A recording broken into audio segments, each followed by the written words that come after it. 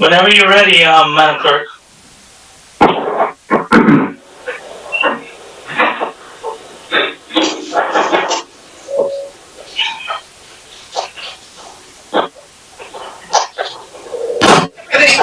Go ahead, sir. Good evening, everyone. On behalf of the Paterson Municipal Council, I welcome you to the regular meeting of the Municipal Council. The meeting is now called to order. Madam Clerk, please call the roll. Yes, Mr. President. Roll call for Municipal Council regular meeting of February 9th, 2021 at 7 p.m. Councilman Abdelaziz. Councilwoman Khan. Here, Madam Clerk. Councilwoman Davila. Present. Thank you. Councilman Jackson. Councilman Khalid. Present, Madam Clerk. Councilman Mendez. Present, Madam Clerk. Good evening. Councilman Names. I'm here. Good evening, Madam Clerk. Thank you. Councilman Velez. Mr. President. Here, Madam Clerk. Mr. President and honorable council members, this evening we'll have with us to render the prayer. It will be rendered by Reverend William Cash, and he's the pastor for Life Changing Word Church International. And also to lead us in the flag salute is Honorable Councilwoman Dr. Lelisa Mintz. At this time we'll have Pastor Cash who will lead us in the prayer. Amen. Good evening, amen. Thank you so much. Good evening to everyone, Council President, Vice President, and all those that are gathered here together tonight. Amen. We go right to the throne of grace as we are praying for God to reveal His will. Father, in heaven, we commit this meeting to you tonight. Come and reveal your will in every aspect of our life and this city. As we discuss the affairs of this city, business, we ask for you to do what you do. Give wisdom, which is the principal thing, and then all our getting, get understanding. Show us your purpose. Enlighten us that we know what your will is. Father, you said when the righteous are in charge, the people rejoice. Direct our thoughts, our words, our decisions, our actions toward the right path to help this city stay on track. Let your will be done in the name of Jesus Christ, we pray. We magnify you, we lift you up, we worship you. Cover everyone in this meeting from the crown of their head to the soles of their feet by the blood of your Son, Jesus Christ. You said if you be lifted up, all men will come draw nigh. We give you honor, we give you glory, we give you praise. In Jesus' name, amen. Amen. Amen. Thank you, Pastor Cash. You're welcome. God bless you all. Thank you, Councilman. Can we all stand for the flag salute? Can we stand for flag salute?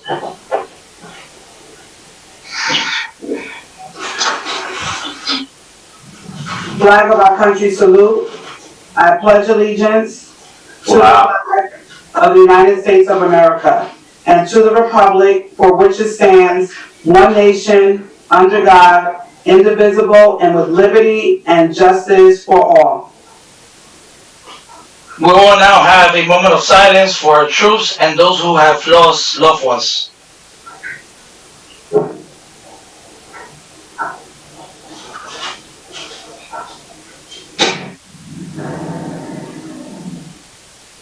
Thank you. Madam Clerk, will you please read the statement of compliance? Yes, Mr. President. Statement of compliance with the Open Public Meetings Law 2020 to 2021. Meeting date February 9th, 2021, time 7 p.m. Adequate notice of this meeting was compiled and disseminated in accordance with the Open Public Meetings Law in the following manner. 1. The annual notice of regular meetings and workshop sessions of the Municipal Council was compiled for the year 2020 to 2021 on or about July 1st, 2020. 2. A schedule of the regular meetings and workshop sessions of the Municipal Council for the year 2020 to 2021 was duly transmitted on or about July 1st, 2022.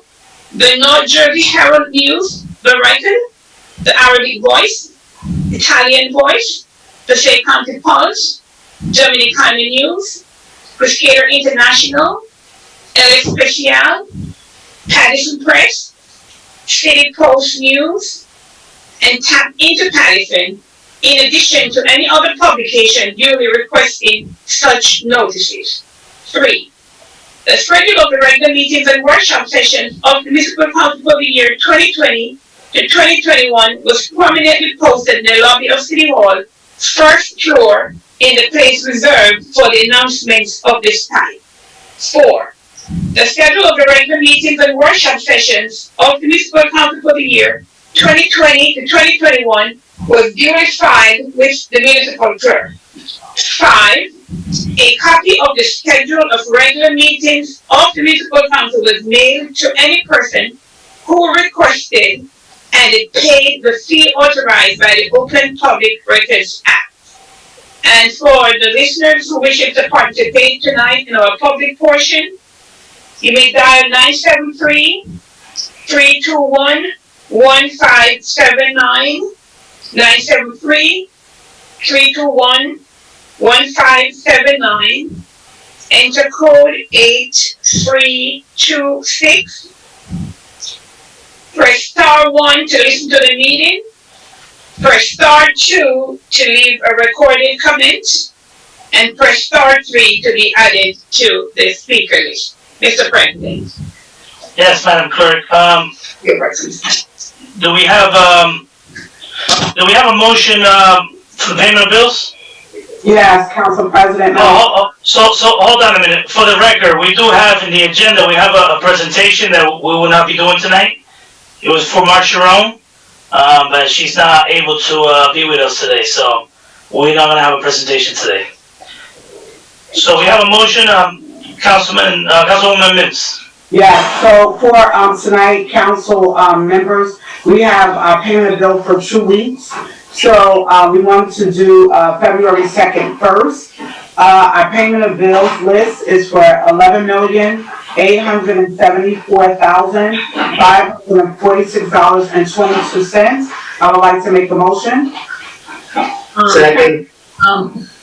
Moved by Councilwoman Mims, second by Councilman Kalik. Discussion, Councilwoman Cotton?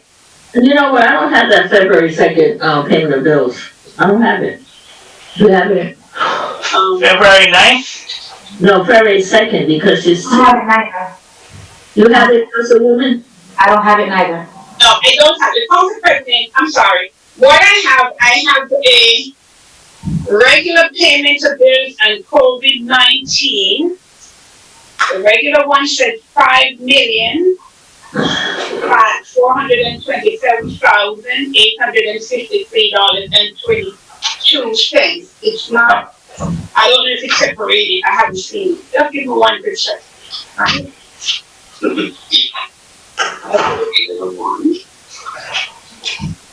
I know, Council President, that was the meeting for last week, that we didn't have. I just thought that it would still be in the packet for the 2nd and the 9th. I have the 9th, but not the 2nd. No, but at least someone could have told the church, okay, so that I should have kept it for tonight. No, I was not given instruction to Okay. have it on for tonight. Madam Clerk, I think you wanna have to speak into the microphone because Oh no, I had pulled it that's away. better. Yeah, that's better. Yeah, I had pulled it away. Give me 1 quick second, Council President. No one told me that this would be a part of the meeting tonight, so I did not. I didn't have it with me. I'm asking to look and see if we can get it. Can the CFO send it to all the council members? Council President, Councilwoman Dahlia? I would recommend that, that document be re-emailed to all of us, and in the meantime, we can move on with our city business and come back to the payment of bills, if that's okay? We have two others that we could vote on. Do you want to, yeah, let's, So, I'll retract my motion. yes. I'll retract my motion, Council President, and I'll do the payment of bills for February 9th, while, the CFO sends it out to the council. We can come back to that later. Do you want to do all of them? Do you want to do all of them together, Councilwoman Mims, later on? Can we leave it for later? It's up to you, as long as we can get. Yeah, so you want to retract yours also, Councilman Kalik? Yeah. Yes, so, Madam Clerk, all the motions were removed, so Yes, I do have the bills with, I have it with me now. we can do it later. I was sent in the workshop packet, so, do you want us to scan it to the council at this point? Or- Yes, but yes, please, that way we could, take a peek, while we have in the meeting. Or the director sending it to the council, director, I can send it to them. okay, thank you. So, we're gonna be doing number 34, Madam Clerk, we're gonna do that one first, Number 34, and then we're gonna do the first reading ordinance number 2 after that. yes, so let me grab 34. Council President, Oh, Councilmember Les, yes. Council President, I apologize, I came a little bit late to the meeting, I was in a funeral, on a viewing, wake. Are we in the discussion still in this 2 payment of bills or no?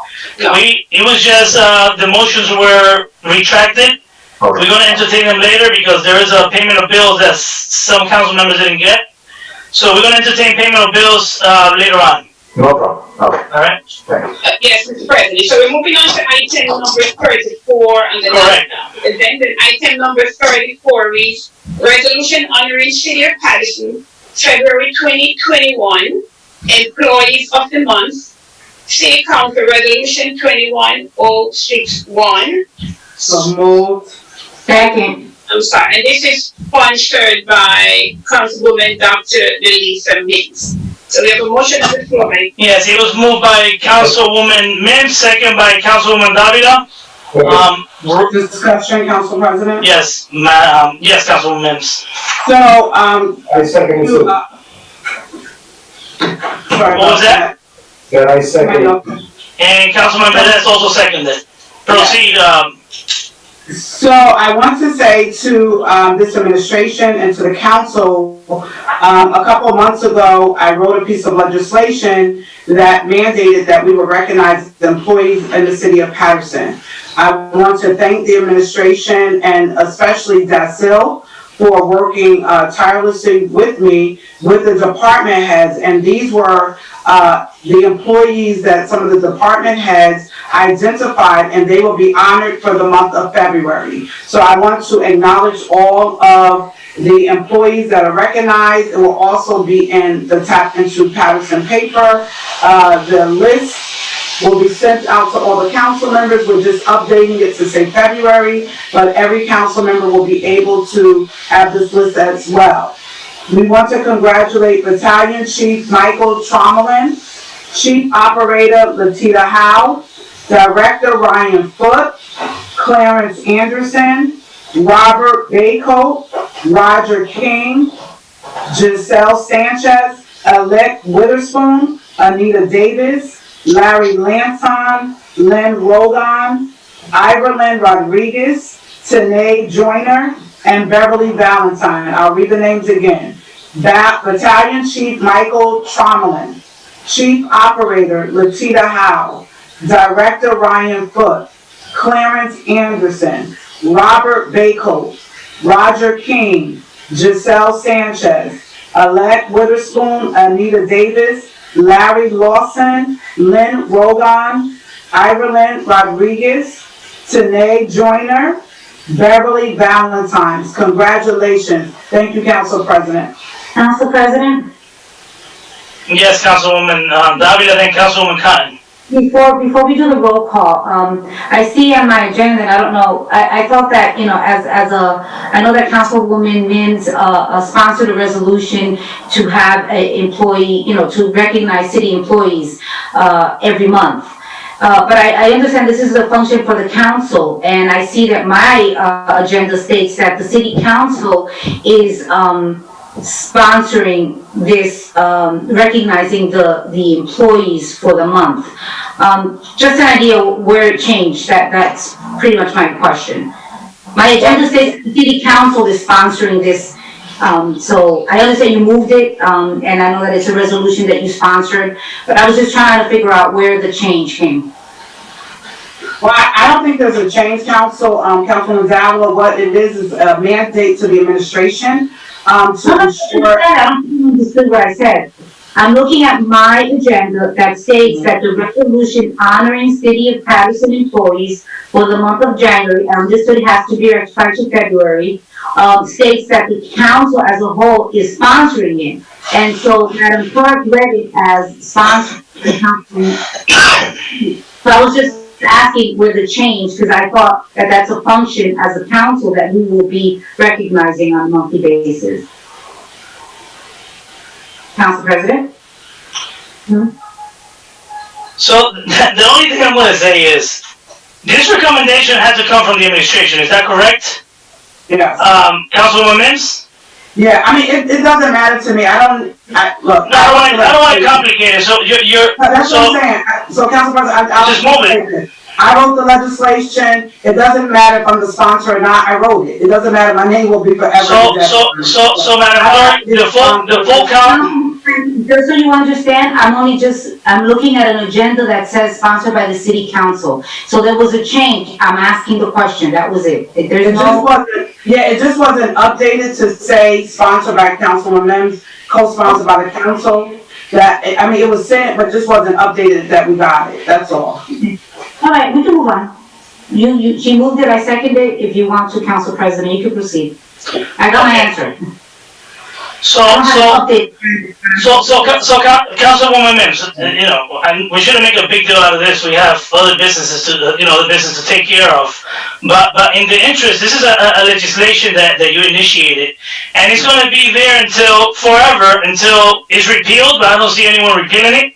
So even around and we're not around, it should come from the whole council. I mean, I plan to live forever, Council President, but it's fine. So Madam Clerk, so it's sponsored by the full council, but it was moved by Councilwoman Mims and it was seconded by Councilwoman Davila. Right. And Councilman Velez as well. And Councilman Velez. Okay, I'll have legal just to amend that portion, just to add the entire council there. Thank you.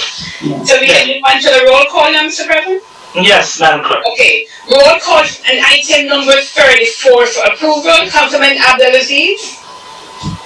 Don't drink coffee, but I'm gonna get my coffee ready for tonight. It looks like this is gonna be a long one. My vote is yes. Thank you. Councilwoman Cotton?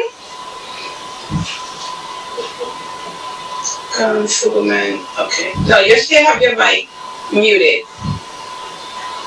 She's talking. Council President, are you able to, because I can't hear her. I'm not blocking her though. She should be able to unmute herself. No, it seems like she's not able to do it. Oh, Phyllis went over to speak to her. Something. Wanna pass her until she's ready? Yeah. Councilwoman Douglas? My vote is yes. Thank you. I'm sorry, was you calling me Madam Clerk? Yes, Councilwoman, we are voting on item number 34, the resolution honoring City of Paterson's February 2021 as Employees of the Month. So your vote, I'm so sorry, I was, we had the one question is, was the police department in here on the list? Is every department in the City of Paterson on the list? Councilwoman, can I answer, Council President? We're in the middle of we're in the middle of roll call. I know, but I was doing something else, Council President. That's all. Something else came up real quick. That's all it was. And I just asked. We're proud to honor our employees, and I'm very happy to do that. Madam Clerk, I asked a question. She'll let me know later. My vote is yes. Thank you. Is Councilman Jackson? Councilman Jackson, yes, that's his name. Councilman Jackson? Okay. Councilman Khalid? Yes. Councilman Mendez? Yes, Madam Clerk. Councilman Mims?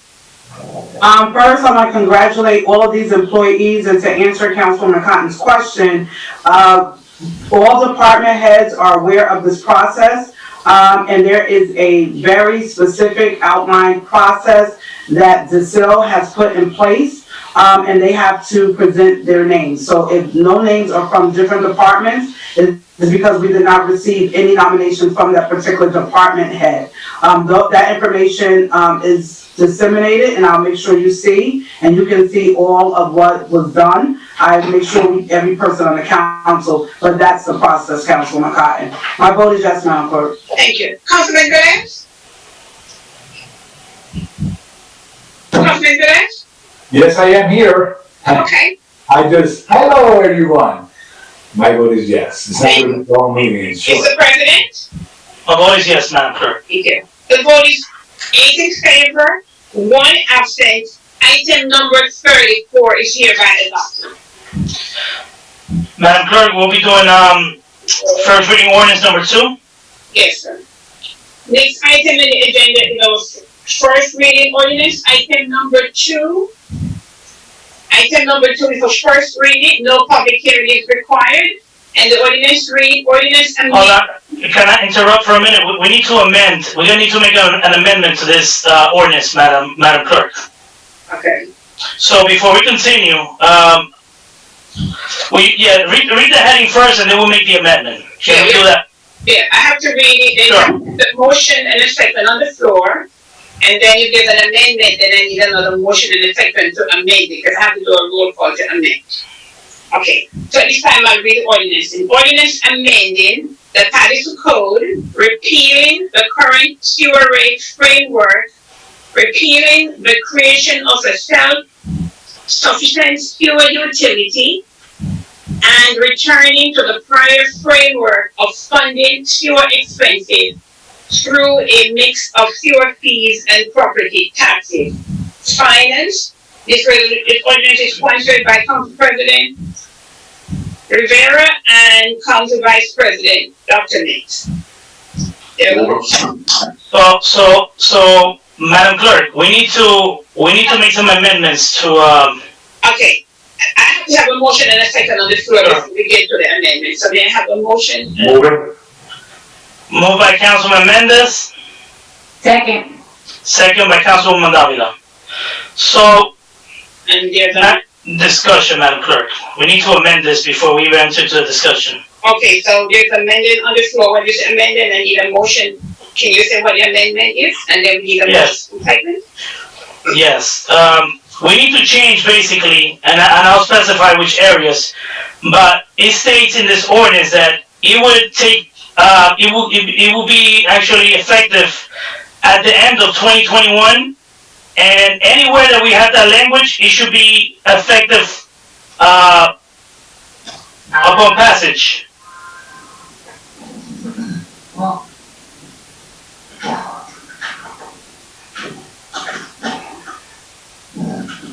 Can you explain that again, please? Can you explain that again? Yeah, the way it reads here, we're taking an action, this is first reading. If everything goes well, well for, the intent of the council, whatever it is, and we go to a second reading and it passes, the administration, the language they put here, which was not requested by me, is that this would take effect at the beginning of 2022. That was the first one. So you will have a whole year of the same thing that, but that we can leave for the discussion later. Okay. So you're making a motion, Council President? So we have the amendment on the floor. Yes, may I have a motion and a second? I'm making a motion, Is that Councilman Rivera and a second? Second. second by Councilman Mendez. Oh. Roll call on the amendment. Yes, Mr. President. Roll call and the amendment, legal will make the necessary corrections. Councilman Abdulaziz, No. Councilwoman Cotton, No, Madam Clerk, no on the amendment? Okay. yes. Councilwoman Davila, Yes, Madam Clerk, on the amendment. Councilman Jackson, I'm sorry, Madam Clerk, I was just getting logged in. I need a recap on what the amendment is, please. Madam Clerk? yes, sir, you may, Mr. President. So in the resolution, in the ordinance as presented, the way it was given to us, the way it was written is that whatever, if this is adopted, it would take effect at the beginning of 2022. And I suggested that we amend it to take effect immediately Upon passage. Yes, my vote is yes. Okay. Okay, immediately, okay. Councilman Jackson, yes. Councilman Khalid? Yes, Madam Clerk. Okay. Councilman Mendez? Yes, Madam Clerk. Okay. Councilman Mims? Yes. Councilman Velez? Madam Clerk, can you, read the votes? The votes, so far, Councilman, it's 5 in favor and 2 against, so far. All right, so, based on my decision, in this case here, you know, I have documents here that I got in my hands today. I had problem with my emails. I know this is gonna pass, probably it's gonna go back to, gonna be discussed deeply in a workshop. And probably, I will make my decision thoroughly, regarding this situation, thinking of the taxpayer first. So, for now, my vote is no. So, if it passed, then we could have a discussion, try to convince me otherwise. Thank you. Mr. President? My vote is yes, Madam Clerk. Okay, thank you. So the vote is 6 in favor, 3 against. The amendment and item number 2 is hereby approved. So now, Mr. President, we have to go back. I don't even have a motion or a second. We can go back now and we can vote on voting it for first reading if there's no discussion, further discussion. Anyone want to call a discussion? No discussion. No, hold it. Was that? Actually, no discussion. I'll explain my vote when I. No, do the discussion now, so this way, Okay, if you have a discussion, Councilwoman, then you start the discussion. Councilwoman Cunningham? okay, I'm reading this, and so I don't know if everyone got everything today, but, I think that, what I would have liked to see is that they fix it, and charge everyone that needed to be charged. They need to fix this. I know that, we're gonna continue to get sewer breaks, and now, just by reading this resolution, it says that, it's gonna go back to the regular sewer fees and the property tax. That's how it was funded. But, I received I just wanna make sure that everybody understands that, we got funding, from the state with, transitional aid is because we established a sewer authority. I think that, I'm not quite sure if all my council members here signed that MOU, if they did, but, you're gonna vote like you want, but I'm saying we have to, if we rescind this without no correction, that we need to correct it some type of way, I find, and I know there's a lot of flaws in it, but we need to correct it, or otherwise I believe that we will be sending, we won't probably send back, but they're gonna, whatever money that we are gonna get in transitional aid is gonna be minus the money they gave this to us for, establishing the sewer authority. We all know there was a lot of flaws, and we've been trying to, get the administration to fix it, to do what it needs to do, but I can tell you that, and maybe I'm wrong, and legal can help me out, and VA can help me out maybe, but once this is rescinded, that they're gonna be looking for the money back that they gave us for, when we did the MOU for the traditional aid. And I know that we need to fix it, because I know a few of the, ones that I got, was wrong, and it needed to be corrected. But I think that we should fix it so it would benefit everybody. Whoever's supposed to get charged. That's what we should be going after. Those that are not paying, but the state is gonna ask us to return that $2 million. And I know that everyone probably didn't look at it today because it came so late. I have requested the last 5 years of sewer repairs, and and my thing is like, how do you pick what sewer repairs get fixed? I have 2 in my ward that's been there 5 years that needed fixed, and the other one probably since Jeff Jones was mayor that needed to be fixed. So that's what I need to say to my council colleagues, that I know that the state's gonna be looking at us. They're probably watching us right now. And they probably are, like, part of the MOU was to establish the utility authorities. They gave us an extra $2 million. And I just wanna say that instead of resetting it, let's try to fix it ourselves. So, Thank you. so real quick, before you go, Councilman Abdelaziz, do you guys get the presentation from the administration? I just want you to go page 9 real quick, but let me read the numbers real quick to you. And remember, the administration picked the block that they were gonna present to us. Just hold on a minute. Oh, No, but hold on a minute, please. Let me just talk about this page. So this is a summary. They basically picked the range of addresses from 402 Van Houten Street to 452 Van Houten Street. So pay attention for a minute. This is 26 properties, right? So back when we were discussing the sewer utility, I didn't want to do volume usage because I didn't feel that it made sense. And us, as elected officials, we want to have control of what people pay, right?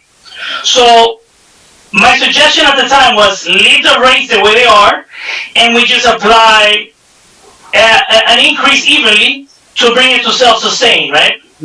I hope you're following. So at the time, Councilwoman, we have the residents that are watching, and you have to stay watching, Councilwoman. I'm watching you.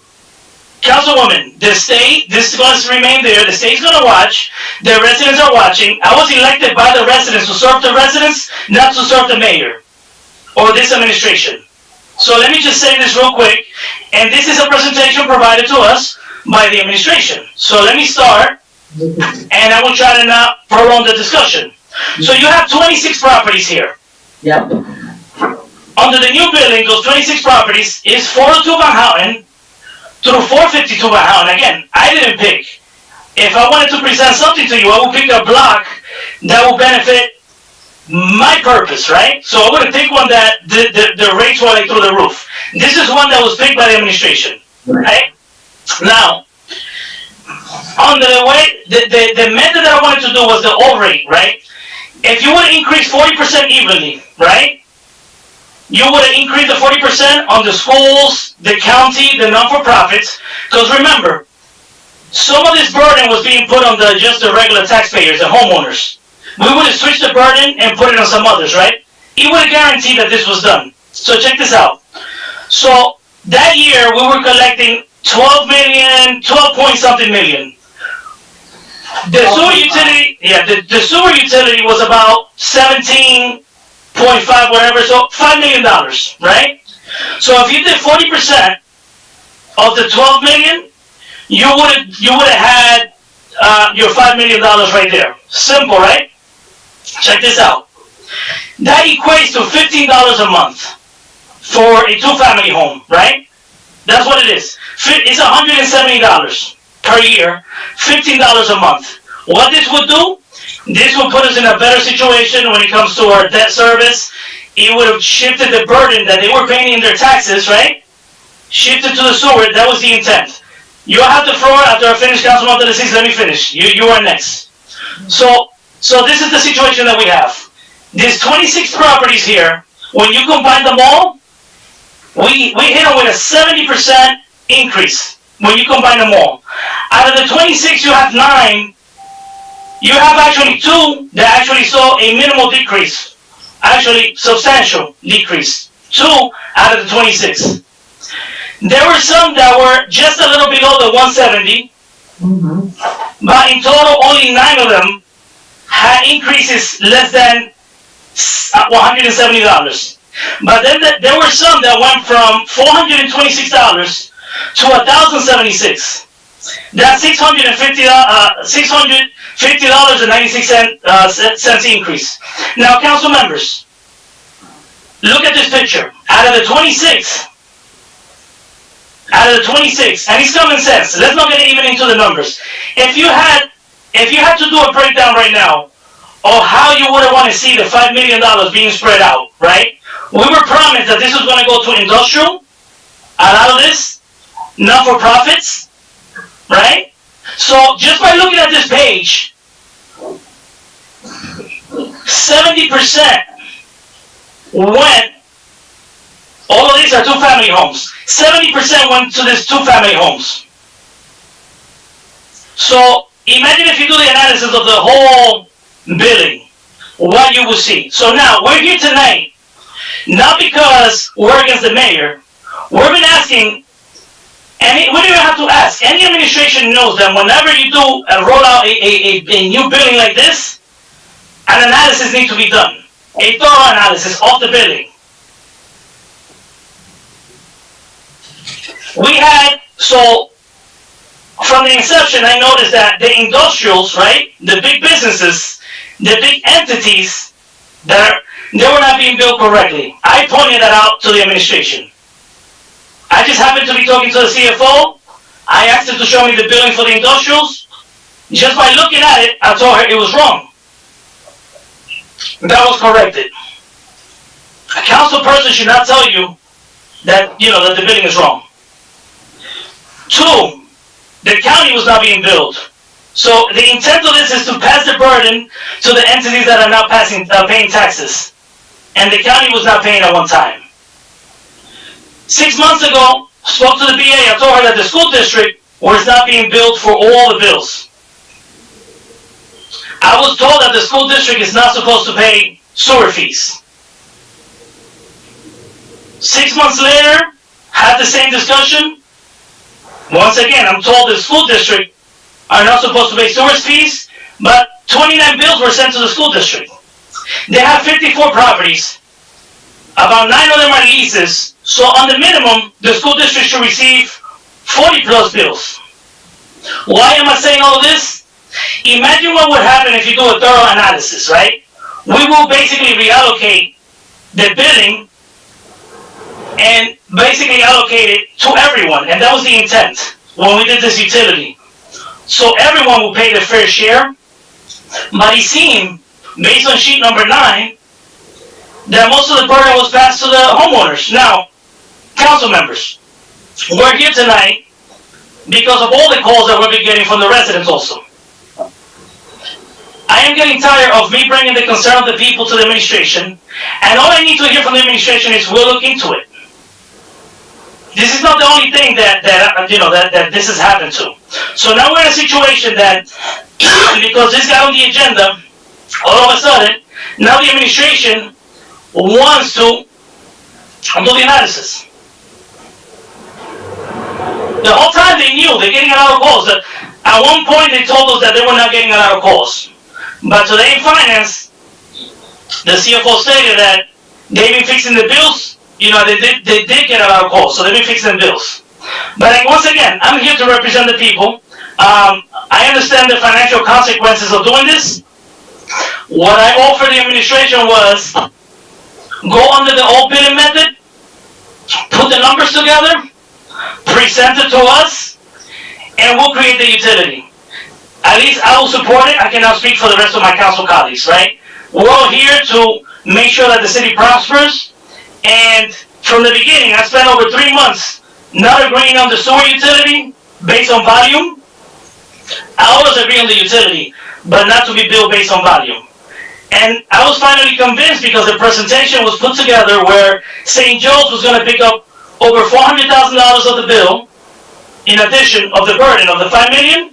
St. Joe's was going to pick up $400,000, and we were told that most of the burden was going to go to the non-for-profits and those industrials, and we will not see business owners see more than, and don't quote me on this, but it was not more than 60% increase, we were told. So I voted on this volume based on that. I want to leave it at that. Councilman Abdelaziz, I have a responsibility. We all getting antsy here. We want to talk. Some of you agree and disagree. I'm here representing the people. I just offer the administration a solution. If they turn this around and present it back to us, then we will not take any type of hit at all, financial hit at all.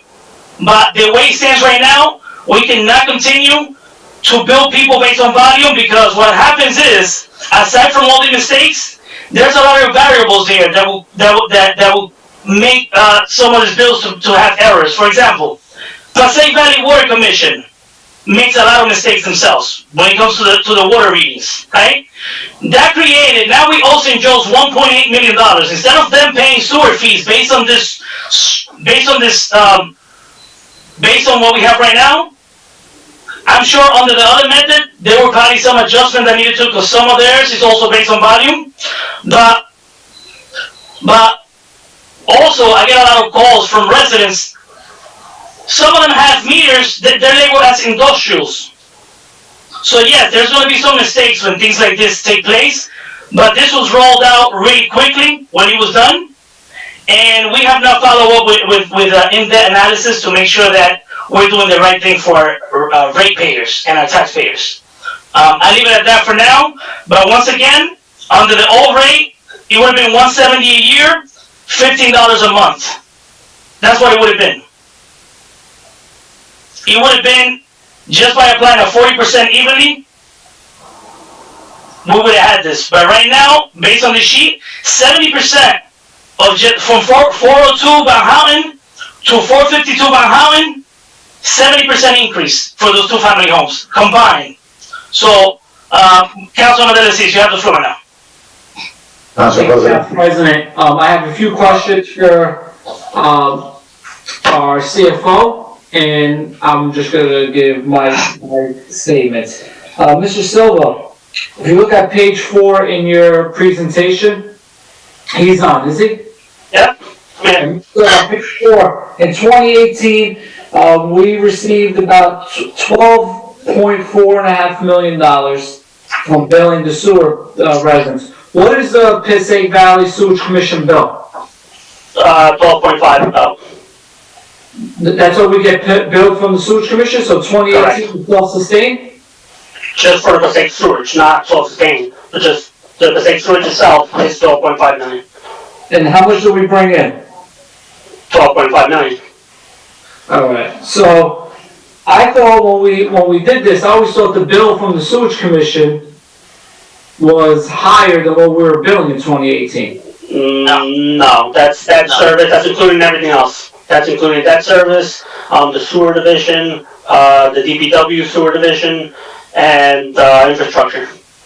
So the infrastructure for the sewer, the rest of the sewer, the infrastructure part of So it. the debt service and the infrastructure is basically the other, I wouldn't say about 3.5 million. 3.5 million, which in 2018 was picked up by the taxpayers, correct? Correct. And that's staffing as well. Okay. So a total of about 5 million was picked up by taxpayers. Taxpayers, but now with this, the current system, the sewer fees self-sustain and pay everything, correct? Correct.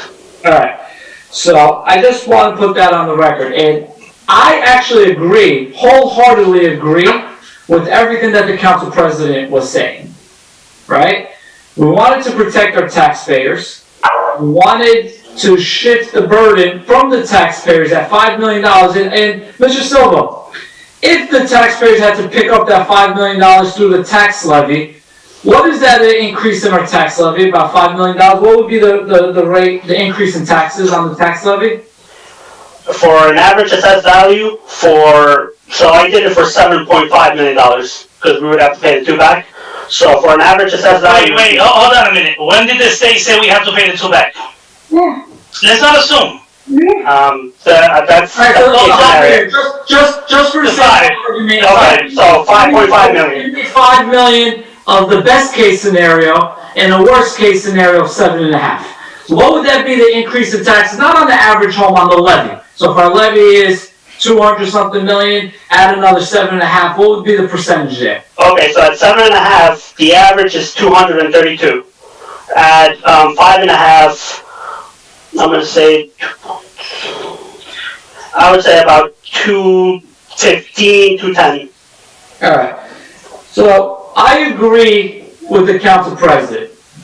What I don't agree with, and this is where I urge my council colleagues to take a deep breath, get back to the drawing board, because not to get back to the drawing board, we didn't have a workshop. I don't feel comfortable repealing something without a replacement. Anywhere you look at legislation, there's always repeal and replace. Council President said it perfect. I wish we could do this 40%. I support it, but we don't know what our council colleagues support it. I hope, and wishful thinking, I kind of hope that was in this agenda, that we repeal this and we vote right after it, replacing it with what you guys came up with. That's how legislation that will make me feel comfortable. Well, the title of it says it perfectly right here. Let's go back to the prior framework of funding sewer expenses through a mix of sewer fees and property taxes. I don't feel comfortable with that. That's how it was before. Exactly. That's why you repeal this and replace it with funding through sewer expenses, through sewer fees. And then you adjust it just the way you said you adjusted it. What if the administration doesn't come back to us with something? What if the council doesn't support the replacement? They're gonna come back next week. Hold on, wait, we need to have some, wait, let's have something done here. Council President? Yes. I'm telling you, I agree with your sentiments. What I don't agree with is repealing something and not having the solution ready to go with it right away. Councilman. It's very similar when you're gonna knock down things in you're gonna replace your furniture in your house. You're gonna take it out, but you're gonna have the replacement ready so you can sit down. So what I'm urging, and Council President, I'm not disagreeing with you, Council President. I actually agree with you. What I was just hoping is proper planning and not, because if something doesn't pass and it goes back to the property tax thing, it does give us a $5 million hole in our budget. So when you finish, when you wrap it up, let me know, Councilman. Thank you. I got 20, 30 Yeah, just see everybody too antsy. Just calm down, guys. Go ahead.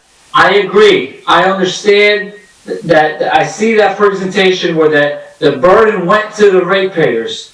What I want to see, Council President, is I agree with you, is I was hoping in proper planning would be the piece of ordinance, so we're not doing 2 readings of this and then starting a new one to get it going. It should be going. It should not It should be going on together. Repeal this, and then we vote first reading for the new one. That's what that's the best way. So it's simultaneously no hiccups. That's all I'm asking. Your idea is right, Council President, and I hope that idea doesn't come in a month, 2 months. I will feel comfortable seeing it on the agenda, that whole proposal, simultaneously with what is on the agenda now, because I think everyone agrees with that. I just don't feel comfortable shifting it right now. Currently, I can't hypothetically assume that the whole council will agree with you. I can't hypothetically assume that your idea will pass. That's why it would be good if we could see it. So Councilman, really quick. The administration, I spoke to the CFO 2 days ago. I said, start working on the previous rates that we have and have something ready. You know, we're at the beginning of the year, Councilman. Right now, we don't even have an introduced budget. Regular budget, forget the utility. We don't even have an introduced budget right now. We're at the beginning of the year, right? I gave you the numbers already. If they could find the old buildings and just apply, and also you need to do an analysis. Those were not perfect, but at least by applying an evenly increase, you put the burden where the burden belongs, not just on the homeowners, but you put it where the intent was of this utility, to move it. And I gave you an example of something that was presented by the administration. That page 9, that tells the story. Hold on, that tells the story right there. And one last thing, Councilman. With all due respect, this administration have not executed and doesn't even pay attention. And I'm gonna pass this comment responsibly with facts. Every time we bring a concern, tell me one time that they have acted and try to resolve it with us. We had an assessment done. Don't want to get off subject. When did the administration say let's meet up and let's see what we can do to try to get that fixed? There's a lot of outcry from the public. It's not just about raising $6 million. Now, to your point, Councilman Abdulaziz, what did we actually do here? In a perfect world, the $6 million or the $5 million that we remove from the regular budget, in a perfect world, I know the states don't allow us to do that, But in a perfect world, the 5 million we reduced from the budget, we put on the utility. The 5 million should have gone down on the budget, right? From the levy. But guess what this administration got? They did, on top of that, they did 2.5 as per the MOU increase on the levy. And they got another $5 million, that was the first year, to spend. So people wonder out there, why is it that this administration is the only one that haven't had any issues with their budget? Like every other administration, hold on a minute, every other administration before this one had issues, monetary issues with the budget. This one doesn't. Council President, we see a decrease in transitional aid each of these years. Correct. I'm not taking that away. But that's again, what evens out. But again, we're giving that money back to the state. That's what we're doing. We put it on based on this, the intent was not to put most of the burden from the $5 million that were in the regular taxes. The taxpayer should have picked up maybe 2 to 3 maybe. The rest should have gone to everyone else, right? Maybe 2. The rest should have gone to the nonprofits, the schools, the churches, and so on, and the industrial properties. But it doesn't seem, but Madam Villa, we haven't called, we're going to give you a chance.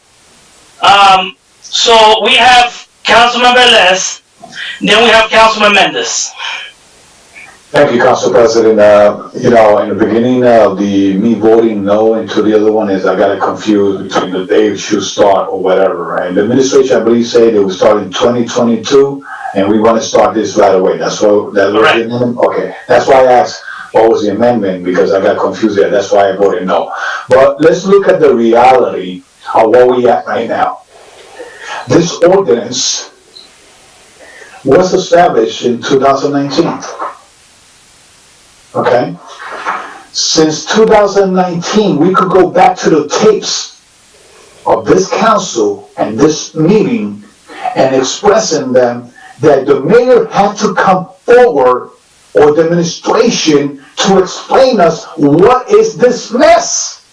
People are getting a high bill for one family house when a two family is not getting the same thing. A volume over here, they have small houses, etc., etc. Ladies and gentlemen, let's talk real. And I'm going to take a phrase. I was going to use Michael Jackson phrase, but nah, I'm not going to use that because I got a lot upset.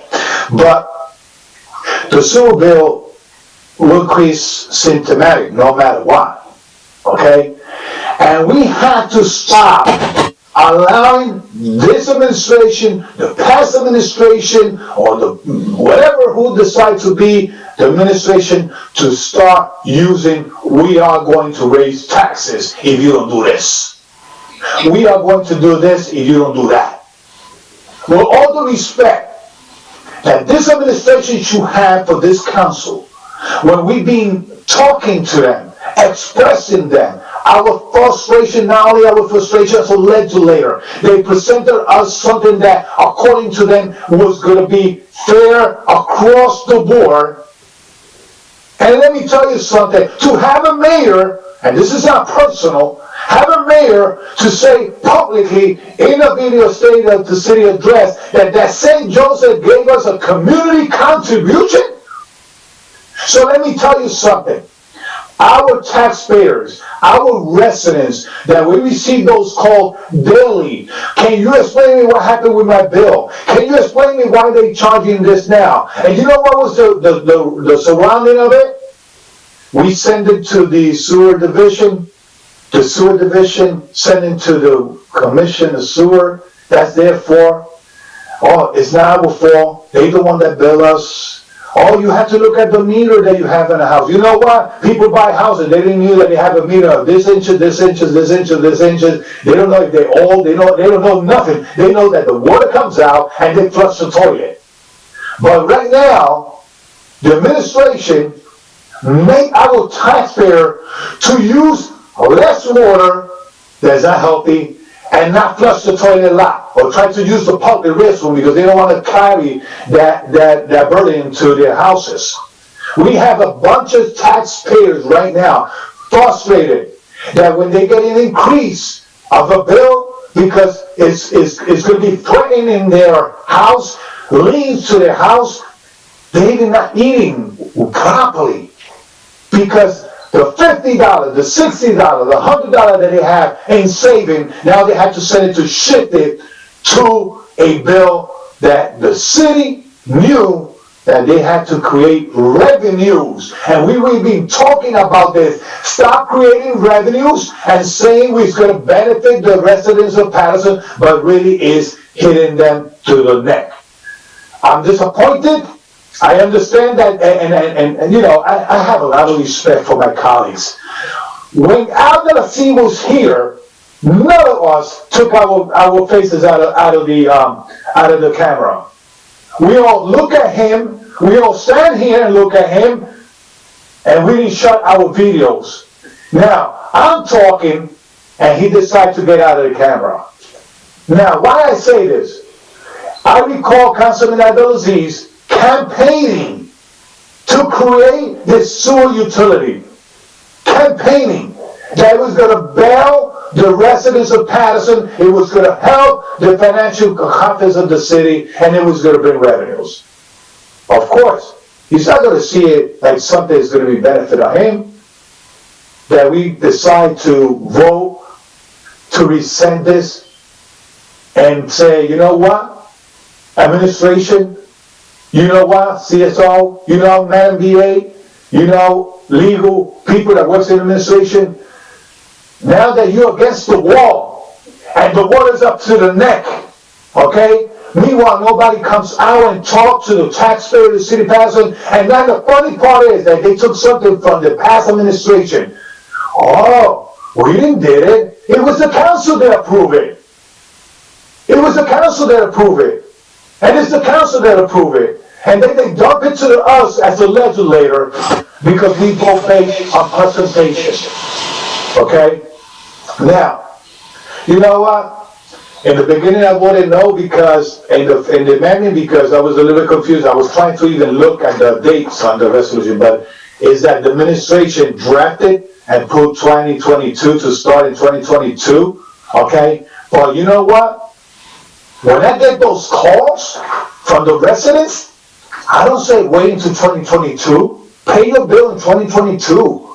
Pay your bill, no, you have to pay your bill right away. If not, you're going to lien on your property, you're going to lose your property, you're eating less, you can buy your things for your kids, especially in this pandemic.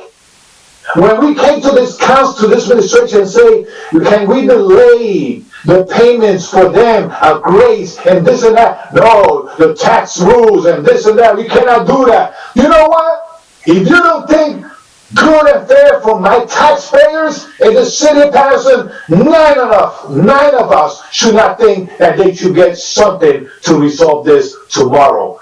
They had this in 2019 to sit down and say, this is what we need to present it, and we're going to fix it way back. I'm tired of the baloney. I'm tired. I'm trying to say you the team, you the team, you the team. You know who's my team? The taxpayer of the city of Paterson. That when I hit that road out there and they say, I cannot pay this bill, where I could go, is there any program that I could go to help me for this bill? And you know what? Our hands are tight. We are legislator. We don't have the magic wand. And we are not cheerleaders. So you are elected, and your administration is elected you're appointed to get things to work. I am tired of receiving complaints. That's why a lot of people this week, and I spoke to Councilwoman Davila, that a lot of people say, where's Luis Velez? What he's doing? A lady texts me, are you in town? And I said, yes. And you know what was my excuse? The only thing I could do is receive your complaints and refer it. Because the responsibility is not mine. The responsibility of having the street clean, picking up the garbage, having safety, quality of life, that bring developers, bring revenues, is the administration to present us a plan that is going to be beneficial to taxpayers, and we approve that. So far right now, I don't see it. So far now, I don't want to use this as a campaign political trail, okay? This is real. Our residents still did not get benefit of the mortgage relief. The administration did not came and say, you know what, you was not approved for that mortgage relief. Let me give you $2,000 for you could pay your mortgage. No, on top of that, they sent the bill and continue sending the bill. Right now, people are confused, even with the calendar year taxes. And nobody's coming out and saying this is what's going on. We ask the administration, come forward. Please explain us. I recall, and Councilwoman Davila will agree with me probably, and those councilmen that were sitting that time, I even called for a meeting to the Water Commission, the Sewer Commission, to come in front of us and explain us what happened with that bill. What happened with the method, the figure, or whatever. No. And not only that, and Council President, now I'm going to wrap up, and this is the real Louisville is. And I was looking at the sheet that you was telling us. It's Van Houten. When they mentioned those properties in Van Houten, from East 18 all the way down to State Street, administration, let me tell you something. You took the wrong street to give it an example of saving. You know why? You telling them that they're getting beneficial, that the sewer and is beneficial for them, and you're saying that you presented something. Have you looked that they have a big focus of prostitution in that street? That they got a lot of drug in that street? Did you look at that they have no quality of life in that street? That you look that developers had invested to bring back that street back? Creating new houses? What are we going to give them? A bill? Saying, oh, we saved you $42 in your bill. No. I want to see how much you was charging St. Joseph. I want to see how much you charging to the county. As a matter of fact, we got 23,000 properties in the city of Paterson. Let's divide that. How much of that $12.5 million comes from commercial and residential? I bet you that 12.5 is coming from people that needs food in their table. It's a shame that at the last hour, when you are against the wall, you say we could have fixed it. And I respect anybody say, let's give them a break. Who gave a break to those taxpayers tomorrow when they have to go pay the bill? And you know what's going to happen? No, hold on. We convinced the council that we're going to fix it. And you know what's going to happen? The election is going to come up, and they're going to campaign a month before the election, say, we fix it. But from now to that point, our taxpayers are going to lose their houses, are going to lose their cars, are going to lose their benefit. Some of them are not getting benefit from unemployment. Some of them are not getting relief from nowhere. So, ladies and gentlemen, I'm not going to interrupt nobody talking. I already had my statement. And you know what? I am going to put this rule now, and I'm going to put it now. I don't want to receive call from no one. From no one. If you want to have a discussion with me regarding the sewer or where I have to vote on that, I will have that discussion with my 8 council members in this chamber, as well in my house. Okay? So let's respect that, because when the administration are against the wall and they know that they don't have a solution, they try to convince us in different ways. And you know what? I'm going to say in Spanish and English. Estoy cansado que cojan a los taxpayers, a los contribuyentes de nuestra ciudad, de P y no de Puerto Rico. I'm tired that they take the constituents and the taxpayers as P and not Puerto Rico. Thank you, Council President.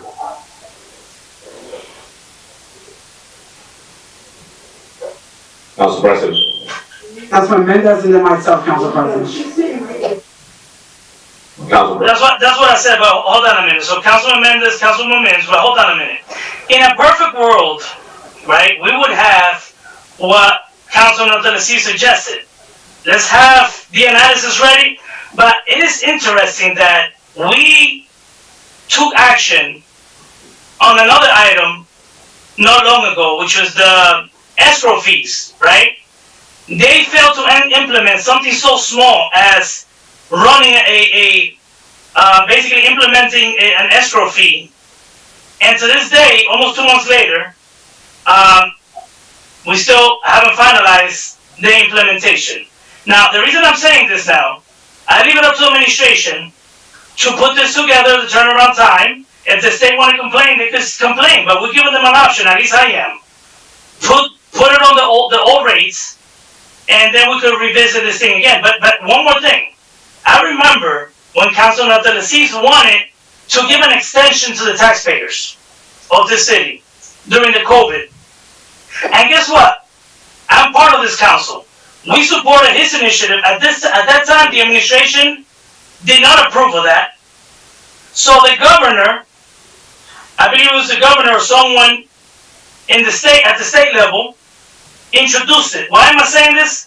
Sometimes we have to make the tough decisions. That's what we elected. And I leave it at that. Councilman Mendez, Councilwoman Mims. Thank you, Council President. And tonight, this legislation is extremely important because, I mean, our homeowners are crying right now. And I'm just going to give you this example. Today, I had the opportunity to have a conversation with a homeowner that lives on East 28, close to 10th Avenue. He used to pay $132 quarterly on the sewer, and the bill went up to $540. That family, they live on a fixed income. And I could give you as many examples you might allow me to. East 32nd Street, almost 200% of their house is 24th Street. And I've been getting that conversation, have that conversation every single day with our homeowners. Families that are living on a fixed income and not counting the hard time that we're going through. And for me, it's really, I cannot comprehend, how the administration didn't hear the crying of the taxpayer. They didn't pay attention. And to answer Councilman Abdelaziz comment about the replacement, the replacement is to going back to the old way of billing until they fix the problem. And I'm a witness. A lot of the council colleagues, I was out of the council when they introduced and passed this piece of legislation. I went back to the council and I recommend the administration from the public portion to please revisit the situation. And I hear this conversation over and over at this council. Now I have the opportunity to vote on this, and I will fight all the way until the end. And I would like to co-sponsor this legislation because this is very serious. Our taxpayers are watching this meeting and they deserve respect. We have so many families going through a lot of challenges. A lot of families, they already have liens on the sewer bill because they can't afford to pay. So now we have the opportunity to say, you know what, no, you make a mistake. You've been overbilling, you've been disrespecting our taxpayers so hard with this legislation that enough is enough. We're gonna vote to go back to the old way of billing until you present something responsible. And it's on record. I'm just gonna repeat it. The way that this was introduced to address the commercial and governmental facility, and that was the whole idea of this, and that never happened. Our taxpayer, our homeowners, they are the ones suffering. They are the ones going through this hard time with this way of billing. Some property got up to 300% increase. Where do you see that? Where do you see that? Does that make sense to the administration? I don't know. I would like to ask them. And now they say that they're going to fix it. No, enough is enough. I believe that the responsible way for this council will be to vote on this on first and second reading, send this back to the way of billing, and let the administration do the work and come back with a responsible plan to make sure that those governmental facilities that are in town pay the fair share. Not seniors that are on a fixed income. East 34 Park Avenue, a single family that going through a lot, they cannot pay the sewer. They already have they have a lien on the property because of the sewer. I got a call about that. What can I do? What is the situation? I cannot pay. Look how much they're charging me. That's what we're talking about here. That's what we're talking about, and that's the conversation that we're having tonight. I'm ready to move forward with this, and I'm ready to vote on the first and second reading, and not coming back with some plan all over the sun. No. We're going back to the old way of billing, and then you're gonna be responsible as administration and come back with a plan that will work for the taxpayer and everybody in town. Thank you, Council President. Councilwoman Mims. Yeah, so I mean, there were so many great points that were made on tonight, but I want to go back to when this was presented to the council, and I think this needs to be duly noted to the public. There was a robust discussion.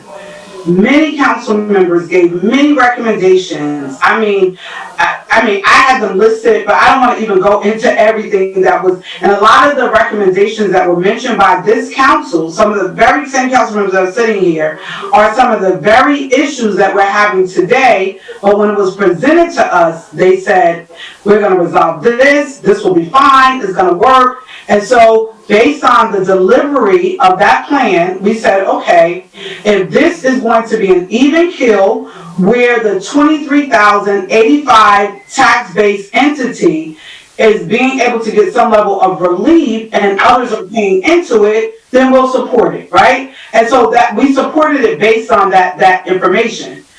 After it went through, after the billing started, calls started coming in. The residents' bills were going through the roof.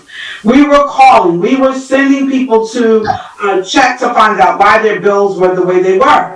There were residents that came in and called into the administration and to the tax office, and they were sent to go back to the Water Commission.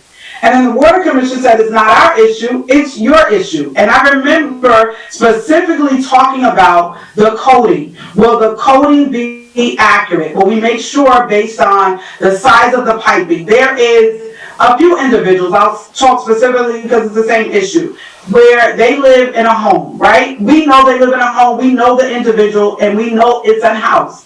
They are being billed because their piping is showing the size of an apartment building. So even though we know internally, the administration knows, they live in a home, they refuse to change it, their billing. They're like, well, they gotta call the water company, tell the water company to come to their home and change the piping. This is absurd. I mean, it's just, I have never ever in my life, there should be a central repository. The change was done through the administration. If any residents come, it should be changed here. Now I'm gonna go to what was sent to us. So I'm not targeting Van Houten Street. I'm not saying Van Houten, but this was sent to us by the new CFO. He sent us Van Houten Street. So Council President alluded to it, but I want to put some figures with what he said. So we had on this list, maybe two people that got a decrease, right? One, let me put my glasses on, I'm 51 now, so I want to make sure I'm reading correctly. Councilwoman, note that there's 26 people there.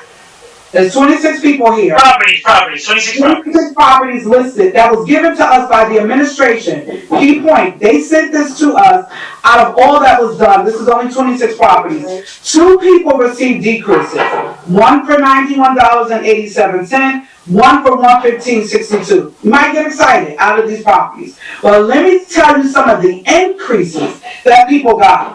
A property got $650.96 of an increase on their bill. How much water are they using? I have no idea. Someone else got an increase of $672.56. This is operable now. You can you need to see this document for yourself. This was sent to us. This is not something we're making up. We didn't ask to pick an address. It was sent to this council with all the rest of the documentation. When it comes to, everyone said it perfectly, Councilman Velez, I might have to send you a cookie because tonight you preached tonight. I have to give it to you. And I want to see your face too, Councilmember Les.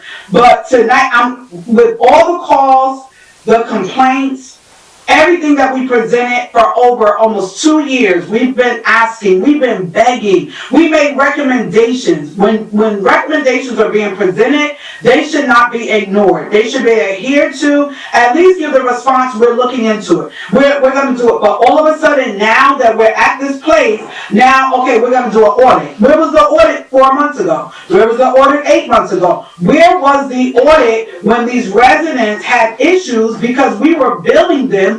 We were billing them because their piping is the size of an apartment building, but we know they live in a house. Those are things internally that we should be resolving. They should not have to go to the water commission. They should not, well, your water consumption, is it skewed? Is it accurate? Do we really know? Is that what it is? And I know it sounded so great and it sounded wonderful, but I am here to tell you that it has impacted the tax base and our residents negatively. And because that is the case, we owe it, council members, we owe it to the residents that elected you to make sure if something is off and it's wrong, that even if you said you voted on it, I voted before, the delivery was off, the billing, the coding, those things were wrong. So now I'm coming back to say, Paterson, I voted for this based on the delivery. I voted for it based on the presentation.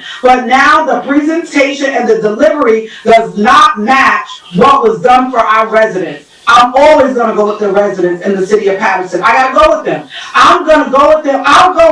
Tonight I'm voting for the 26 people at Valhalla Street. We don't have to list everybody else. I'm going to go with these 26 people. I'm sure the residents in this range that we have in the 400 block of Valhalla, if they're watching and if they're not, when they see this in the newspaper, they may do a somersault and a round off in a cartwheel to thank this council because they probably did not call in. There are other people that didn't call in, but I am sure they are shouting, and whatever their vernacular is, thank God somebody is paying attention and doing something for the residents. Tonight, my support is going to be for the residents. I was in tonight in our finance meeting, and there was, some statements made, and it just almost turned my wig inside out. I couldn't believe it because at this place, we have to be with the residents.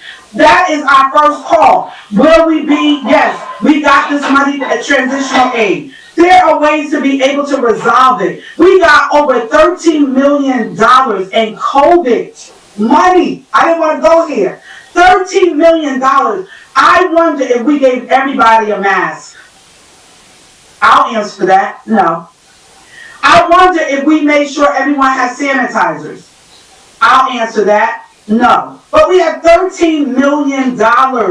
We have a lot of money that is streaming through this city, a lot of different needs that we know that are here, and I don't know what is going on, but when we don't put the residents in the city of Paterson first, we are at a deficit because they live here. If we're not careful, we are not going to have any homeowners, and then what are you going to do? You got to remember, we just got local control. That's going to be another concern coming because now the state won't help with local control, or the tax entity base has to incur some of that extra. So those are things that we should be considering. Well, all this other stuff that's going on, I think it was a great move to put this on. Some may not like it, but the ones that will love it are the residents. And that's who we should be for. We should be doing it on behalf of the residents. I am sure if it's passed, because I don't know what will happen,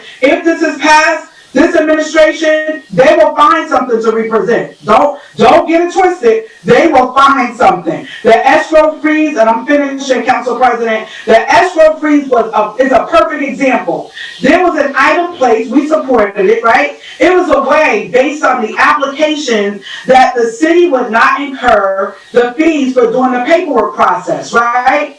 I don't know if it was laziness, I don't know if it's lack of whatever, We didn't even put anyone in place to ensure that the developers paid the fees. The So we had inspection, to the architect fees, the inspections, a lot of things, yep. And so we had to rescind it to say to the administration, put somebody in place, get this done. And guess what, Paterson? It's still not done. It is still not done to this day, because if it was done, it will be back on the agenda to put it back before the council. It is still not done, and that is money that we missed because we did not put anyone in place to collect the fees. Shame, shame, shame, shame on this administration. I'm just sorry, but I gotta go with the residents. Paterson, yes, when it was presented, I did support it based on the presentation, based on what was stated, that it would be an even keel and our taxpayer base will get some level of relief. But now that I've seen what has happened, I have to apologize to you. I am going back to round one, and I'm saying we need to change this. Council President, I'm happy that I was able to sponsor this with you. I look forward to the rest of the council conversation on tonight. Let's move this forward, and let's work on behalf of the residents of the city of Paterson. Thank you, Councilwoman. Councilman Kalik. Thank you, Council President. This is not the first conversation about this sewer billing issue that we had. Right after we implemented the sewer utility, remember all these residents came to City Hall and complained about it?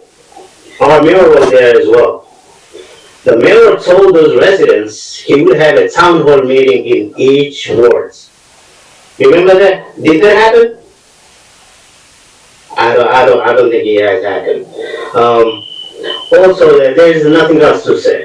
It's been a rigged, it's been a rigged resolution, I believe. As you know, Council President, about 2 weeks ago, one of my properties, somebody went to pay the bill from, I think, $500 something annual fees, sewer fees. It went to over $2,000. Then I emailed you, I included you on the email as well. So somebody went to pay that bill, the sewer department, whoever was working there, they said, we have to go get the uses from Passaic Valley Water Commission. My question was to the administration, if we don't have the uses, what are we bidding on? I thought you were supposed to go to uses, correct? So right away, I got an email back, there was a wrong calculation or something, and the bill came down to like 1,000 something. Imagine if I have to go through that. How about those regular residents of Paterson, being an elected councilman, they see my name there on the property. If I have to go through all this steps to fix that issue, think about the regular resident of Paterson, what they have to go through. So I think it is a good move. It is a good move that what we are doing. Let the administration bring us another proposal. Like you said, Council President, $15 a month or 40% increase throughout the city. Remember, we collected a one-time fee of $3 million from the residents of the first year. Everybody got about $60 to $70, $80 increase, one-time payment. We did not hear any complaint. So I think we should look at that, look at what's the amount we need to self-sustain and spread out to other residents. Also, I believe this is a double taxation. Because prior, we used to collect the money from taxation. Now we are collecting, the tax didn't go down. At the same time, we're collecting about same or more amount of money from sewer billing. So I feel like it's a double taxation. But I hope everyone, support this ordinance, and let's see what happens. So we're gonna let the administration speak, but before we do so, the main reason before we decided to do volume, I was basically going back and forth with the administration for 3 to 4 months. You recall this, Councilwoman Davila in finance, whoever was in finance, Councilman Kalik, Because as a legislator, I need to know what I'm billing my residents, right? People have a budget, right? We need to be sensitive. People have a budget, right? They put their budget together. They say, look, this is going to be my mortgage payment. This is going to be my sewer payment. This is going to be my utility bills. People have a budget. Now, I don't feel comfortable for someone, if I was in that situation with that type of budget with limitations like that, you know, that I cannot afford more, a fluctuation in my budget or more than, let's say, $500. And then you get a bill for your sewer when you actually budgeted to pay, let's say $150 a month, let's say, and or a quarter. Let's say you're supposed to pay, let's say $200, which is still a lot. But all of a sudden now your payment becomes $400. That could throw anyone's budget off. Some people got 100% increase and more. So I need to know as a legislator, I need to know under the old billing method, I need to know that in order to address the situation that we had, if 40% would have covered everything at the time, 40% would have put us in a situation where we could have decreased the taxes some. I understand the state under the new MOU, they continue to decrease us by 15%, but you know what? That's their job to do that, the state. But it's the job of the administration also to tell them, look, this year you cannot do this because we need this. Every year, we had a fight with the state in the past before I was a councilman to try to get us money to help us, you know, through that given year. So if there's one year that we cannot absorb the 15% increase, then that conversation, that fight needs to be brought to the state by this administration. But at this time, I stop with my comments. I let the administration now address the concerns. Council President. Councilman Velez, if you could make it brief, that way we let the administration speak their piece. Yes. Just brief, and I know that a lot of things have been brought up, and everybody here bringing reality to the table, not fictitious statements. And I love this because we bring in reality and the experience that taxpayers are going through. I know you're going to agree with me, Council President, and my colleagues going to agree with me. I don't know if they receive this type of calls too. The owners of the houses and property are pushing the burden to the renters, saying, now you have to give 8% for my water bill. Now you have to pay for water. Before they didn't need to pay for water. They're increasing their responsibility. They're shifting their responsibility to the tenants. And that is suicidal. Especially when you have individuals that have 3 jobs to pay rent. And you know, we cannot put more burden to our taxpayers, to our tenants, because at the end of the pipe, the smaller people are the one, and not small in heights. Smaller people, those that came for that dream is going down the toilet because they did the things the right way. Thank you, President.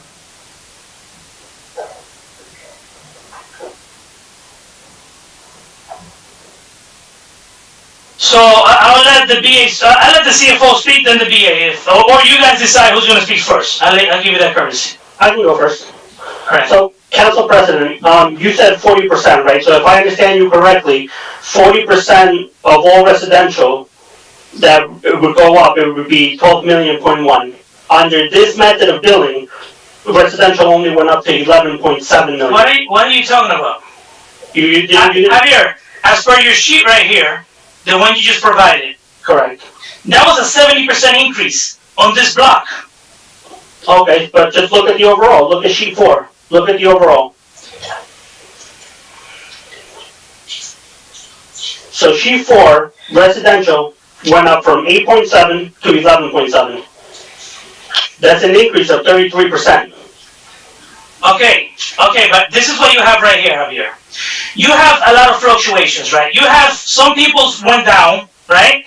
So a lot of people went up tremendously, right? What I want as a councilman, as a legislator, is that the same way I vote on a budget every year, and I could vote on a levy, I want to make sure that I know how much my residents are going to pay. For example, For example, I want to know that a one-family house is going to pay X amount of money. I want to know that a two-family is going to pay X amount of money. I want to make sure that when you have a building, that they will be paying, the owner will pay by unit, per unit. Right now, that's not happening, right? I want to make sure that the condos also pay by unit. Right now, it's all combined. I want to make sure that the non-for-profits are absorbing a lot of the burden. I want to make sure, when I say non-for-profits, it's the ones that don't pay taxes, for those that don't know, out there, right? The school district, the county, the churches, all the entities. I see Bob here, which is NJCDC, and all his buildings that are considered non-for-profits, that are tax exempt, the ones that are tax exempt. That's why we decided to do the sewer utility, right? It was recommended in good faith. We decided to do this so we could switch the burden. Okay, and But we've been asking to see, we hear the outcry from the people, and we've been asking for a presentation for a long time. And we're told that they cannot do it because the way it is right now is not by block or lot. They cannot put it together because it's not by, you can't match it because the way, the meter sometimes is situated. It's a mess, but I'll let you continue. so, just to speak on what you just said, the non-for-profits paid in 2020 $1 million more than they paid in 2019. Okay, they probably should have paid more. That's what I'm trying to say. Okay, so Keep going. commercial went up by 2.5 million from the year before. So commercial and non-for-profit took the higher burden than residential did. How much did we collect a year more? How much did we collect on all of these? Yes. For the flats? We're not talking about the $5 million. We're talking about $7 million now, correct? No, I'm just telling you what was built. Well, there's a sketchy line there because we had this discussion earlier, right?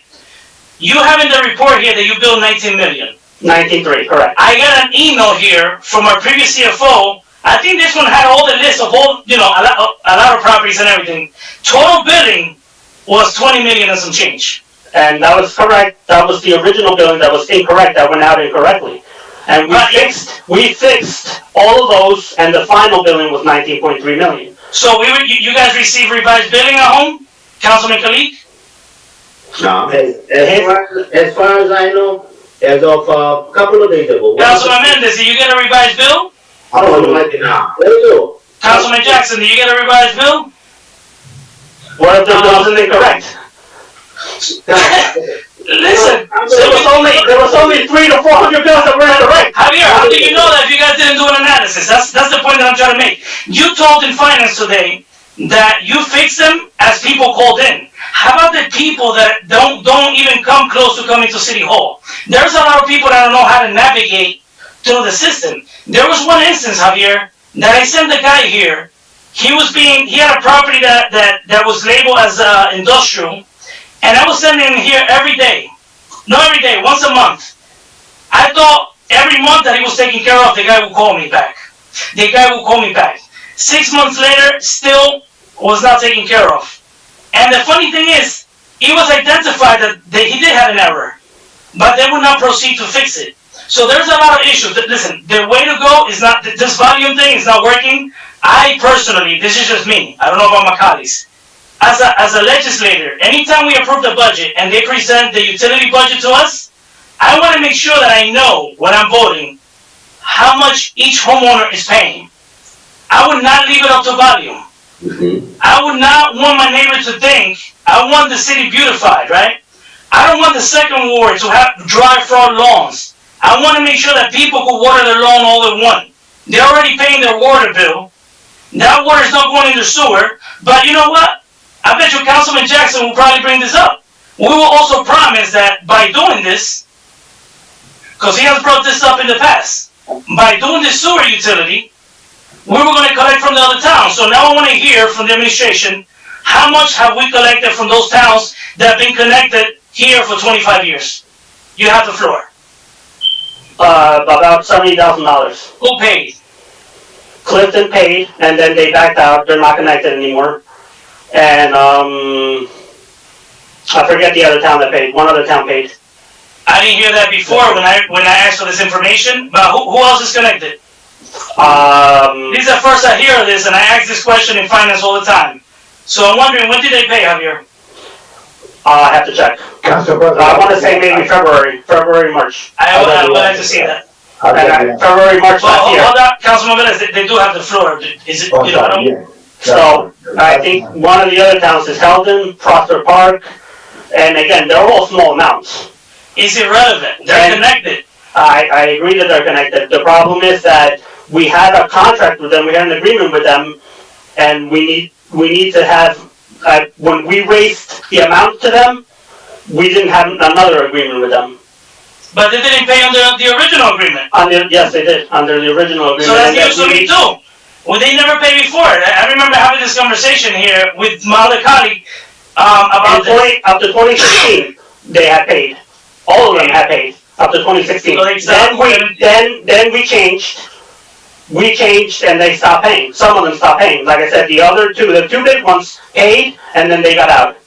So you continue, Javier. Hold on, he still has the floor. You wanna Okay, have so now, this is, when I look at page 9, because I put the presentation together, this is what I look at. Yeah.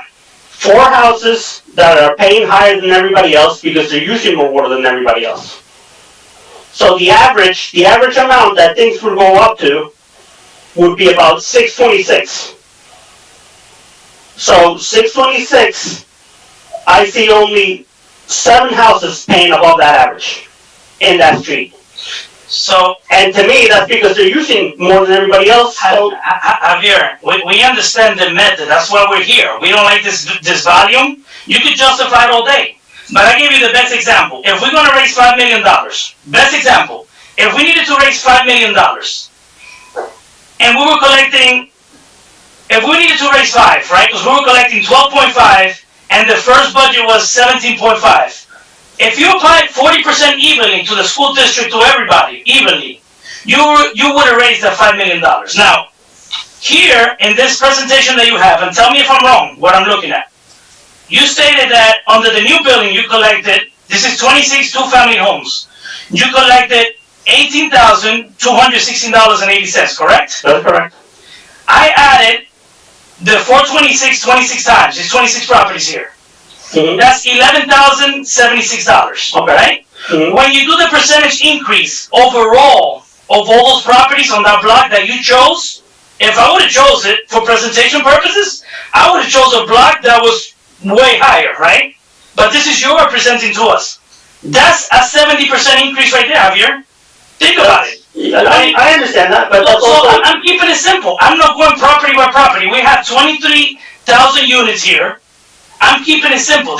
I'm trying to simplify it as much as possible, right? We needed to raise $5 million. I'm sure the administration knew how much they were going to raise when they wanted to implement their one-time sewer fee of about, was it $50, council members?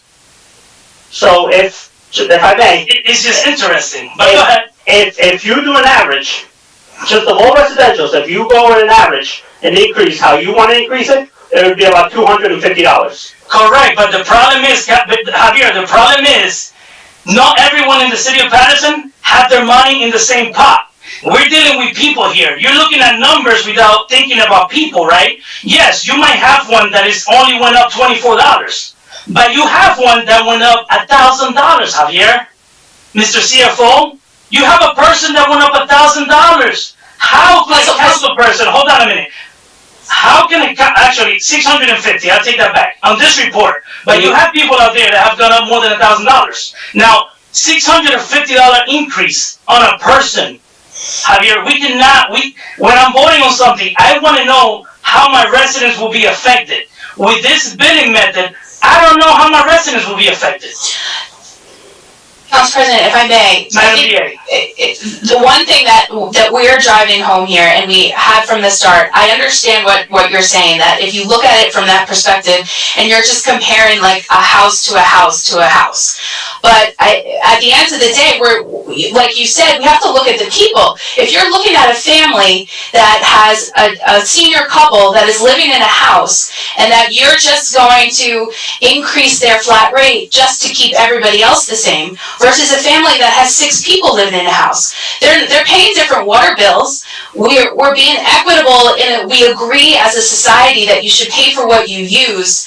Shouldn't that be the same when it comes to property? When we look at sewer use, when we look at these buildings, this one block, you see such a difference between the person who only used 99 CCF and the person who used 405 CCF. So, Madam Mia, you still stuck on usage, right? We're not being billed. Hear me out for a minute. You're still stuck in usage.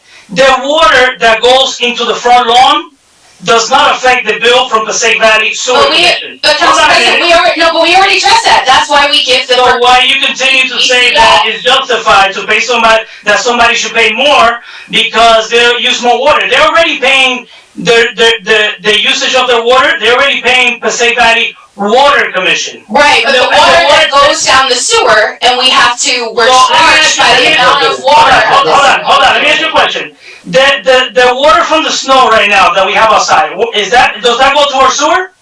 Well, some of it goes into our CSO. It is a combined sewer. But that's my point. You cannot go by that. Right, but you can go by what people use in their house and what is charged. Well, we have to use kind of a general sample. So now, since you were thinking so much, right? Since you were thinking so much of our seniors, then the right thing to do, Madam BA, would have been to reduce the taxes then, the levy. Right? When we moved the expenses from the budget, because that's what we did. We removed the expenses from the budget and we put it on the sewer bill. Now, I understand the state wanted to reduce 15%.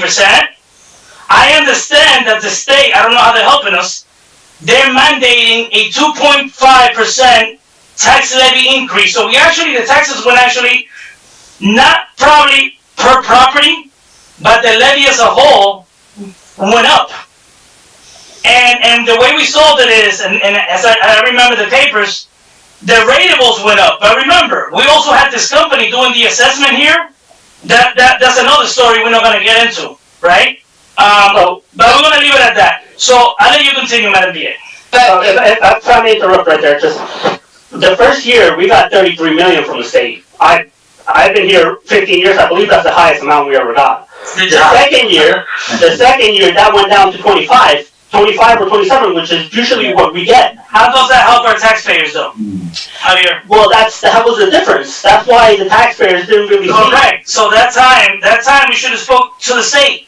But I think the goal is for that everybody, the council members want too, is to get off transitional aid so that we can make our own. Not on the backs of the taxpayers, though, and we want to get off transitional aid by encouraging new development in the city through economic development and to the generation of additional taxes through additional ratables, not on the back of the taxpayers. We don't want to get rid of transitional aid on the back of the taxpayers. Two different things. Right, but as you can see that there are differences in usage, we're not doing anything that is, penalizing people. We're billing based on usage. When you go to a system that you're just making everybody flat, you're letting differences that exist in the system in different houses that just even out. You're benefiting the people on the higher end of the spectrum who are getting subsidized by the people who. All I know, Madam BA, is that I remember doing this sewer presentation in 13 years ago, 14, and the administration back then cared enough of what the residents thought, right? So the council also was very responsible and did not want it to increase. The only time they increased it was when I did the presentation. There were 2 presentations before the one I did, and I remember at the time the council knew the situation that the city was in, and they only did 25%. But the council knew how much the residents were going to be affected. We cannot, based on this billing method, we don't know how a lot of our residents are being affected. And this is what I'm trying to drive, Madam BA. And it is a shame that we have to make decisions like this because, I'm going to leave it like that. because I just want to do a roll call after everyone speaks. Councilman Velez, you asked for the floor, and Councilman Jackson. Could you make your comments brief if you can, Councilman Velez? Jackson hasn't spoken yet. Yeah, it's quick. First of all, I know that the new SFO is new on this, and this CFO, sorry, the CFO. Let me refresh every time we ask when they're gonna pay us, and every time the administration tell us that they are disputing this in court. And I recall that. Helden and the others in the city surrounding that they are appealing the amount of money that they would bill. So I don't know where they get. I know Clinton got it connected, and sorry that they only paid $70,000 for all those years that they was connected. But the other surrounding city, it was my understanding that every time we asked for if they pay, they say that they was appealing, and there was I believe there's a challenging court for what they want to pay or not. So that's why they should not say they paying, because the neighboring town still have not pay us. Supposedly how they say. The second thing I was going to say is, with all the respect, and I know that probably the Madam DA was going to go that route again, and I know that Councilman Jackson picked it up right away when she compared who should pay or not pay. This administration had to understand that this is not Beverly Hills, that they could get money from everywhere, that revenues are coming from any kind of resources in the city bathroom. Matter of fact, the developers that come into our city have been beat left and right. Business owners that have been coming to our city, they say, wow, I came to this? Come on, let's be realistic. We should go to a vote and let the administration bring any kind of excuse in the workshop and do what we have to do. Because we haven't left the agenda, and we want to move it forward. And I think the administration do not have the bullets, not even the rounds, not even the machine guns, to present us right now a real plan that will alleviate the taxpayer and the business owners and the people that come in to invest in our city. We don't want to scare them away. We don't want something rushing to our table, and then at the end of the road, the council was the one that approved it. I'm tired of that. Thank you, Council President. Thank you. Councilman Jackson? Thank you, Council President.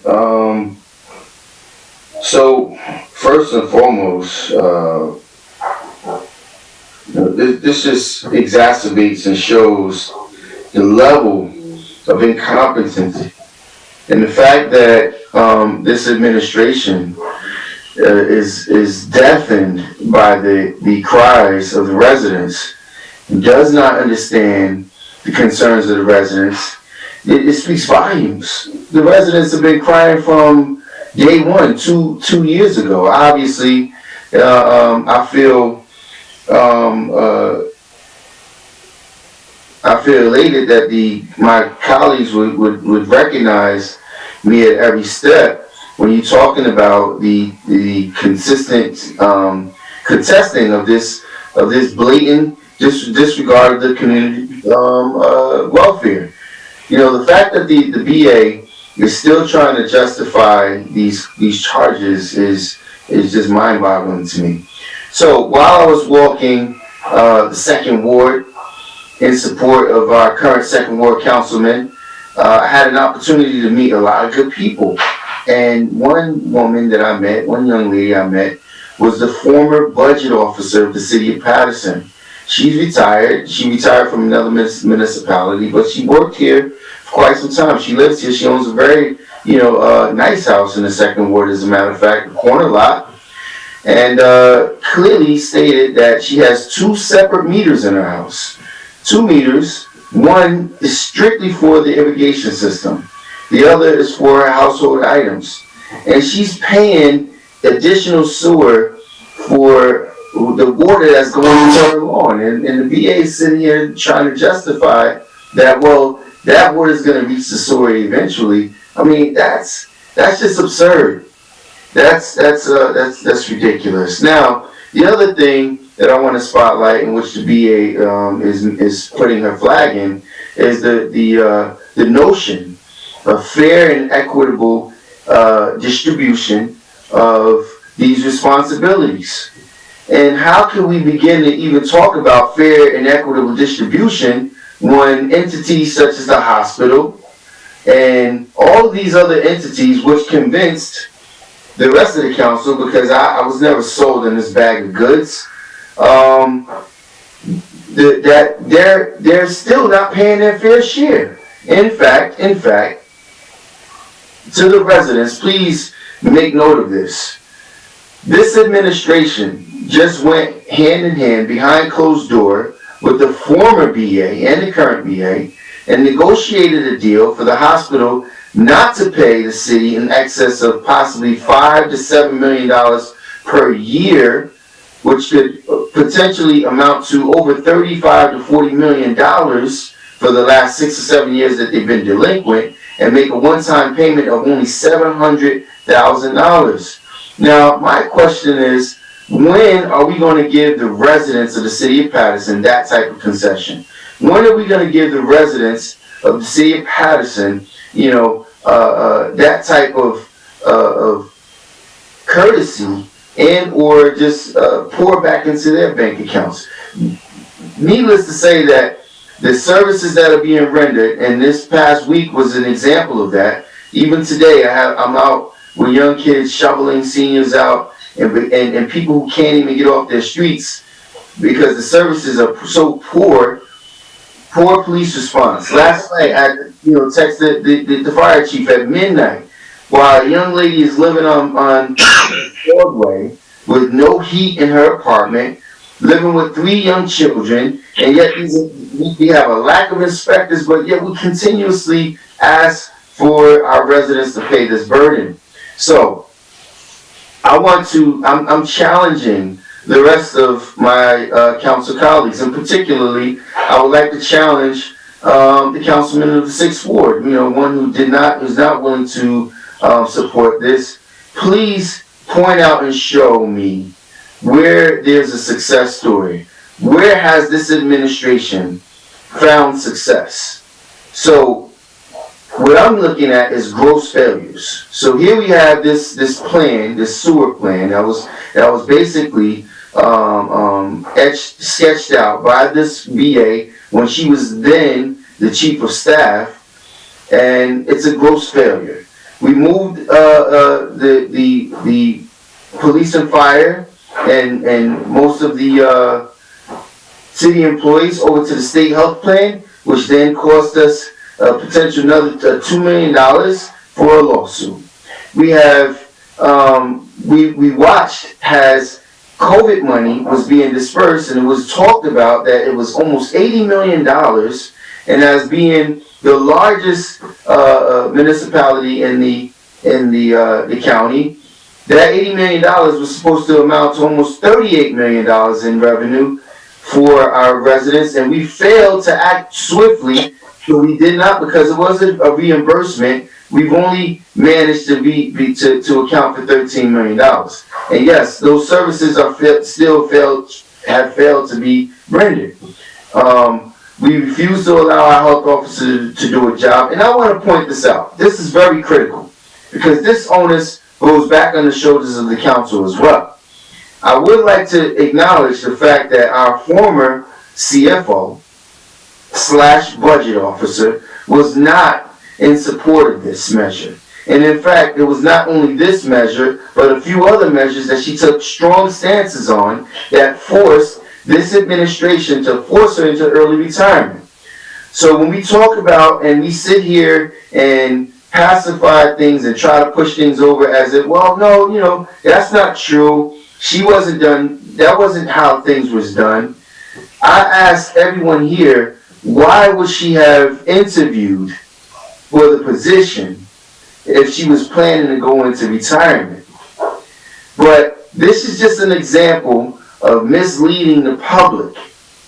This is just another example of misleading the public, because you had people who was not willing to go along with the status quo and play the political games with this administration and some members of the council. And we thought about the residents all the time. We didn't just think about them now as the bubbles in the pancake began to fester. We thought about the residents all the time. And I've been extremely consistent with making sure we think about the residents. I recall Councilman Kalik, prior to the attempt to have him removed from the previous election, he was very vocal about this thing because we always had these concerns of how the residents are going to be impacted. So, this measure is not only is it a need, but it's a large concern, Council President, because now we have to figure out how do we put together the context of how we're going to facilitate this billing. This administration has proven that it does not have the capacity to bring these measures forward, to implement things that we support. I'll give you another great example. One of the things that I definitely supported, which I thought was a phenomenal idea, which came from, coincidentally, it did come from the VA. It's probably one of the only things that she brought forward to the table when she was Chief of Staff, was the Paterson Plus app. But yet the Paterson Plus app is one of the biggest failures because people continue to place their concerns on the app and none of these issues are getting addressed. So again, I render a challenge to all of you to point out to me where the success stories are. We talk about providing relief to the taxpayers by creating residual income through development, economic development, and things of that nature. Well, we wasted $140+ million in tax credits that should have potentially gone to entities to help create that pipeline of revenue, and gave them to all entities that will not return any residual return on that investment. We went out and forgot about previous developers that had already invested a great deal of money and effort and over hundreds of millions of dollars in our community. And we created deals with other entities who have proven it's been 3 years now and we haven't seen one shovel in the ground. And what I'm seeing, council colleagues, council president, what I'm seeing, members of the public, is an example of a gross failure. And we have people, let me just put a quick focus on this, council president. I was quiet for a very long time, so I'm appreciative of you giving me the courtesy.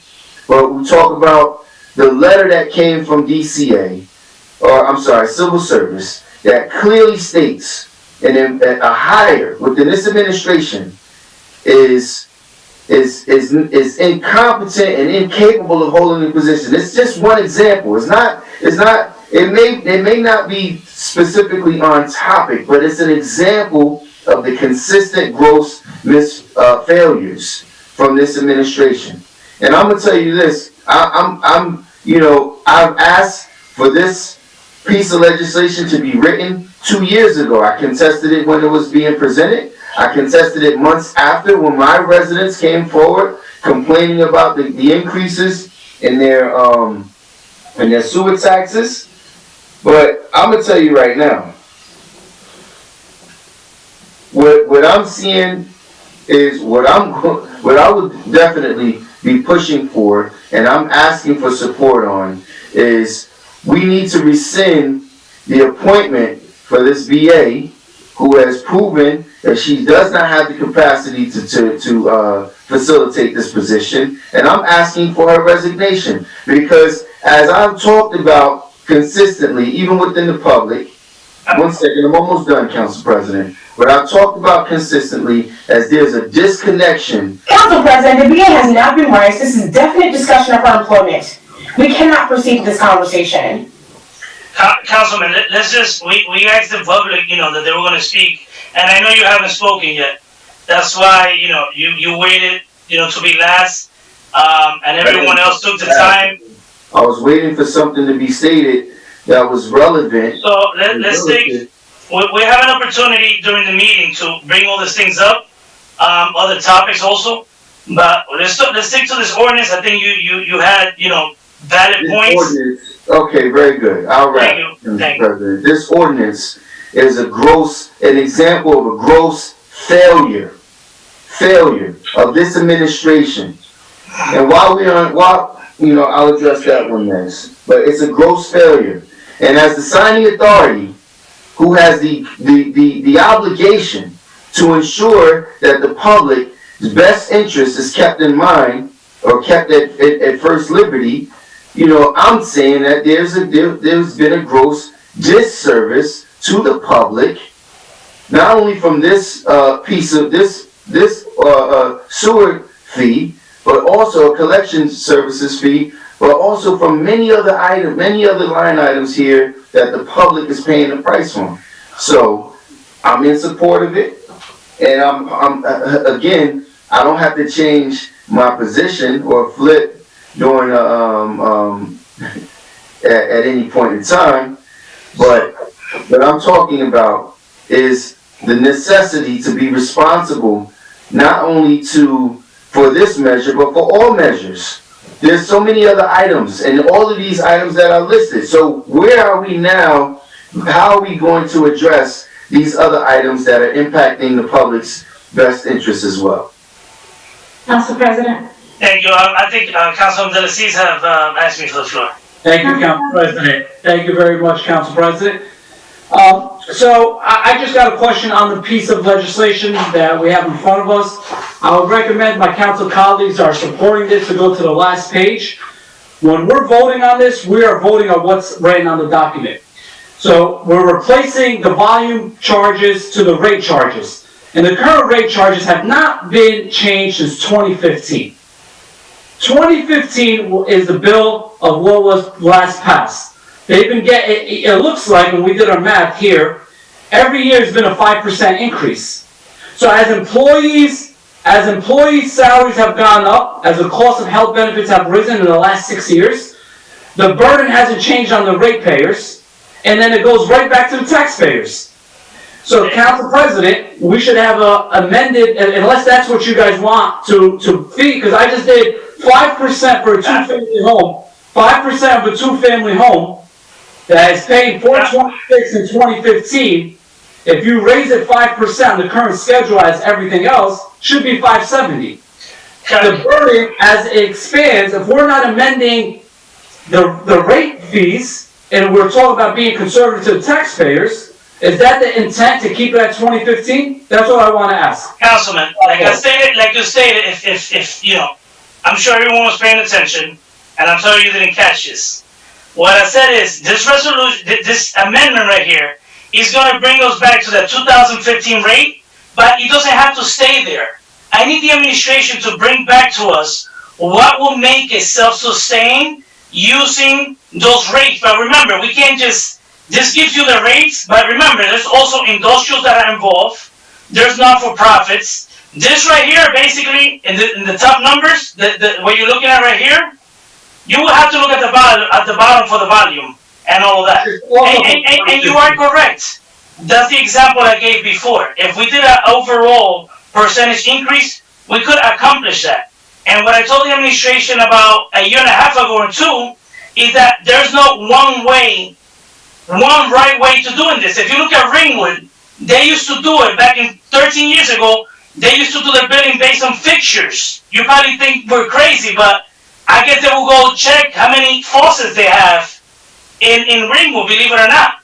And back in 13, we were the lowest out of all these municipalities in Passaic County. That's the type of presentation that we need to get from the administration, but you're correct, Councilman. I'm not acting responsibly here. What I'm doing is forcing, what we're doing, not me, the council's doing, is forcing the hand of the administration. If we leave it up to them, they will not move on this, they will leave the volume. Look, they're making a case for the volume. You should know better. One time you wanted to give a courtesy, and it was the right thing to do when we had the pandemic and taxes were due, you wanted to extend the grace period. The administration at the time was telling us the reasons why not do it. And all you thought about at the time was about the residents, the struggles of the residents. That's what we're doing right now. I'm sure you're gonna do the same. You always make the right decision at the end, but you have valid points at the beginning. We're not acting reckless here. We're gonna try to make it right, but we need to use the other rate. Volume is not working. We don't know how much people will be paying when we do volume. Could we do a roll call, Madam Clerk? Yes, Mr. President. Council President, Councilwoman Vala had her hand up, she didn't speak the whole time. I apologize. Councilwoman Davila, before we do roll call, you wanna get the floor? Yes. All I'll say is this, everything has been said. I think the viewers that are out there that are looking at this know what we have to do. And I'll leave it at that.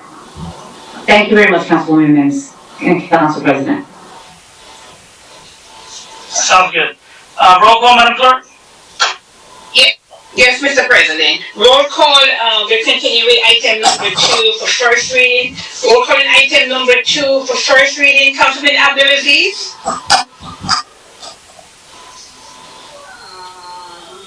Okay, he's not there. Councilwoman Cotton? I pass, Madam Clerk. You pass? Yes. Thank you. Councilwoman Davila? I know what my vote is, and my vote is for the people of Paterson. My vote is yes, Madam Clerk. Thank you. Councilman Jackson? Thank you, Madam Clerk. I like to make sure I remind everyone, where the residents' best interest is supposed to be kept. It's supposed to be favorable to the residents first. We as a council and the administration, we all have ran on a promise to take care of the residents. And, I've been very consistent. I've been extremely consistent, and not in an effort to just be in opposition, but for good reason, to make sure that we're watching after the best interests and concerns of this administration. And I haven't been alone. I do recall Councilman Kalik made an effort to rescind this action early on when it took place, because we were getting so many complaints from residents. I have residents, Mr. Ventura, who was calling right after this measure was put in action, and he saw an instant increase in his taxes.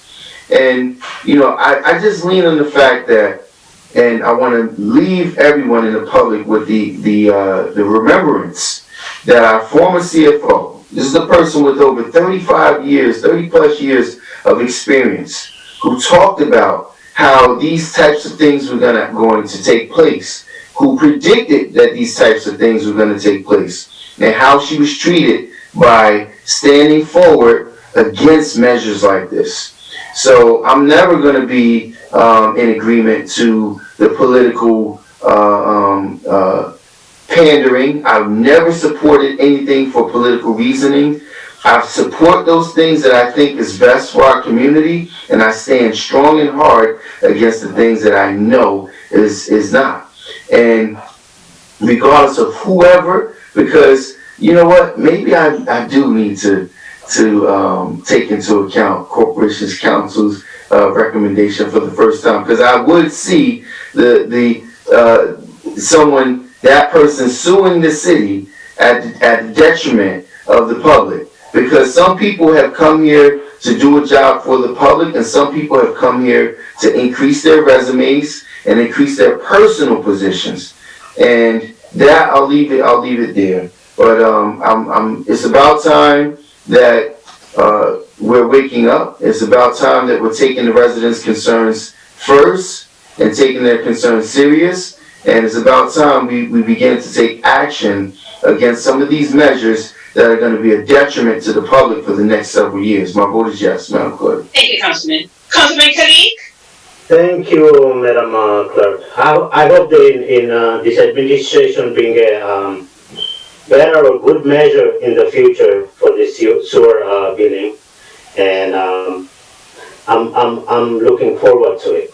My vote is yes to rescind repealing sewer authority.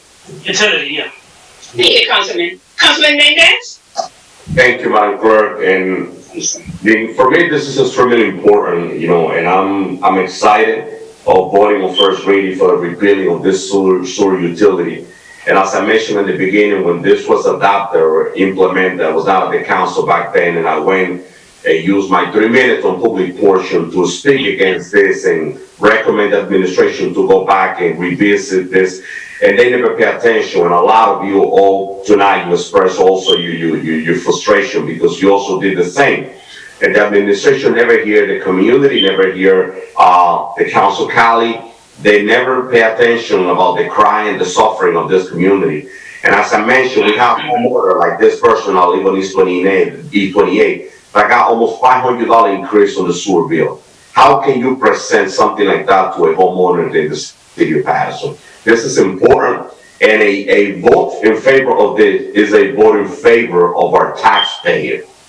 We will force the administration to come back with a responsible plan, and we'll be able to look into it. For now, this is the best move that we could do. Going back to the original way of billing and make them do the work.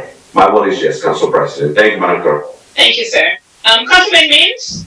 Yeah, so first, Madam Clerk, I sent you an email. Can you send me the resolution that was previously passed on this item for the sewer utility a year and a half ago? I've already voiced stated my opinion as it relates to this item. This has been an ongoing conversation. It was a conversation a year and a half ago. Councilman Khalid, I remember the people that came in the audience, and I remember their frustration. I can't remember the guy. It'll come to me probably after our vote, but he had the calculations. Like, he went down properties and he quoted it. I remember it so well, and they were so upset about what was going to happen, and they were promised that it would be different. They were promised the meetings, the forums, and the communication would be different. And what's sad is that did not take place with the residents. There has to be a working transparency between this administration and the council. There are many recommendations that are being made, not just from the council, but sometimes the community has some great ideas. There has to be a time when we listen to those things, or at least act as though that we're listening, or we're looking to have some alternative solutions, right? And so that's my recommendation to the administration, that we would do that. That we, yes, my good friend Taj Wooden, yes, and Meehan, I thank them for that, and I want to say to them thank you, because even back then we heard your cry. We heard you giving out. I'm talking about specifics. I can remember they quoted like amounts. They were so upset, and we have many, and I have many residents that are watching, and I told them to watch because I wanted them to hear this for themselves. They knew it for their own personal bill because they have it, but I wanted others to watch because those people didn't call in. They paid it because they did not want to lose their homes and their properties. And so, I have to go with the residents, to the administration. I pray that you work on some things to get it resolved. I don't want to hear this fear tactic. Oh my God, you're going to cause us to go into distress. We're already a distressed city. We've been on transitional aid for decades. So we're already a distressed city. We have to find a plan. We have to work it, right? I've been asking for a strategic plan to move us off of transitional aid. We continue to borrow $25 to or more $1 million every year. That's an every year thing. So this is something that we have to find a way to do things better. We had $13 million COVID dollar, another example, and so many others. So to the administration, I pray that you work on some viable solutions, present them to this council with facts, so that we can identify whether it's doable and workable for our residents. But our taxpayers, they need a break. They need some level of relief. And so I got to vote with the homeowners tonight. My vote is yes. Thank you. Councilman Dinesh?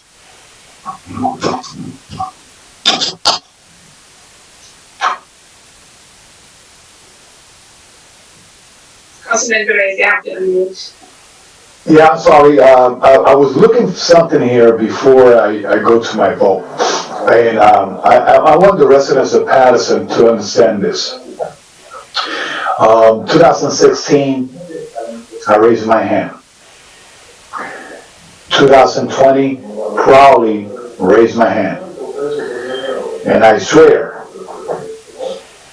that I'm going to affirm to support the Constitution of the United States of America and to perform the duties of my office, and this one is council office. Faithfully, impartially, and justly to the best of my ability. I took that oath seriously. Moral, personal, and with my duty as a councilman, with my boots on the ground. This administration needs to come with a plan, not only with a sewer, with a plan with a quality of life, with a plan of how to bring jobs in our city, with a plan how to alleviate our taxpayers, with a plan to make sure that our investors feel comfortable in our city and not just giving lollipops and rocking and press conference, and at the end of the road, they don't have nothing, just investment and more debts for their businesses. This administration has to be more creative when it comes up to bringing this pandemic to a conclusion. And I could mention on and on and on and on. Today is the first reading. Tomorrow, they're probably going to be forced to do the real work. The real work that we all are waiting, not at the end of the road or at the end of the show to come and say from 18 months from now, we did this for the taxpayer. Something that we want to see permanent and something that we want to see the benefit in all aspects. Now it's time to the VA to start being creative with the administration to bring cruel revenues to stop going after the taxpayer. The administration had to draft something that convinced us that is going to be beneficial to all of us. Not that at the end of the road it's a highly agenda and then we have to come back again to do this. Ladies and gentlemen, have been a long discussion on this, and hopefully in the workshop we could clarify a lot of things. But so far, my vote is going to be yes. And if they don't convince me with real facts, I will read a recording message saying yes again, because I'm tired to see the tears and the worries of my constituents in the 5th Ward and Paterson going the way they are going right now. So my vote is yes, Madam Clerk. Thank you. Thank you, Councilman. Councilwoman Khan?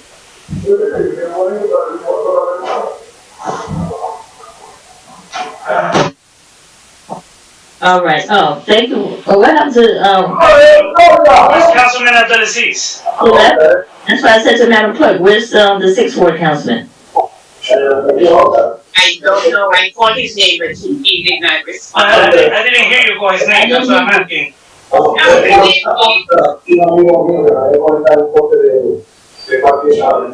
Yeah, again? Council President, he was the first name I called. No, I know, but you called his name first, he passed. You called Councilwoman Khan, and she passed. So I'm sorry, I didn't hear he answered. I had him as absent because I didn't hear him. you're correct. I'll take that back. He didn't say pass. He just absent. You're right. I didn't All hear. right, I'll take that. I apologize. That's okay. No, but you could hear something that I don't hear sometimes. That's fine. No. It was. I made an assumption because he took part in the whole discussion. Right. But you're right. I don't see him here. Right. All right. And Councilwoman Cotton passed, so when I went back, I went back to her. You are correct. I was wrong. I apologize. Go ahead, madam. Yes. That's fine. You ready for me? Yes, ma'am. Okay. Sitting here, listening to everyone, I'm looking at the rates, the schedule, I remember, sewer fees probably had not been raised in 20 years. I remember when they had to do it in 2012 and we went to 2015. I can see that, this is gonna put a lot of pressure on the mayor and to the administration, to everyone, that you have to do something, to save faith with the state of New Jersey. I guess some people may say, you know what, nothing's not gonna happen. And for people to even insinuate that, homeowners and constituents and residents in the city of Paterson is not on all of our minds.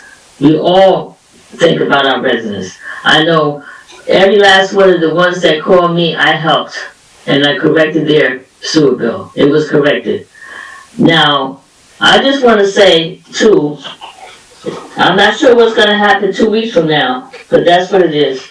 But I have in front of me, and just in my ward alone, I have $3 million worth of sewer repairs that need to be done. $3 million, just in the fourth ward. I think I have a total of about $15 million here of sewer repairs, or fixing, or whatever you want to call them, that needs to be done. Now, something's gonna have to give. Something's gonna have to give. Now, do we actually think taxpayers that we're not concerned? Yes, we are concerned. And I know, like I said, I know how hard it is, because I'm a homeowner. I've been a homeowner in this city here for 37 years. So I understand, we all understand. It was a lot of flaws in this, that it should have been corrected. But you know what? This is gonna tie somebody's hands up, and they're gonna have to do what they need to do. Because now, as I said before, the state is watching us, and they're watching us closely. And so we need to, and we hear your cry. Every last council people here, hears your cry. All of us. No one can say that none of us, are not concerned about our constituents. No one here can say that. So, because we all are here to look out for our constituents and the people in our ward, and whoever picked Van House Street sure made a bad decision. I have no idea who did that, but whoever that is, they made a bad decision. I would have looked like, I don't know who's gonna put the blame on who, but this is important. This is for all of us. And you know what?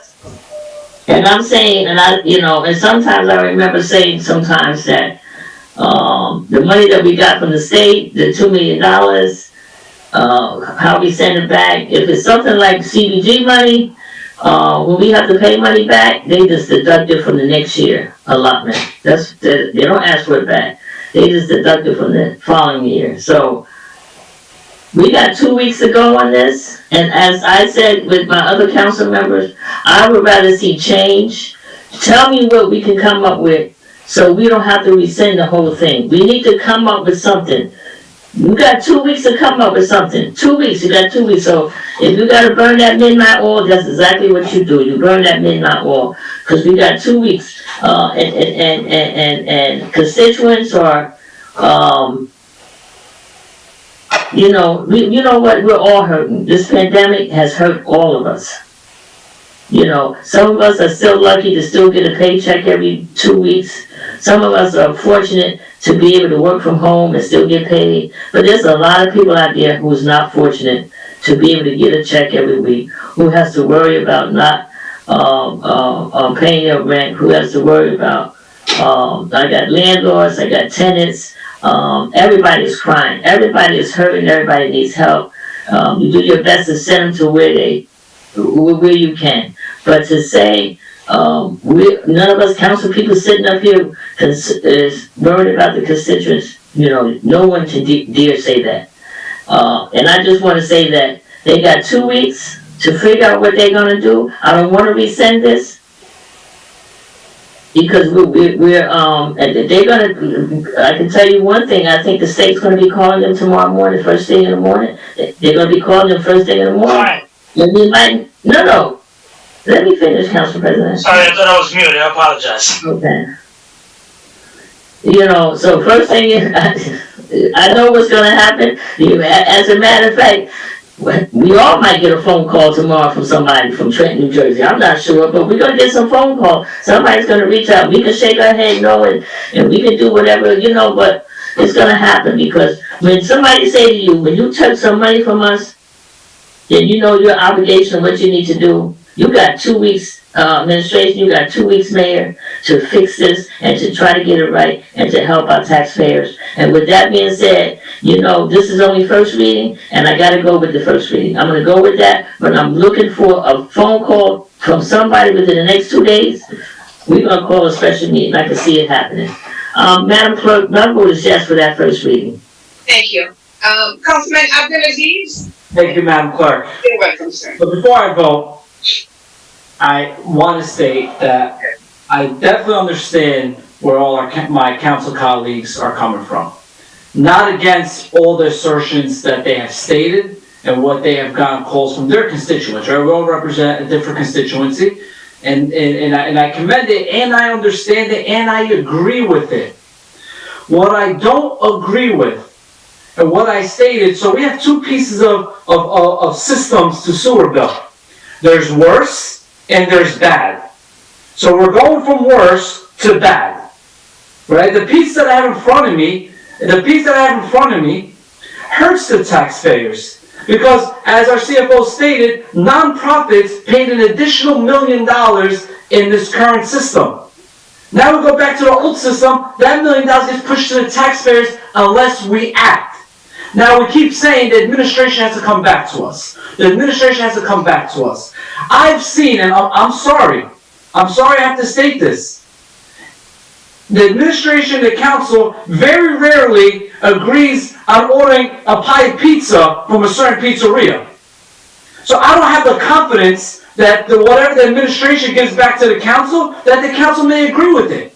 I really don't. I think it'll take time. And that's just a reality of where we're at. And if as council people, you can't understand that reality, we gotta say the truth.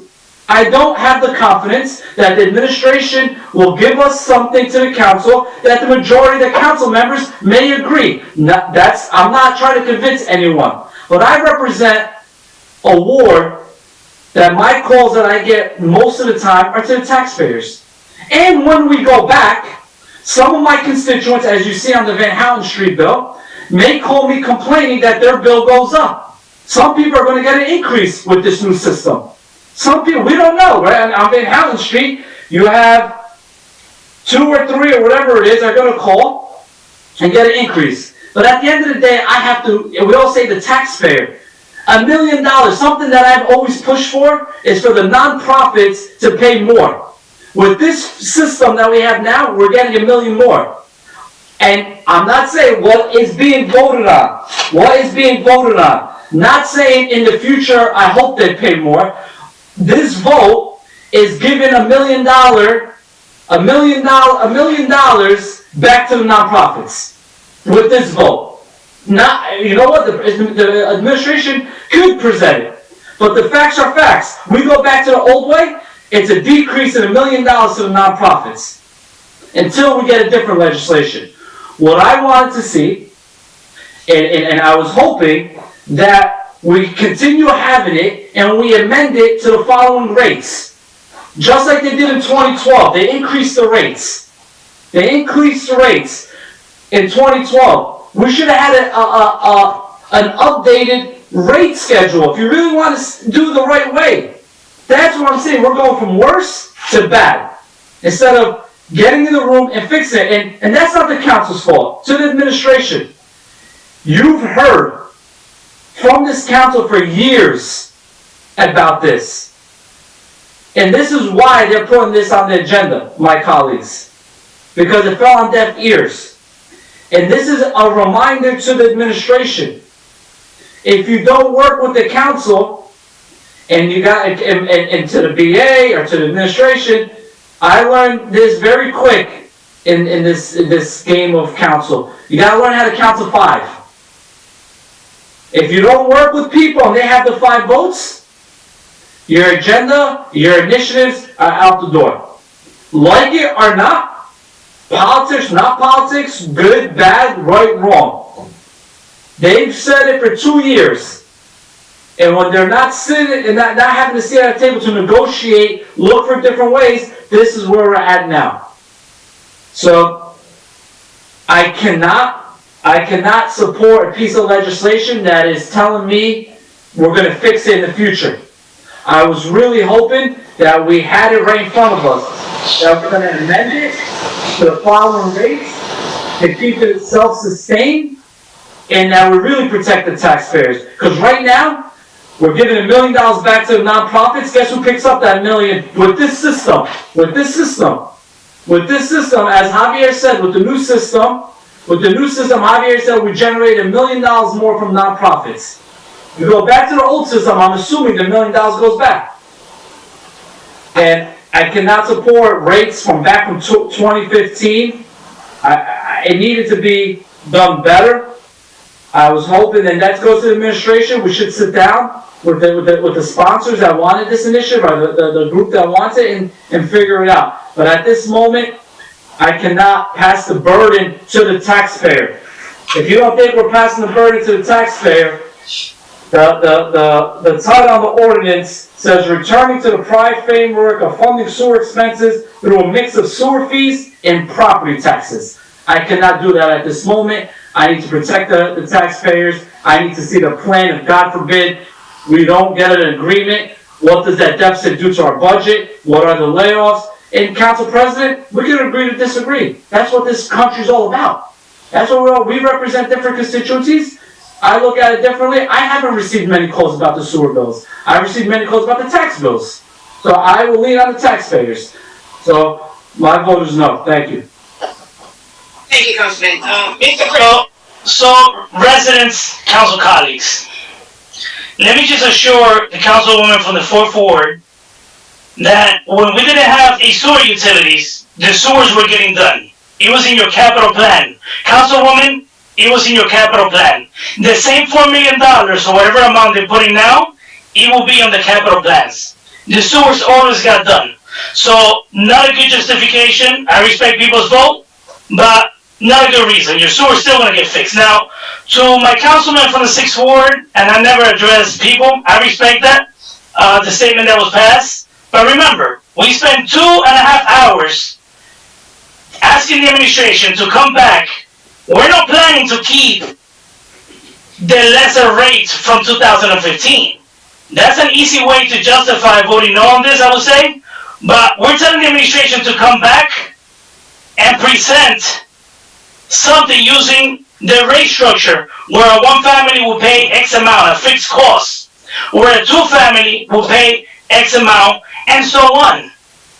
That's what we're asking. So it is easy to say that, yes, under this document, but remember, if we don't force a hand, if you notice how this ordinance was written from the administration, I never told them that this was going to take effect in 2022. This needs to take effect immediately. The reason we're doing this is because if we don't force the envelope, this will not change. You saw the administration tonight. They were justifying the volume. So with all due respect, it is the ball is on their court now to do their job. I'm not doing the job of the administration. I'm not the administrative staff. I'm a council member. I'm a legislative body. A lot of times I go far, above and beyond what my function is to try to make sure we do the right thing. Right, Councilman Khalid? Just wave your head. You were in finance with me many years. And a lot of times I like to say, oh man, I wish I was wrong. It's another instance that I fought it for a while. Not the utility. I was in favor of the utility. I was against the volume for a while. So I'm not going to prolong this. We have a public portion that was supposed to start at 8. But once again, justification, the sewer's still going to get fixed no matter what. And hopefully, we create the utility again. But doing it the responsible way, knowing how much our residents are actually going to be paying. We're not gonna leave it up to Passaic Valley Water Commission to have accurate readings. They make a lot of mistakes from what I hear. From what I hear, I'm not gonna accuse them, but from what I hear, from the administration and the residents. At this time, my vote is yes. Thank you, Mr. President. The vote is 8 in favor, 1 against. Item number 2 is hereby adopted on first reading with the amendments. Second reading and the public hearing on this ordinance will be held at the next regular meeting on February 23rd, 2021 at 7 p.m.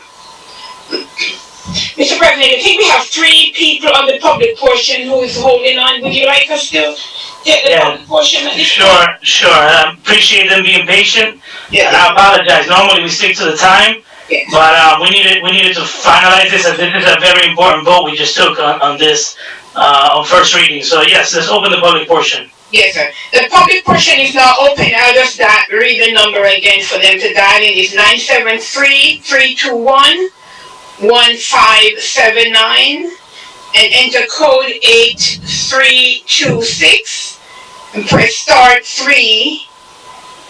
Press star 2 to leave a recorded comment, or press star 3 to be added to the speaker list. May I have the first speaker at this time? Speaker number 1, please state your name and address for the record as well. Thank you.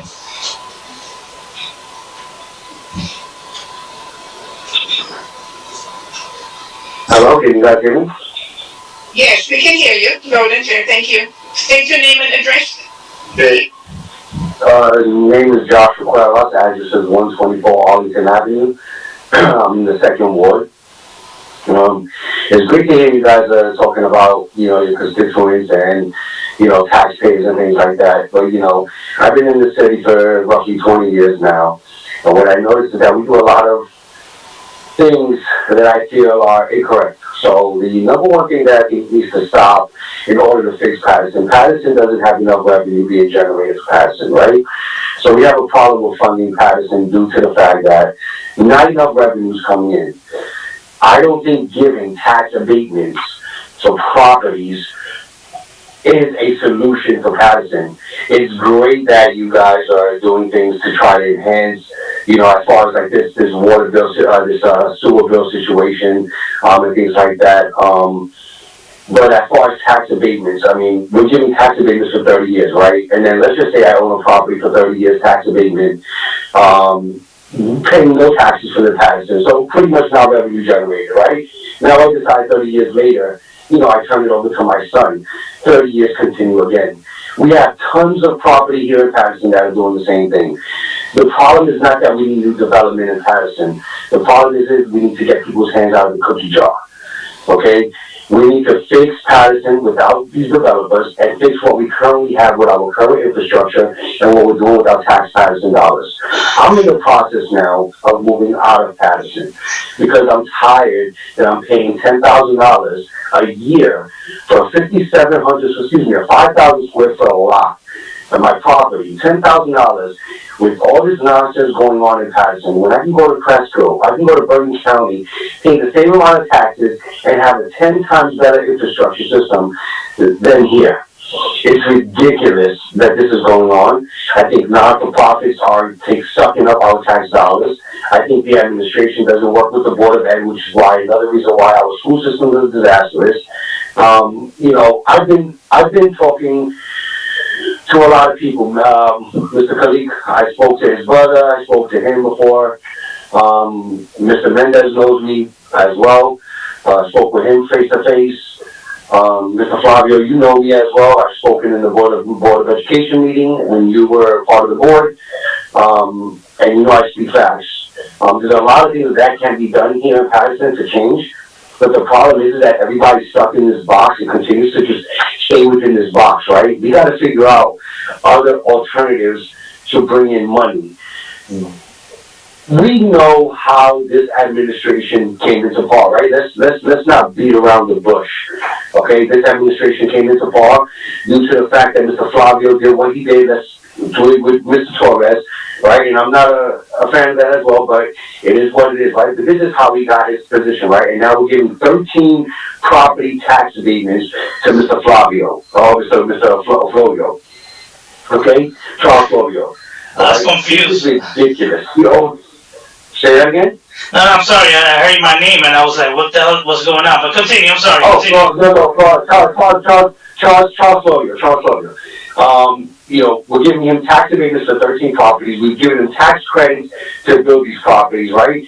Why are we worried about bringing in new developers and new developments?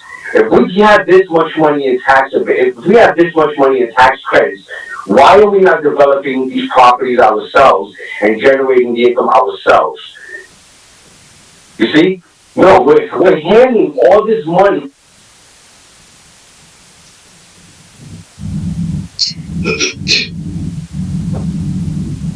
Mr. President, his 3 minutes was over. I think you're on mute, Mr. President. Next speaker. Yeah, Mr. President, just allow me, I just wanted to repeat the number again. I think there are quite a bit of people on the queue, Ryan is saying, that need to speak, but they're not pressing the right number. So let me just repeat the number and tell you what number to press, what star. It's 973-321-1579. Enter code 8326. And if they wish to leave a recorded comment, they can press star 2. Those who wish to be added to the list, press star 3 to be added to the list so that you'll be able to hear them live. At this time, may I have the second speaker? Second speaker, please state your name and address for the record. Thank you.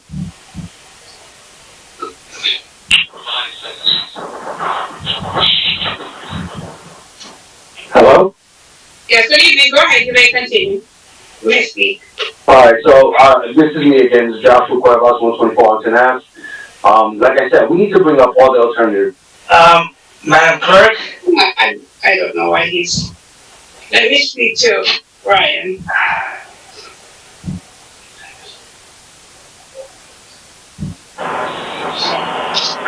Okay, let me have the next speaker. Apparently he dialed from a different number, I was told. Council President, if I may, I think it would be a good idea to let him wrap it up, at least if he was in the line already, so. Sure. I just want to make sure, Councilman, I just want to make sure that everyone gets the benefit. The system is not me. The system automatically cuts them off at 2 minutes. 3 minutes. At 3 minutes, the system cuts them off at 3 minutes. Yeah, it wasn't my doing. The next speaker is on. Okay. Hello? Good evening. Go ahead. You may continue. Please state your name and Hello? I can hear you. Go ahead. Wahida Muhammad. With God's name, I'm really, I want to know, did you hear me? Yes, ma'am. We can hear you loud and clear. Okay, because I wanted to know with this system that we supposed to have had, and I remember the council president saying that everyone was going to be cut off at a certain amount of time. But is it that the council no longer has workshop meetings? That's why you have used up 2 hours discussing what you've been discussing? I need to know that. The other thing is, I wanted to know, why is it that I remember some time ago when you all talked about changing the fiscal year so that it will, I guess, help the community be able to pay their taxes better? Did that ever go into effect? Because it seems like whatever was or was not done just isn't working. And for you all to spend 2.5 hours discussing something that, in my opinion, should have been worked out at workshop, I just don't understand what's going on. And it's like, you just, I don't know. And when I heard tonight, earlier in the evening, how we should tune in for the meeting tonight, I was just so excited thinking that there was something new that was going to happen tonight. That we were going to finally get a council that was working together with the administration, and you all had some really good news. But I'm telling you, I need to go find some kind of sedative so I can go to sleep. I mean, this is crazy. It's like we are going from bad to worse to extra worse. It's sad. And I don't get it. I don't understand what it is it's going to take for us to do better. And I'm sure you're going to cut me off in a minute. But I think you all need to take some of your own medicine and stop all this going about the same thing. If you're having workshops, you all need to bring that stuff to the table then. Thank you.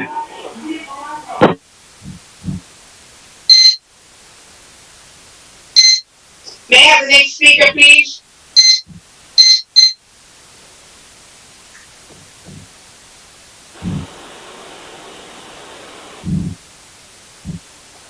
Yeah, they're trying to get, yeah, there you go. Yes, please state your name and address for the record, and you may begin. Hello? Yes, we hear you. We hear you. Oh, all right. Good evening. This is Brother G. Greer, Paterson, New Jersey. First of all, hello to all the council members and the administration. Guess you guys having a long night. I mean, 2.5 hours. You advertised the public portion for 8 o'clock. You guys got to take the public into account when you set those type of advertisements. But I'm not going to go into what was already said. But I do have 2 questions with 2 comments. When is the city council going to return back to the council chambers? I noticed you put up a lot of plexiglass. You spent a lot of money on that. I mean, if Congress and the Senate can be in session, I think our city council can be in session as well. I think it's very disrespectful when council members walk away from the screen. We can't see them, and we can just hear their voice. Hope you guys take my comments into consideration. And the next question I have, maybe the chairman of DPW can answer this. I would like to know how are streets selected for snow removal? I noticed the other night, 1 o'clock in the morning, snow removal was taking place in the 6th Ward. And I believe tonight it's being done on Park Ave. I just want to know how these roads, where these streets are selected to be done when one of the main roads in Paterson, Broadway, I don't believe was done as of yet. I know I came down the other day to find a fight getting down Broadway, and that's the main road in the city of Paterson. So those are my comments for tonight. If the chairman can answer that question, I would really appreciate it. Thank you. Thank you. If I may, Council President. No, let's wait at the end. Okay, all right. You have Council, actually, Wahid Mohammed also has some questions, so we gotta do it at the end. Okay, I think you have 5 more speakers. May I have the next speaker, please?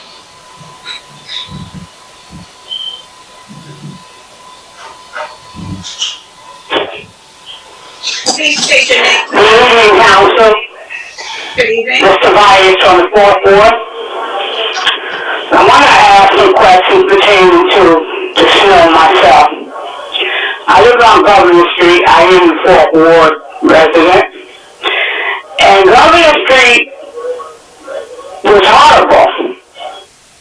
And I want to give this to the mayor. What in the world was he doing? Because the streets are bad. Next question. All that talking you were doing pertaining to the people being overpaid, however you put it. What are you going to do and what are you going to put in place? Are the homeowners going to be reimbursed? How is it going to pan out?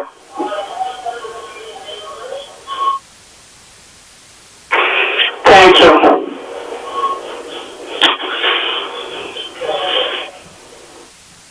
Thank you, Mr. Vyas. May I have the next speaker, please? Please state your name and address for the record.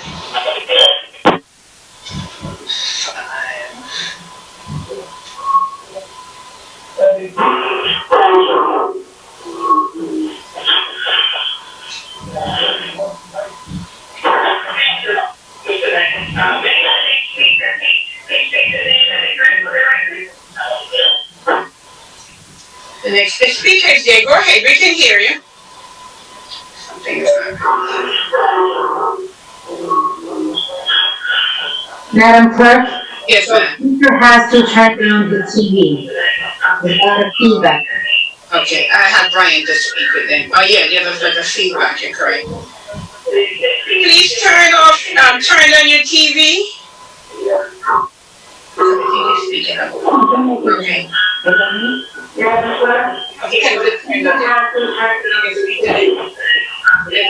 All we can hear is the TV in the back. Okay, all right, let's get the next person. We're having problem with that person. We're going to move on to the next person and Council President. We're having some problems here with that person. Yes. Yes. Okay.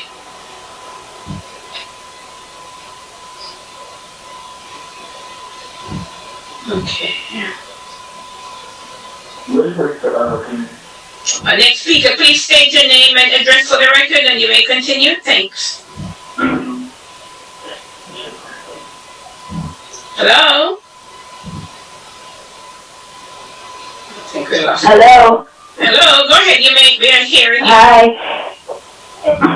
Hello? Okay, Audrey Paterson. You hear me? Yes, loud and clear. Hello? Yes, Audrey. Paterson. Okay. Okay. Yeah, I'm just calling to, I have a lot of concerns, but anyway, still looking for apartment in Paterson, can't find nothing, and it's very difficult with all these homeless people running around and y'all got all this money and not helping them into a place where, and they begging me, which I ain't got it, so who wanna help them? It's ridiculous because I don't have the money to be helping the homeless. They should have some services to help the homeless and stop begging and everything, because I am tired of it. This is Paterson, and it's always begging and crime and all this high crime and everything, high rent, and you go where different towns, and it's different. It's a shame that we live like this. It's a disgrace. And two of your apartments, you letting him build up all this 2-bedroom apartment for $2,100. Who is they building them for? Not us, because we can't afford them. And I'm going to get some petitions up to let you know that we cannot afford these apartments. Thank you. Thank you. Just put it through the next speaker. You want to put through the next speaker?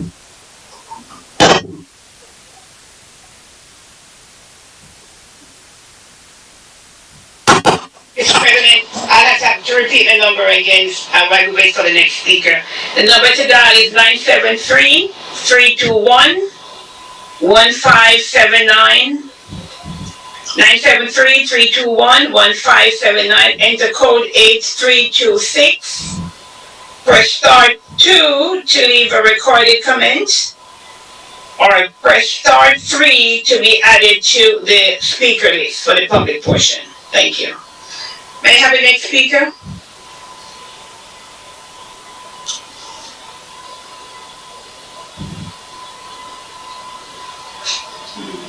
Press the next speaker? Some, they're just in the queue, that's why. Oh, you're not able to get them through? Okay, so maybe, yeah. Mr. President, I will have to repeat the number again. They're there, but they're not pressing the right number. Dial 973-321-1579. Enter code 8326 and press star 2 to leave a recorded comment and press star 3 to speak on the public portion. Thank you.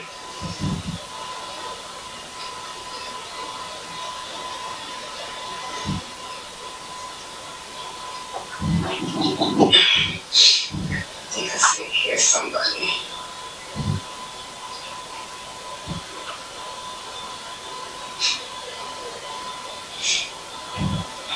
How many speakers we have, Madam Clerk? I'm sorry. Ryan think there are more than what we thought, but it seemed like they're having some form of difficulty to get to us. Three so far? Okay. He thinks there's three more. We're trying to get, that we can put them through. We need to, we had this conversation before. I know we announced it for 8 o'clock. Today's a special, we got the special circumstances today. We didn't have a workshop meeting because of the snowstorm. And there was a lot of things that was time sensitive. This is one of them. The thing that was just discussed. Just like the bond ordinances are here and they were not discussed in workshop. We're probably gonna have some discussion on that also. That's the type of meeting we're having today, but it was due to the snowstorm. But the city's business still needs to continue. Is the speaker ready, Madam Clerk? Yeah, I'm just trying to use the time in between to, not seeing anything here. I don't see any indication of that. Let me just repeat again. It's the number to dial 973-321-1579. Enter code 8326. Oh, someone is coming on. Please state your name and address. Oh, we lost the first name again. Hello? Hello, good evening. Please state your name and address and you may speak. Can you hear me? Yes, I can hear you. Okay, hi, my name is Rocky, Riverside. That's all you need to know. I'm sick and tired of all of you guys playing the blame game. Oh, he didn't do this. Oh, he didn't do that. Oh, he's the chairman of here. Oh, I don't care who is who.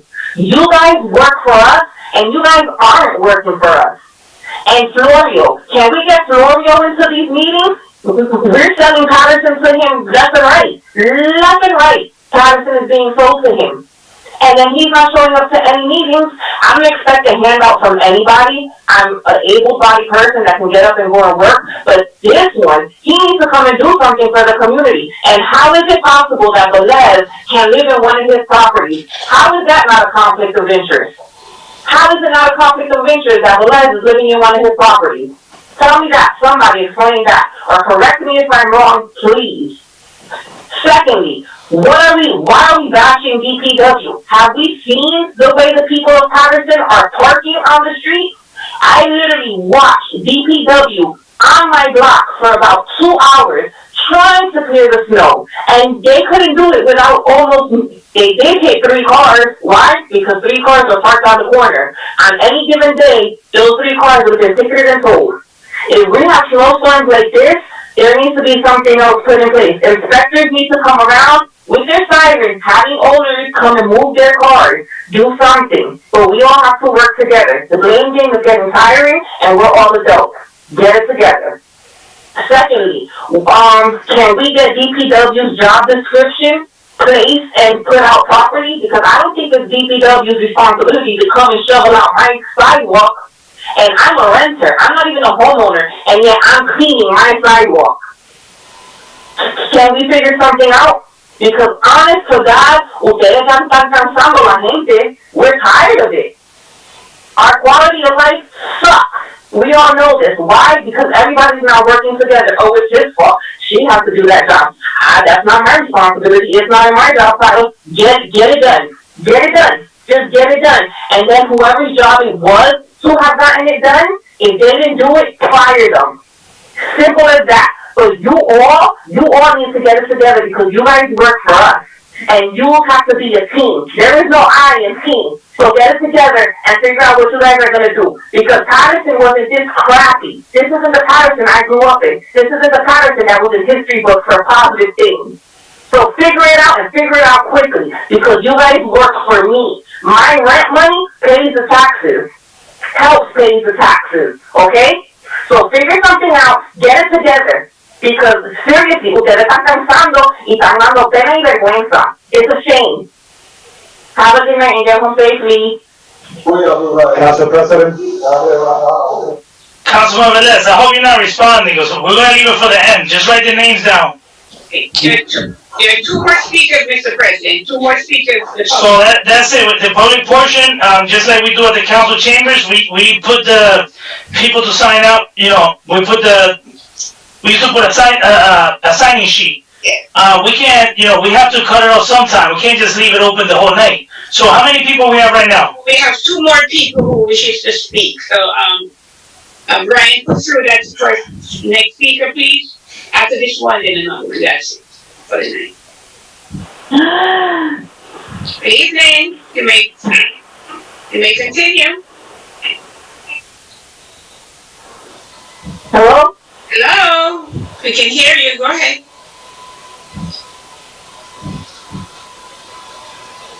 Hello, can you hear me? Yes, I can hear you, go ahead. Okay, but it's saying the application error has occurred, and they said goodbye twice. I can hear you, go I ahead. hung up twice.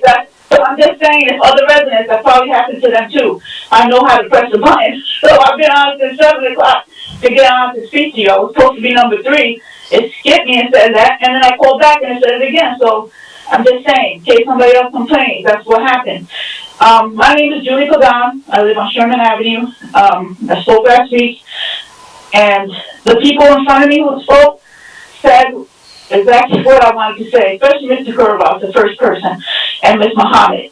I don't understand how this keeps coming back to the taxpayers, the homeowners.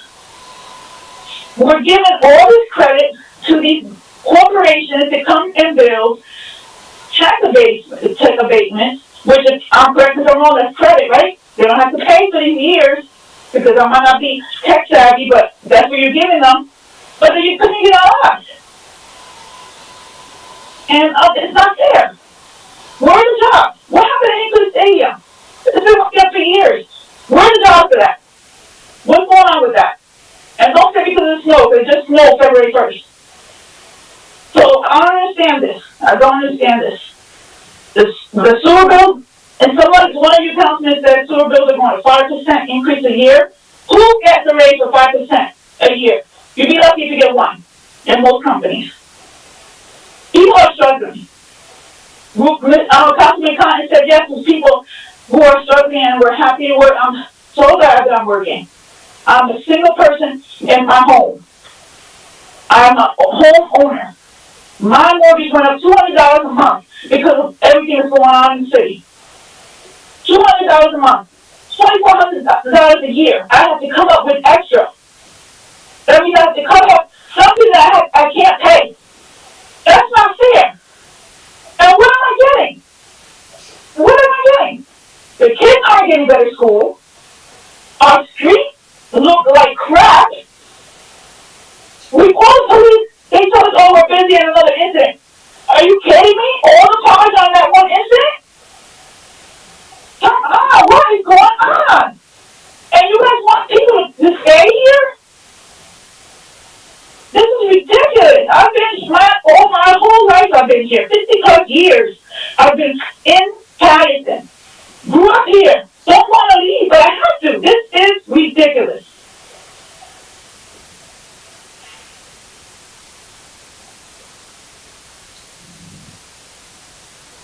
I think got caught up. Next speaker, Madam Clerk. Yes, sir. Yes, may I have the next speaker? I think this is the last but not least speaker. Can you put through the next speaker, please? Thank you.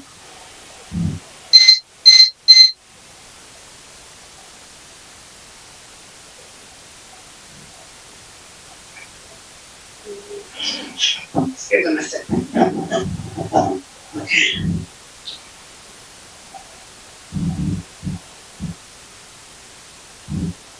May I have the next speaker, please?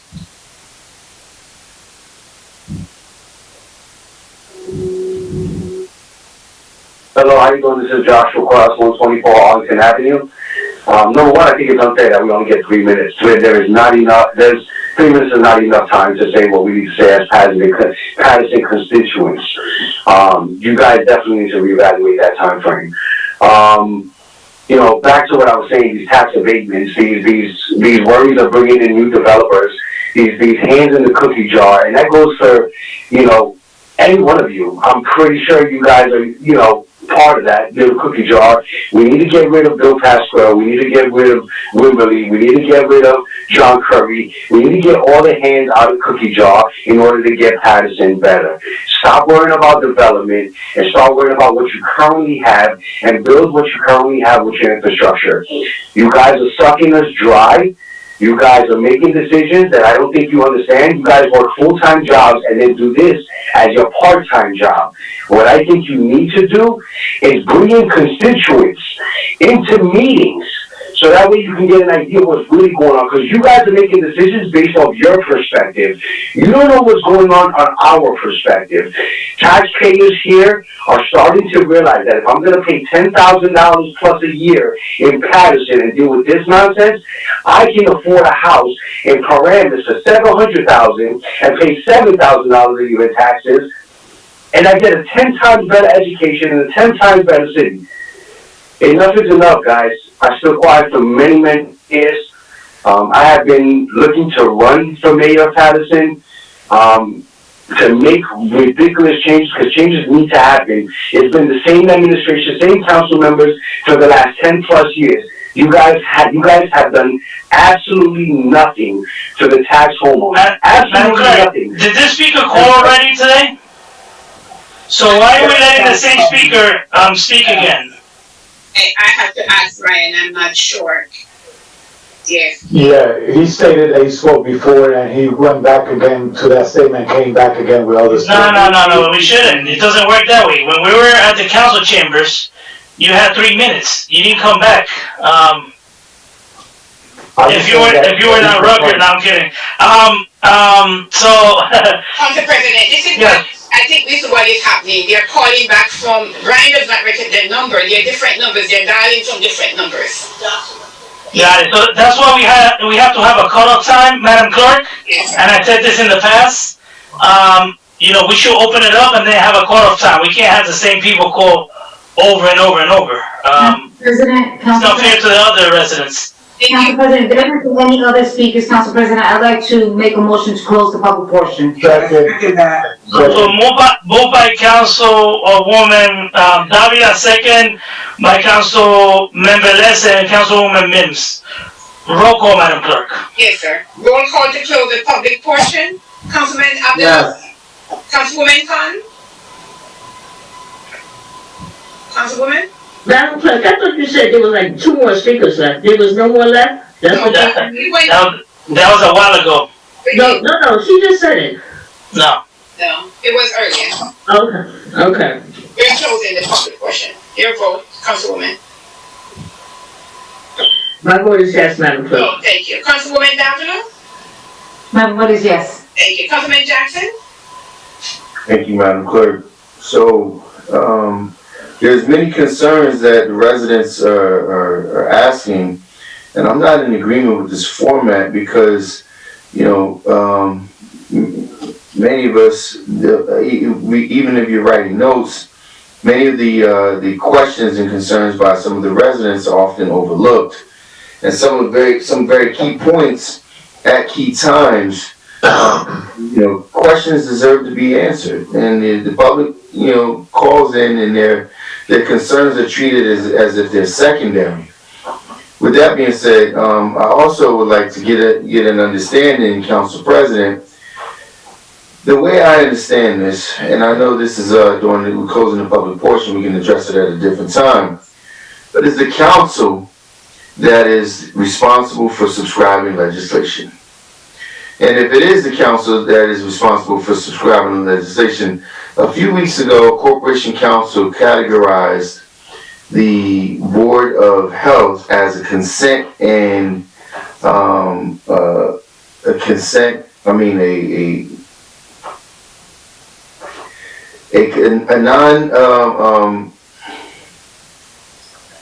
An advisory and consent board, non-decision making board, which completely nullifies the authority that's bestowed on this council as a board of health. And in fact, now it seems as if the council in its entirety is being treated as such. how does legislation that's being written by the council members have language in it that is completely not what it was initially intended for, without consent and or discussion with the council? How does legislation that's being intended to be written for today automatically have language in it that's being it is to, I guess there was an assumption that the council wouldn't see it. And with that being said, I also want to put on record that at this point I just refuse to reach out to the Office of Corporation Counsel. I've made an effort, on multiple occasions, to reach this office for something simple. I asked for a some state legislation that was, that would directly impact some of the issues that we're having here in the community. I was told by an employee of the Office of Corporation Counsel that all items, every item, any requests, simple and or non-simple items, must go over the desk of Corporation Counsel herself, which respectfully, that's her division. She can run it however she sees fit. But 2 weeks have gone by. I've sent multiple requests to the attorney in that office. I have CC Corporation Counsel on it and reached out to her personally, and I still have yet to get an answer. And tonight's example of how the legislation that you wrote was changed without even having a discussion, it's something to be concerned about. So I just wanted to put that on record before I voted, and I would like to get an answer from you, Council President, as well as from the Office of Corporation Counsel as well, on how is it that we need to proceed. I think the council, we need to aggressively pursue having our own legislative research officer, because the way things are going now is heavily favored for the administration and covering up all of their shortfalls. My vote is yes, Madam Clerk. Thank you. Councilman Khalid? The closing public portion, correct? Yes, sir, we're closing public portion. Councilman Jessel, I'm lost. My vote is yes. Thank you. Councilman Mendez? Yes, Madam Clerk. Councilman Mims? There were a few things that were asked. I just want to say, as far as last week, we did not have a workshop because there was a snowstorm. And so tonight's meeting, when there is no workshop, tonight has to be encapsulated with a workshop and a regular meeting because we were not able to have it. We're not Mother Nature. Mother Nature did its thing. And unfortunately, we had almost 28 inches of snow and we cannot be here. So tonight is pretty much a workshop and a regular encapsulated into one. The discussion that was about 2 hours earlier was not regarding the calendar to fiscal year. It was not that conversation. It was in relation to the sewer utility fees that have been very, very highly inflated to our residents, and that's what we were talking about. The calendar fiscal year is in place. They have 6 quarters of ease for that process, but it was a totally separate incident. For the DPW question for G. Greer, I actually sent him a message as well. DPW is currently out there. They are clearing. They are currently on 10th Ave. I know because residents are calling because they have to move their vehicles. So they are out there, and it would be great to get the calendar so we can reach out to our DPW director just to find out what that looks like. But they're definitely out there clearing avenues, and they're doing it as we speak because I got a few text messages from residents because they didn't want to move their cars. But I want to commend them for being out there in anticipation for a couple of these storms that are about to come. Madam Clerk, my vote is yes. Thank you. Councilman Velez? Madam Clerk, thank you. First of all, I have to be fair. I listened to a lot of comments made by the public. We respect the freedom of speech. There's some comments that was made without facts. regarding myself, but hey, I'm not here to defend myself. Actions speak louder than words. But one thing I have to say, and everyone out here, every council member knows, probably they could agree with me or not. You know who's sucking or juicing the city of Paterson? The calling developer, the individual that we gave the tax credit, that he hadn't opened nothing in Hinton Stadium. He's sucking the city your tax credits. But if I could count with my hands, the developers that are in this city, okay, and particularly, I'm going to say Charles Florio, okay, particularly Charles Florio. I see him giving toy drive, school back giveaway. I see him giving fund to bury people. When people call me or people call any councilman, okay, hey, do the mayor has a fund to help me to bury this body because I need to take it to the Dominican Republic or I need to do this? The administration don't have a plan for that. But when you knock the door, those developers, he say, no problem, whatever it is, I gave a check for that funeral. When they have to do something, okay, for the community, they go out there on summer, on winter, and do what they have to do. I don't care, I'm his friend, I don't care, I rent for him, I don't care nothing. He give back to the community. And let me tell you something. You could go ask for all my receipt. I don't live for free in this house. I say I was not going to talk about it, but it's the line that I have to defend also myself. But this developers is the most invested developer in the city, but the same individual invests towards the community. Probably those people that criticize him are people that are behind the rent and never paid rents. Come on, let's be for real. Get the facts right. If you go to New York and move to New York, you have to pay $2,500 for one bedroom apartment, or probably a room. Okay? Or even go next door, Clifton, or go even next door, Fairlawn. Let's be realistic. Paterson is moving forward. If it wasn't for them to invest in our city, they get 70% of work growth in the city of Paterson. Invest more than 80% in Home Depot and Lowe's. They invest their money here. So let's be real. I'm not going to hide. Let's be real. So when you are going to those events, get in line to get a toy, a book bag, and this and that. Just remember when you come here and talk and badge about people that give back to the community. I know people that do not give nothing to the community and juice this city all the way around. My vote is yes, Madam Clerk. Thank you. Thank you, Councilman. Mr. President? So, real quick, so Ms. Muhammad, the reason this meeting took so long, I mean, that discussion is because we couldn't have a workshop because of the snow situation. But this was something that could not be put off because we need to give the administration time to submit this. This is the beginning of the year. Right now, we don't even have a regular budget introduced. So if they do their due diligence, we could also have a utility set up again if it's presented correctly. And I would, I'm going to offer to assist in whatever I can.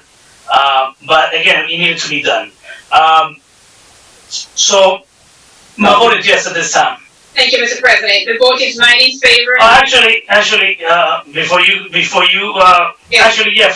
the vote. I gotta say something pertaining to a comment that was passed. Yes, sir. The vote is 9 in favor, none against. The public portion is now closed. So, Madam Clerk, I would like to say though that although we amended, I don't know if my council colleague was referring to the ordinance that we amended. I want to thank the Corporation Council. Sometimes I get upset myself. I know you have staff that work with you for Corporation Council, and sometimes we have a tendency not to agree on certain opinions. Like there's been opinions in the past that we have questioned, not just with you, but every Corporation Council that has been there. But in this instance, I want to thank you because you put this together. I would say on short notice, we provided limited information, and I'm sure you had input also from the administration somehow.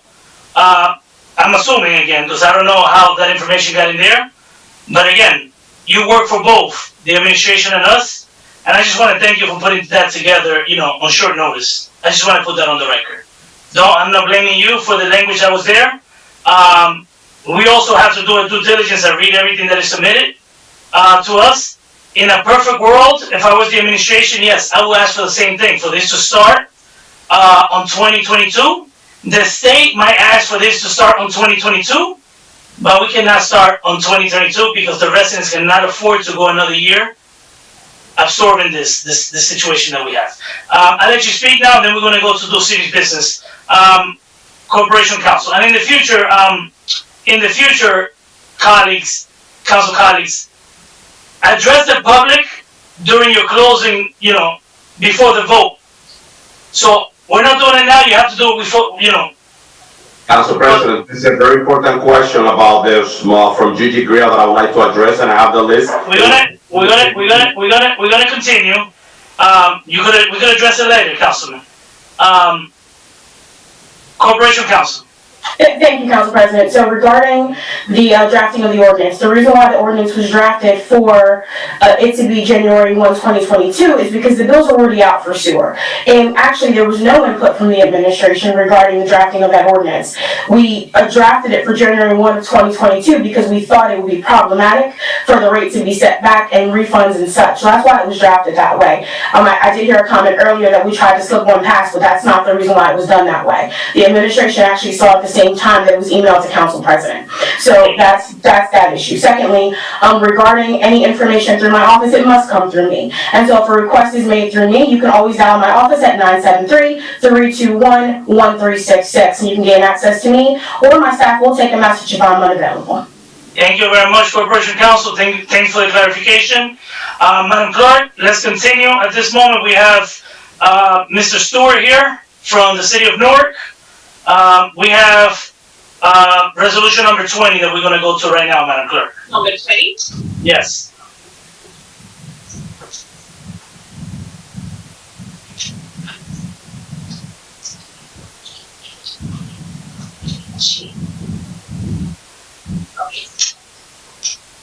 Yes, sir. Next item is item number 20, and of a non-consent agenda. Item number 20 reads resolution to execute a grant agreement between the City of Paterson and New Jersey, 40 acres and a mule fund. Administration Resolution 21047. Remove. Councilman Names? Yes. Okay. Do we have a second? Second. Second by moved by Councilwoman Mims, second by Councilwoman Cotton. Discussion. Let's give the opportunity to the administration and Mr. Stewart to basically present this. We didn't have a workshop meeting, so we have it here. Let's just keep it brief, please. So just give us an overview of what this is. You want me to start first, or you want them to go? Well, the administration is presenting this, then you go second. Madam DA? So actually, I'm gonna let either Corporation Counsel or the Chief of Staff who is involved in this explain. So either Corporation Counsel or Chief of Staff, which one's gonna go? Stella, I saw you jump on. Do you wanna jump in? Oh, there you go. I apologize, I was trying to get situated into the right area. First of all, good evening, Council. I'm grateful to have this opportunity to present to you this opportunity for us to work with other municipalities concerning opportunities for local businesses to be able to apply for grant funding through the 40 Acres and a Mule project. And I just want to say that after, I hope all of you had the opportunity to read your packets and to read the resolution that's set before you, that this would be an opportunity for our business our business community to participate in a funding program that would provide them to seek additional funding through this project. At this time, did everybody get the packet to read it? We read it, but we need to get an overview of what this is, how is this gonna work, where the funding is gonna come from. I don't think this resolution tells us that story, so I can get that's where some we're details going. if you want. Please, Mr. Stewart, in the interest of time, just, give us an overview. Sure. So, thank you, Council President, and, good evening to everyone, of course, all the council members and, people in administration, of course, Madam Clerk, Kenyatta Stewart, in the capacity of, City of Newark Corporation Council. So essentially what we've done in Newark is, in October, the mayor introduced a program which we call 40 Acres and a Mule, also known as the FAM Fund. It's a situation where what we're doing is raising funds through our corporate partners throughout the state of New Jersey and of course throughout the United States to help small businesses or businesses within our local communities. We're actually going to sign a memorandum of understanding with a number of municipalities, including, of course, Newark, Trenton, East Orange, Irvington, Camden, etc. So most of the communities that fall within, the mirroring of Paterson, of course. The idea is to raise $100 million over a period of time. At the moment now, we're close to $10 million, and we expect to have more than that from when we start. The kickoff, if I may, is supposed to be February, I believe it's 18th, where we're going to be opening up the website, whereas members of your community will have an opportunity to apply for the small business loans, grants, and things of that nature. We have a number of corporate partners already signed up, including AT&T, Horizon, Panasonic, PSE&G, Shaquille O'Neal himself, and a number of other folks. The idea is to have the different municipalities sign on. The things that we're asking you to do is three things. The first thing is to, of course, introduce it and promote it to your people within your community. The second thing is to ask your corporate partners to get involved. And the third thing is to ask your mayor and, of course, the council to join our mayor and the other members of the group here to go out, and we're going to ask for more funding, of course, on a more national level. As I mentioned, we have a number of corporate sponsors already involved. There are some municipalities that are donating money themselves to put money in escrow, and the idea is to have money in escrow so that the different corporate partners don't have to worry about their funds being spent first if things go wrong. Their funds are going to be spent first if things go in a positive way, but of course if things go wrong, we want to have something to fall back on. The idea is to give loans, grants, and things of that nature to folks with existing businesses. They have to have 2 years of experience, shown hard capital in their coffers. It also is going to give an opportunity for small, local, and I use the word small for a reason because we want it to be people within the community, of course, to have an opportunity to help them with their existing programs and, of course, use city relationships to, tie the knots and bridge the gap between things.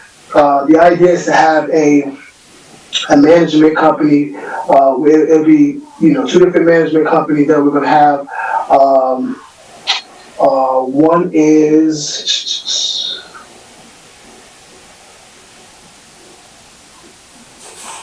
Yes, the local, the list, and of course the New Jersey Community Capital Company have those two as the management companies. We're going to have an advisory board. Right now, it's made up of a number of individuals, including, Malcolm Robertson from the Montclair Chairman Capital Group, John Herman from the African American Chamber of Commerce, Carlos Medina from the statewide Hispanic Chamber of Commerce, Micheline Davis from, of course, RJW Barnabas, and a number of other people, including a number of the people who are listed as sponsors there, big corporate executives that are involved. Like I said, February 18th is when we expect to start.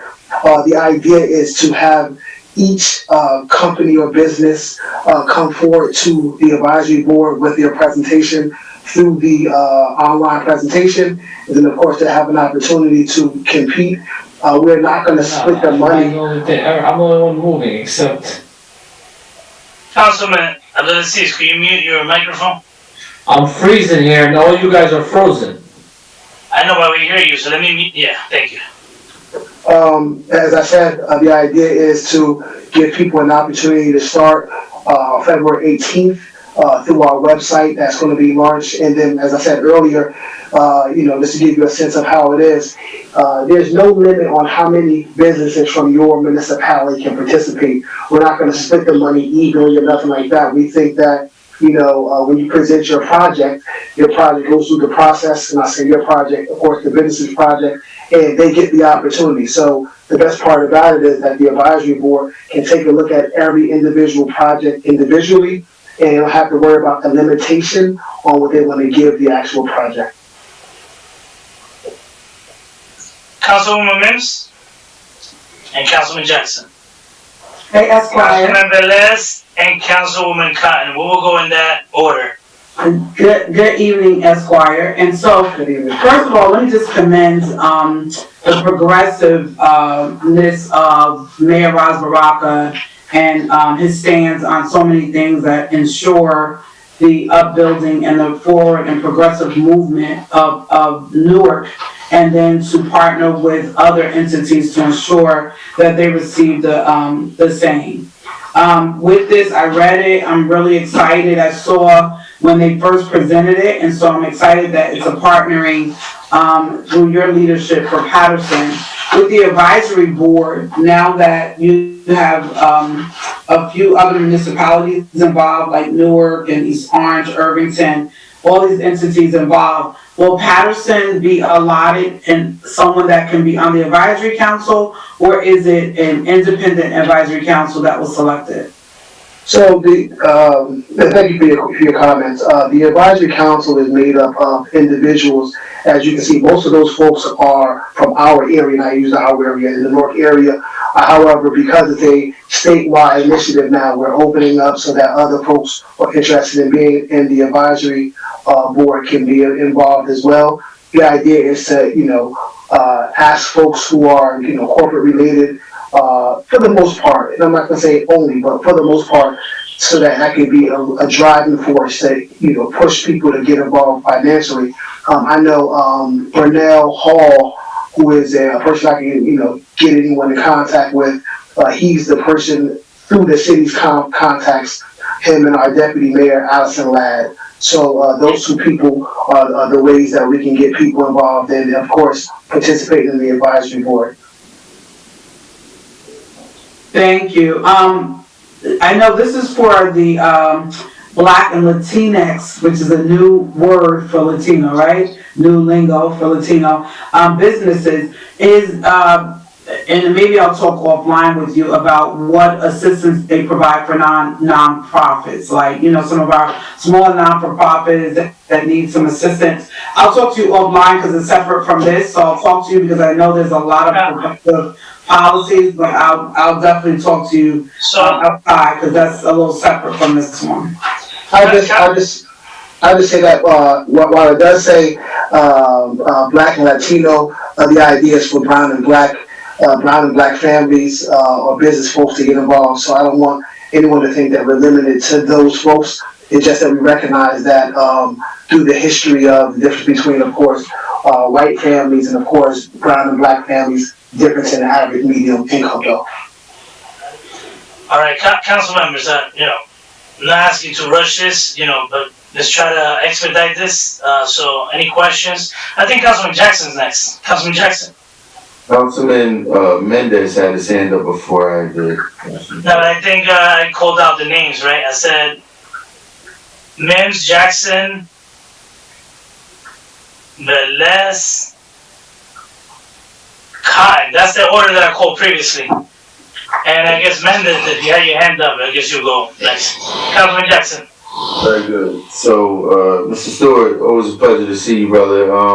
Through your commentary, you mentioned loans, grants, and things of that nature. That's the first question. What exactly does things of that nature mean? Second question, is this initiative an opportunity for those businesses that you talked about, such as AT&T, Verizon, all of those businesses that are contributing to this fund? Is this an opportunity for them to make a return, or is this an opportunity for them to make contribution back into these communities that are supporting their select businesses, or when you talk about loans, has there been an interest rate and or a method of which the return base is going to be how the return base is to be quantified, or is this a community effort? Just trying to get more clarity on that, Council President. I hear sound. Yeah, I think a more pressing question is this up for a vote tonight? Are we voting on this, or is this just up for discussion? Because if we are voting, I think this warrants, an opportunity to have a more thorough discussion. I know that we're limited on time. We should have an opportunity to have a full understanding and have an opportunity discussion with Mr. Stewart and various partners involved. I'm in agreement with you. So I was going to ask before you continue, if you don't mind, Mr. Stewart, is this time sensitive? Like, can this wait? Because he was supposed to go to workshop. We got a storm that took 2 days, and then I had to, set the agenda up with Madam Clerk. Can this wait? Can this go into the next workshop? I'm sorry. Council President, if you mind if I can respond to that question? Sure. Okay. Well, the reason why it was so important to get this to the workshop on last week was because it is kind of time sensitive. Out of all of the other municipalities that are playing a part in this, we are one of two that have not made a commitment with an MOU or with some resolution from the council. So I would ask that if we were going to need more time with this, that if it would be put on the next agenda and the workshop agenda, so that we can give you a presentation on it, or if you needed someone to come to your committee. So the thing that gets to me though is that, and I'm not gonna put this on anyone, but in the past, whenever things like this come up, there's people that reach out to us all the time to have conversations about certain things. I'll give you an example. I met with the mayor, when was it? Yesterday? And this didn't come up at all. So, well, I'm only going to give you what I was told. I was under the impression that because the workshop meeting was canceled, that you and Madam Clerk would take the opportunity to look at the agenda and then advise what would go on this particular meeting. And because I saw that this particular item was chosen to be added onto the agenda, I was under the impression, and this is just me assuming that we could have. So that's a good assumption. All the items that were in that workshop, almost all of them got to the agenda. We just had the hopes that we were able to have a conversation tonight. The first item was so important, not that this is not important, but it's 10:48. We have bond ordinances to discuss also. What I'm gonna say is, if we can put this on the next workshop agenda, is the best thing to do. I don't want, and I'm not saying that's the intent. We have other cities that have made a commitment, but we need to ask questions. Yeah. We shake our heads all we want, but go ahead. I think the best thing to do is put it in the next workshop agenda. They will understand, the other municipalities, that we're not against it. We just didn't get the opportunity to discuss because of the snowstorm. I don't think there's anything wrong with that at all. So, well, at this time, I'm gonna let I think we should the take Corporation Council from Newark. any item except any items except the bond ordinances that are going to take a lengthy discussion tonight and that are not time sensitive should be put on the workshop agenda. So, if I may, Council President? Yes, Stuart. Sure. So as I mentioned, the opportunity here is, of course, a great opportunity. I'm not trying to be a salesman, but more importantly, it's supposed to start on February 18th. The idea is to let the corporate partners understand what municipalities are involved and what municipalities will be participating. The reason why we've been pushing the MOU so hard, and of course it's relatively difficult to get an MOU from a number of municipalities, of course, from all over south and north of Jersey. But, essentially what we have is an opportunity where, of course, Paterson will have an opportunity to participate. What I don't want to happen is I don't want the folks in Paterson to be a few steps behind, or I don't want the corporate entities to say that, you know what, this number is the number and Paterson doesn't have an opportunity. I don't necessarily know that that's going to be the case, but I do know that we have some very serious contributors. As I said, at this moment, our number is relatively high. This thing started in October, and like I said, we're almost at 10 million. I believe we're supposed to be more than that before we start on February 18th, which is next week. The press conference will be done. I'm not sure if it's going to be virtual or not because I don't get into the details of that.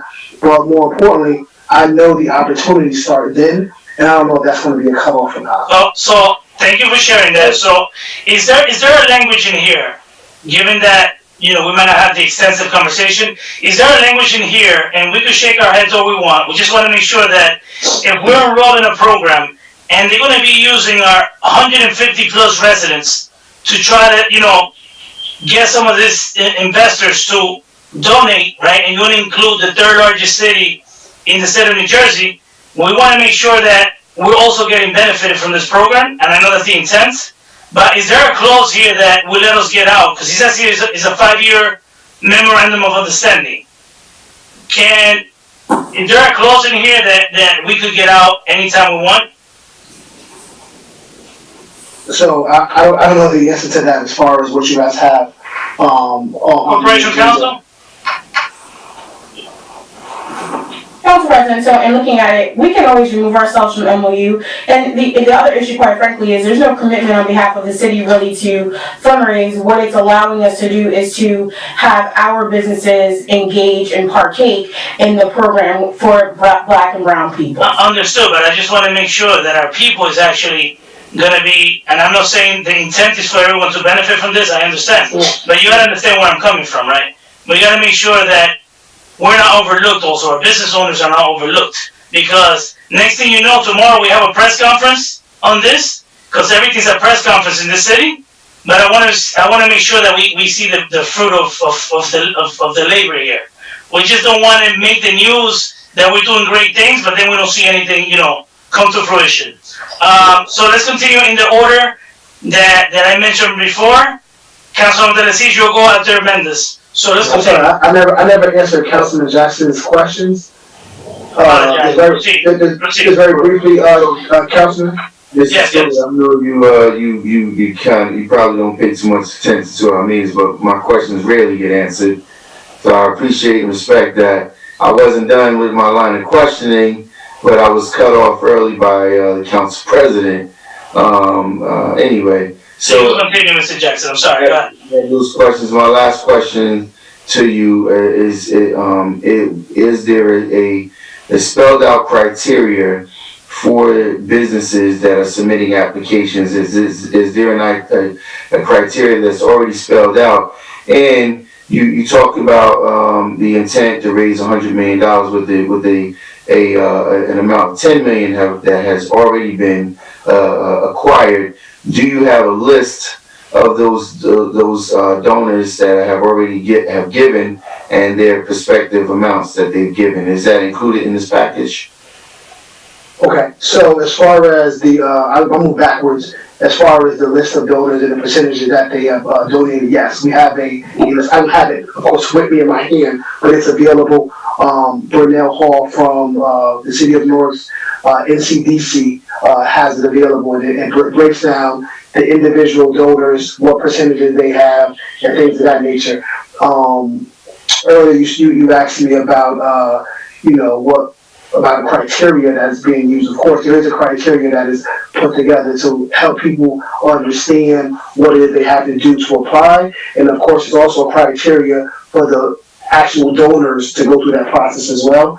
Because again, we don't want anyone to walk into the situation blinded on what the responsibilities are on both sides. I do know that one of the big pushing points was we didn't want this to be a situation where it had to be only businesses that had to be around for a long period of time. We thought that because of course COVID, there's some startup businesses that have been around for about 2 years or so that need help. So that's what the minimum criteria is as far as proof of businesses producing for at least 2 years. Of course, I'm not going to sit here and tell you that there won't be businesses that are not brown and black, right? Because that's, people going to manipulate their ways around it. But with that said, the idea is to push for those folks who are brown and black small businesses within our communities.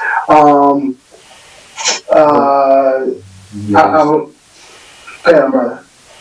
No reverse discrimination, that's understandable. Right. Yeah, and then the last piece is when I said loans and things like that, I was talking about grants, loans, different ways to help people get through the process. And the return to the Oh yeah, that was a big one. I actually have it here. So the corporate businesses have nothing to gain at all. One of the things that I think we've been able to benefit in the city of Newark is being able to leverage the relationship that we have with our corporate businesses. So, for example, we try to communicate with them on a regular basis to just have a reality check, right? The fact that a number of people come to Newark and work every day should not be the only way that we get to know each other, if I may. If there's a bomb threat, a snowstorm, some type of an emergency or something like that, we have a exit strategy with our corporate partners. We actually had an agreement where the mayor had the ability to make an agreement with a number of corporate officers and corporate businesses to create, since 2014, it's been 5,818 jobs from corporate businesses. So thank you for the line of questioning, but this sounds like a good project. I'm glad we had the extra line of questioning from Councilman Jackson. I don't see the city's not contributing anything. I just want to, we could look into this further, down the line, but this is something that shouldn't take the council 40 minutes, to make a decision on. So let's expedite it. Who was next? Please, let's get the line of questioning down. Councilman. Councilman, thank you. No, it's Councilman Velez. Kenyatta Stewart, thank you for being here with us. I know you explained it quick about the black and brown community. Latinx is a word that was originated many decades, years ago, to identify people by color, skin, or whatever, inclusive by non-gender. So, it brings a lot of question on that, but that's okay. But the council president stated something that we don't have to, or the administration don't have to. But if you look at the responsibility of this document here, okay, and I have two questions. The mayor should work together collaboratively to accomplish the following tasks. And this one says secure statewide corporate for the authoritative individual sponsorship in the funds. If you look at the back, the develop statewide pipeline, potential investment in black, etc. Secure, private and seek capital funds in order to assist funds to effort. I just imagine that one Paterson will be giving $100,000 million to this organization. But there's something. What about if we get into a MOU agreement with this situation? It looks good, but what is behind it is the part that I don't know if this administration will be capable to do if they have a lot of responsibility to succeed the goals that are in place in this paperwork. When we talk about grants, giving grants to people, is grants. When they're talking about loans, small business corporation give loans to business owners with low rates, and they have to still pay back. The other thing is on this document that I see here and trigger me a little bit, if it was mainly for business owners and small business and to promote small business between black and Latinos or black and brown community, triggered me the word real estate project and community throughout the state of New Jersey. Real estate property, and it brings me something that we have right now, a project called Hinckley Stadium. So, I don't want to see the funding out of these, hold on for a minute, I don't want to see the funding that people are business owners, small entrepreneur individuals applying for loans, and they say, the administration come and say, we applied for a grant, and the organization, we're going to invest it in this development in the city of Paterson instead of going directly to the people of Paterson. Do you have any questions, Councilman? My question is, where's the bylaws of this that will guarantee that our people of Paterson will be beneficial on it? And especially when I see the back of the investment guide goals, they only mention Newark. So I don't know if they could revise that MOU to mention Paterson, okay? And other cities. I don't know if Kenyasu has a one that really is going to be completed that will include Paterson and the MOU, and give a date exactly when they start. Councilman, it's in the back. All the mayors have to sign the back of this document. Okay, they could. So it says other cities. It was initiated by Newark, and then other cities. So they don't have to put Paterson there. We're already in the bottom where the mayor's got to sign. So we will fall under other cities. Council President. So in other words, we should not be in the investment goals. What about if I throw away this page and I want to have a document? Councilman, you can make that case with everything that we voted on right now. If you lose a page out of any resolution or ordinance that we adopt, you can make a case out of that, but that's why everything gets scanned lately. And I have a lot of confidence in my Madam Clerk that she will not lose any documents. And I'm sure the city of Newark is going to make sure that they don't lose any documents. City of, is it East Orange? City of Orange, Orange Township. All those cities can them. They're going to make sure one of them have to have a complete document. What I want to make sure, Council President, is that after we go to this MOU, the paper will get lost. I don't care about the paper. We got to scan and everything. We got to find it. So what I don't want is that Paterson get lost and forgetting. So the last thing, that's why we have to have an administration. Correct. And we could follow up, but look, I think they came here in good faith, wanted to include the city of Paterson. They have a good initiative going. So I don't understand, I understand we gotta do a due diligence, but if we don't like what we see after it's starting to get implemented, I'm sure we could get out of it. But all they're saying is to try to get funding for our businesses and also loans. So, I just don't, I don't know what to say. Who's next? Who's next to speak? Councilman. It was Councilwoman Khan, then Mendes, and then Adelaide. That was the order that I stated previously. Yeah. Councilwoman Khan. All right. Thank you, Council President. And I just want to say to our Chief of Staff, Della Fisher, and to my dear friend, Kenyatta Stewart. Sometimes when there's things that I need to learn more about, I know that I can always call on my good friend, and he can guide me into the right place to go, right direction, the right people to talk to. And I just want to thank you for that, Kenyatta Stewart, Esquire, because you have done that. What I'm happy to see something like this. I know there's a lot more questions that people really want to ask and see what it is. But one of the questions I received the text just now is that can the nonprofits apply for any of this funding if we're able to raise it? That's the one question. But I just want to say, it's something how the mayor of Ras Barak of Newark came up with, it probably was him that came up with the 40 acres of the mule. And for those out here who do not understand what that means, back in the day, that's what we were promised. 40 acres in a mule. And I can tell you right now, I was one of those young people back in the late 50s, early 60s, worked on a farm, never got paid. There's some rich people walking around here now with the backs of many of us of never getting paid. So I just want to say too, and I know that it was Mayor Rothrock that came up with that, because one thing I gotta say, and for all my council colleagues up here, you know what, we represent everyone here in the city of Paterson. We represent all people. But sometimes, and I say that we must never forget where we came from, the struggles that we have. And I know each and every one sitting up here today know where they came from, know what their nationality is, know how hard it was for them.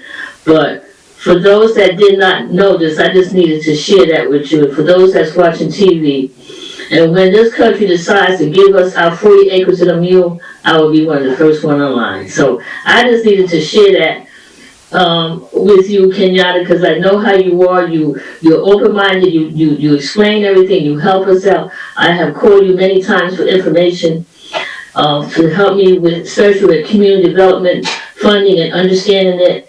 So I just want to say thank you for that, and to thank Rod for coming up with this, because this is for Black and Brown, this is the perfect title of trying to raise money for businesses that are struggling. This is perfect for people who are trying to get on the right track. You know, and I said it before, there's a lot of us out here who's still not getting paid, and those that are still getting paid every week and working from home, they don't know how lucky they are. So I just want to say thank you for that, and just answer the question about the nonprofit. So it's my understanding, and I'll get more details, it's my understanding that nonprofits can get involved. That's what the point is, to have nonprofits have an opportunity. And the idea, as you said a few moments ago, the idea behind this project is to say, you know what, somebody needs to give it back to us, right? And I'm proud to say that it's Black History Month, and I hear comments about folks saying that Black History Month is every month and things of that nature, and some people even complain about how short the month is. At this point, we're past that point. We're at the point where it's time to have action, and for those folks who are afraid to say that we deserve it, so be it. I understand. On the flip side, this is an opportunity for us to have some folks who want to help us get it, and have a fair opportunity to be a part of what's happening out here. Thank you. Thank you, Council President. Councilman Mendez and then after the seats. I hope we can vote after, both of you speak. Thank you, Council President. And I have 3 questions. I'm going to ask my 3 questions online, but I will say before I start that I'm more inclined into your position. I see that this is a very ambitious plan. We're talking about collecting $100 million. And I definitely want to have more details. Not that I don't want to go against, but I would love to have the opportunity to be able to have a discussion and understand what do we get into, because in one of the responsibilities, it's specified that the mayor, the administration, have to be part of this looking for private entity to collect those $100 million. So there's a level of responsibility by us signing into this agreement. I like the idea, I love it, but the question that I have is that, and the question that I have, Mr. Stewart, for you is, are you planning to allocate X amount of funds between the municipalities that are participating, a specific fund directly, being Paterson, the 3rd largest city in the state of New Jersey? Let's say, hypothetically, out of those $100 million, are you planning to have X amount for each municipality? Councilman, I think they explained it at the beginning. They're gonna have a board, and it doesn't work that way, but. President, I understood. I totally understand. I know they're gonna have a board, but you're gonna have X amount of business participating for all the municipalities. It depends. Every municipality, and I don't need to answer for you, Mr. Stewart, but every municipality have to do their job. For example, it's just like a grant. If nobody applies from the city, none of the businesses from Paterson apply, then that board cannot.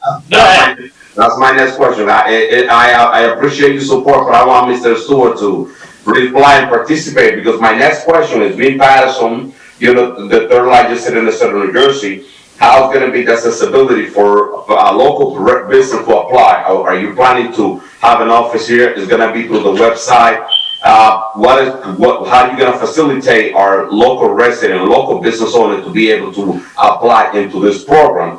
That was my next question. And you mentioned two of the criteria that you mentioned to participate in this is that you gotta have 2 years in business and you gotta have X amount of income. So I definitely need more details on those three topics. But like I said, once again, I like the project, but I would love to have more time to have a discussion about this. Council President, can I reflect to one of the questions that Councilman Mendez asked? And Councilman Mendez, I do appreciate your questioning here because I see that you do have Paterson at your heart at this moment. But this is the great thing about this particular program. This program has an open opportunity for businesses to apply. And what's nice about it is that no, there is no allocation to what Paterson will get, what Newark would get. It is going to be based upon the projects that are presented to this particular board, and they will make the decision. But the opportunity to apply is a fair one. It is through the website that they must apply. The website is not completed from my understanding, but it will be up and running in time for the start of the program. The last meeting that I attended, the website was about 75% completed, and they gave us a small demo. And what I liked the most about it was that it was opportunity. It meant that no one had to go to anyone. No one had no inside kicks. It was the opportunity that you submitted your application, you got the opportunity to present whatever they were asking for, and then there's a second process. So to answer that, yes, it is a fair process in how individuals will be selected. And Kenyatta, if you want to jump in about the 2-year piece, or you want me to continue? No, and I apologize for moving around, as you can imagine, in my house, trying to take care of the kids. But to answer your question, Councilman, as of course the Chief of Staff indicated, one of the things that we thought was important is we didn't want there to be a situation where a city is only allowed a certain amount of funds, because I didn't think that was fair. On the flip side, we didn't want it to be in a space where, because York has, more businesses than other places, we get more opportunity, right? The point is to help brown and black businesses throughout the state of New Jersey, right? And put together an even criteria so that we all have an opportunity. And as far as the 2 years requirement, there's no allowed amount of money that has to be there. You just have to have proven 2 years of books, for lack of better words.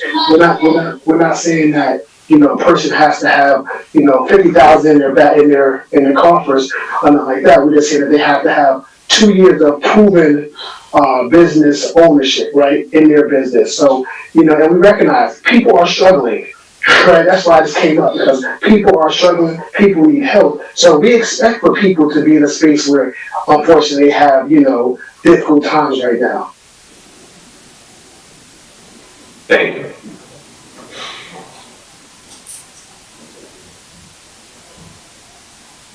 Council President, can I go? Thank you, Council President. So I heard we're going to table, then we're going to vote.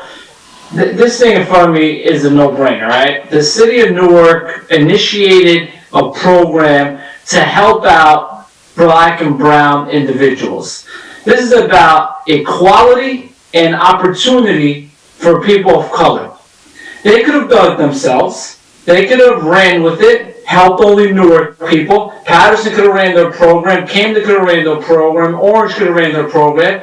But this is an injustice. If you look at the wealth disparities, the people of color, and if you look at who's affected the most, are people of color that we represent. The majority of our city is people of color, right? I understand if the city of Paterson was putting any money in. This is an opportunity that Newark State come on board, let's leverage, and all of us get together to help our people, right? To help our people, to give them another avenue, another opportunity, instead of going to the predominantly white banks that they get denied at, the predominantly the same systems that deny people of color the money that they need to grow.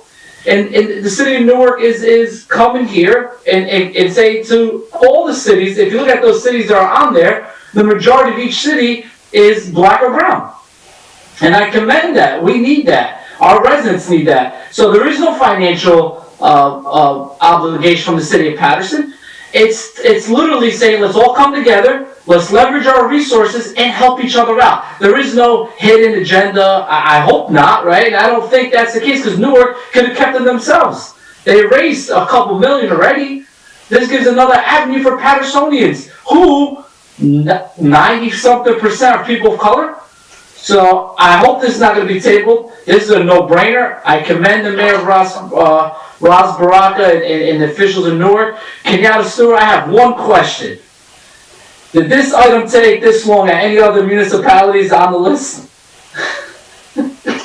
So actually, I can't speak to all the municipalities, but I can say that, we didn't put it through our council. We did ours through, MOU, and we just did it through that process. Some people are doing through the council, some people are not. And, the most reasons, some people aren't doing it that way, from what I understand, is because they didn't want it to be a situation where people were questioning the efforts. And I gotta tell you that the city of Newark is actually, there's a number of things through COVID to help people out. Of course, you guys, if you follow the mayor's Facebook, you see it all the time. And that's the idea. We've learned that we can do so much more together. Listen, I can get, in no disrespect, the mayor of Newark can probably get $30 million on his own or through our relationships and leave it at that. But all of us together can get so much more, and that's what the idea is. So we all do respect, I don't appreciate it. There's, councilman, you gotta respect, there's 9 council members here, right? There's many things that we have voted on that are straightforward. We have to do our due diligence. For example, if there is 9 cities together, let's say, I'm just throwing a number, and they're gonna put together a board of, let's say, 9 people, then all the cities should be represented in that board, right? So we have to have the dialogue.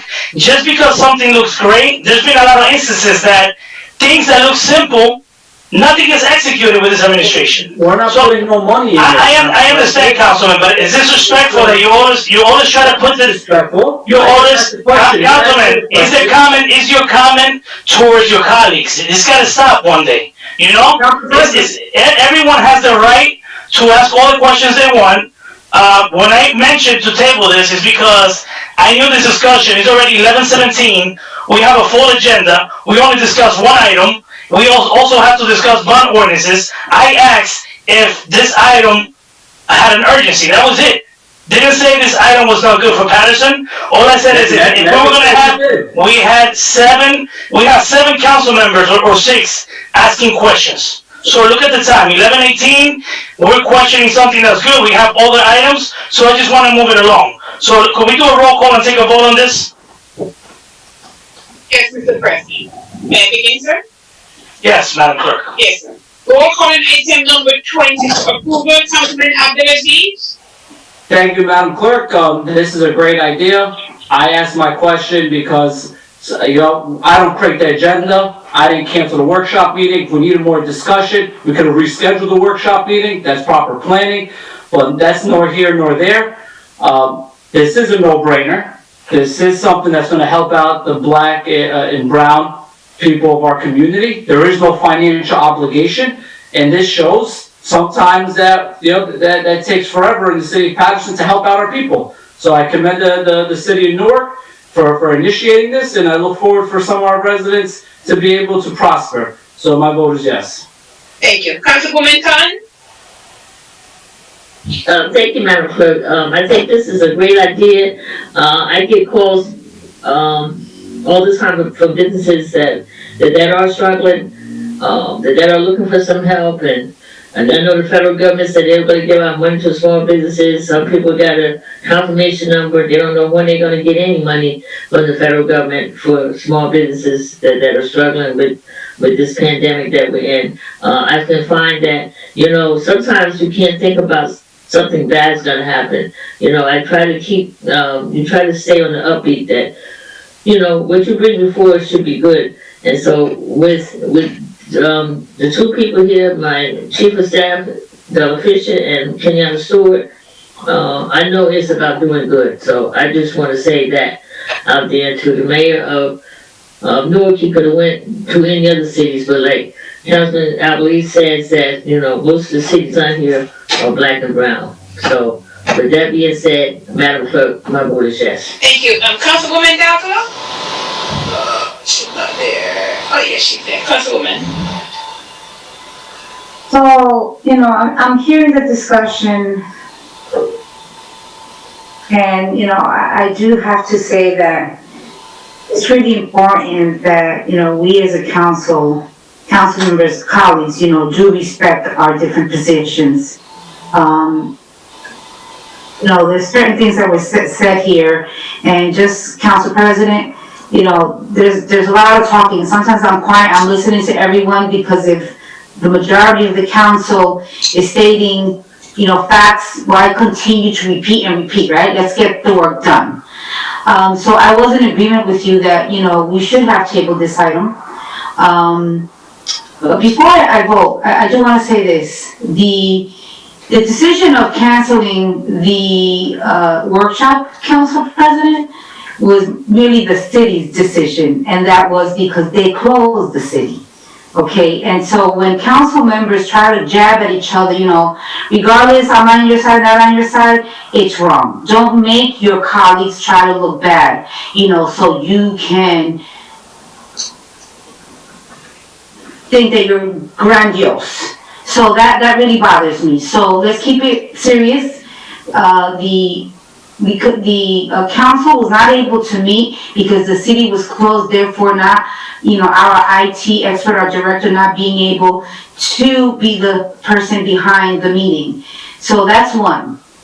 Number two, they're in our bylaws as council members, right, as the council, it is in the right, if there is a cancellation of a workshop meeting, the council president sets forth the agenda with the clerk. So no, there does not have to be a rescheduling of a workshop. If there was time, absolutely, that can be done. Again, it is on the purview of the council president. That's why you hold the seat. And that's why you were elected, specifically by our 6th Ward councilman. So let us respect one another.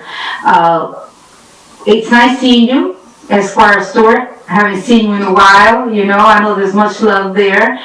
You came here to present something, and, I do appreciate that you waited this long. So, Council President, I haven't spoken much, so please, I know you start shaking that head, but please, I just wanted to just put those points out there. I'm not saying that I'm not in support, but I was leaning towards having more discussion. But seeing that February 18th is a deadline date, at least when you're going to start, I'm going to move forward and support this endeavor. And once again, my regards to one of the best mayors in the state of New Jersey, Mr. Ras Baraka.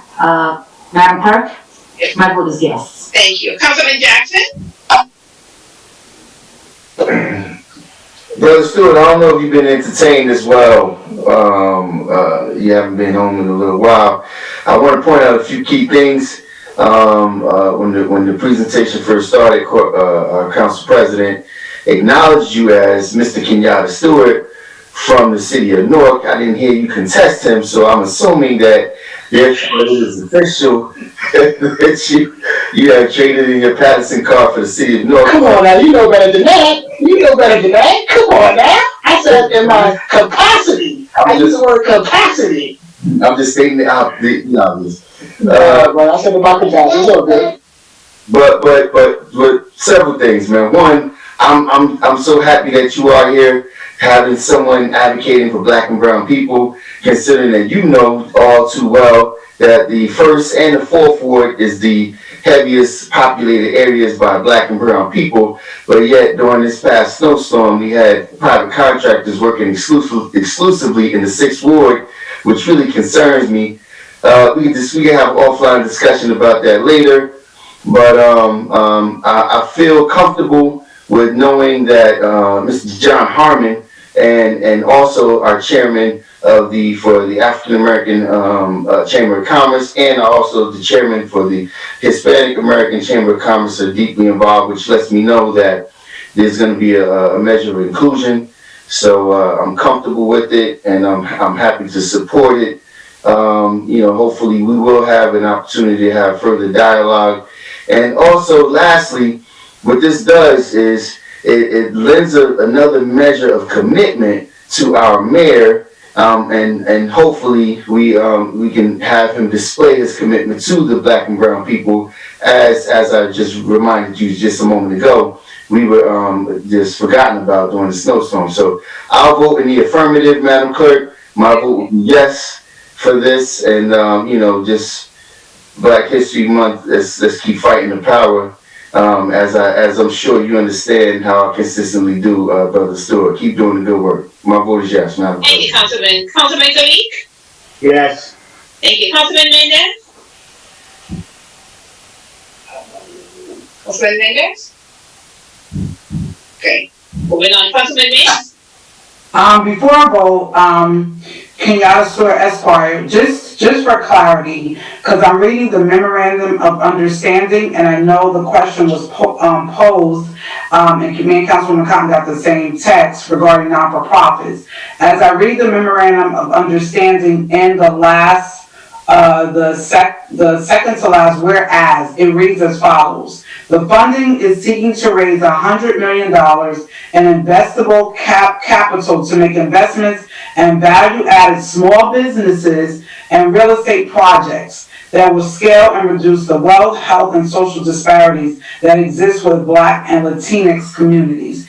If that is nonprofits, then this memorandum of understanding would have to be amended to say that. It doesn't, and none of the pages of the MOU doesn't state nonprofit. So I just want to make sure that we're providing accurate information and that we don't come back later and someone says, well, we can't get in, the link doesn't allow us, because the MOU is very clear as to what the expectations are and what they're looking to do, and non-for-profits is not on here. Now, if it is included, then this MOU needs to be amended. It needs to be brought back to this council. But based on what is here and outlined in all of the pages that I've read, it does not identify non-for-profits. It is specifically for small businesses and real estate projects. So that's just offline, Esquire, just to check that, but it's not stated here for non-profit.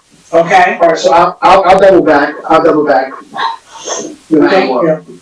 But this is great. My love to Mayor Roz Baraka, and to his lovely wife, Lady Linda. But Roz has always been on the front line advocating for what is right, and what really gets that I admire is that you've already raised $10 million, and you're saying to our businesses, real estate projects, you can come and be a part of money that we've already raised. We haven't raised a penny, and you're saying we want to partner with you. So I commend Mayor Roz Baraka. I commend you, Esquire, because I know you were pushing and advocating for Paterson. Thank you so much for making sure. I know Senator Bob Menendez is working on a bill for this as well from the state level, and I'm looking forward to that coming down the pipe later on. But in the meantime, I feel like preaching, in the meantime, I am grateful to be able to vote yes on this amazing item, 40 acres in a mule, and it means more than just words to some of us,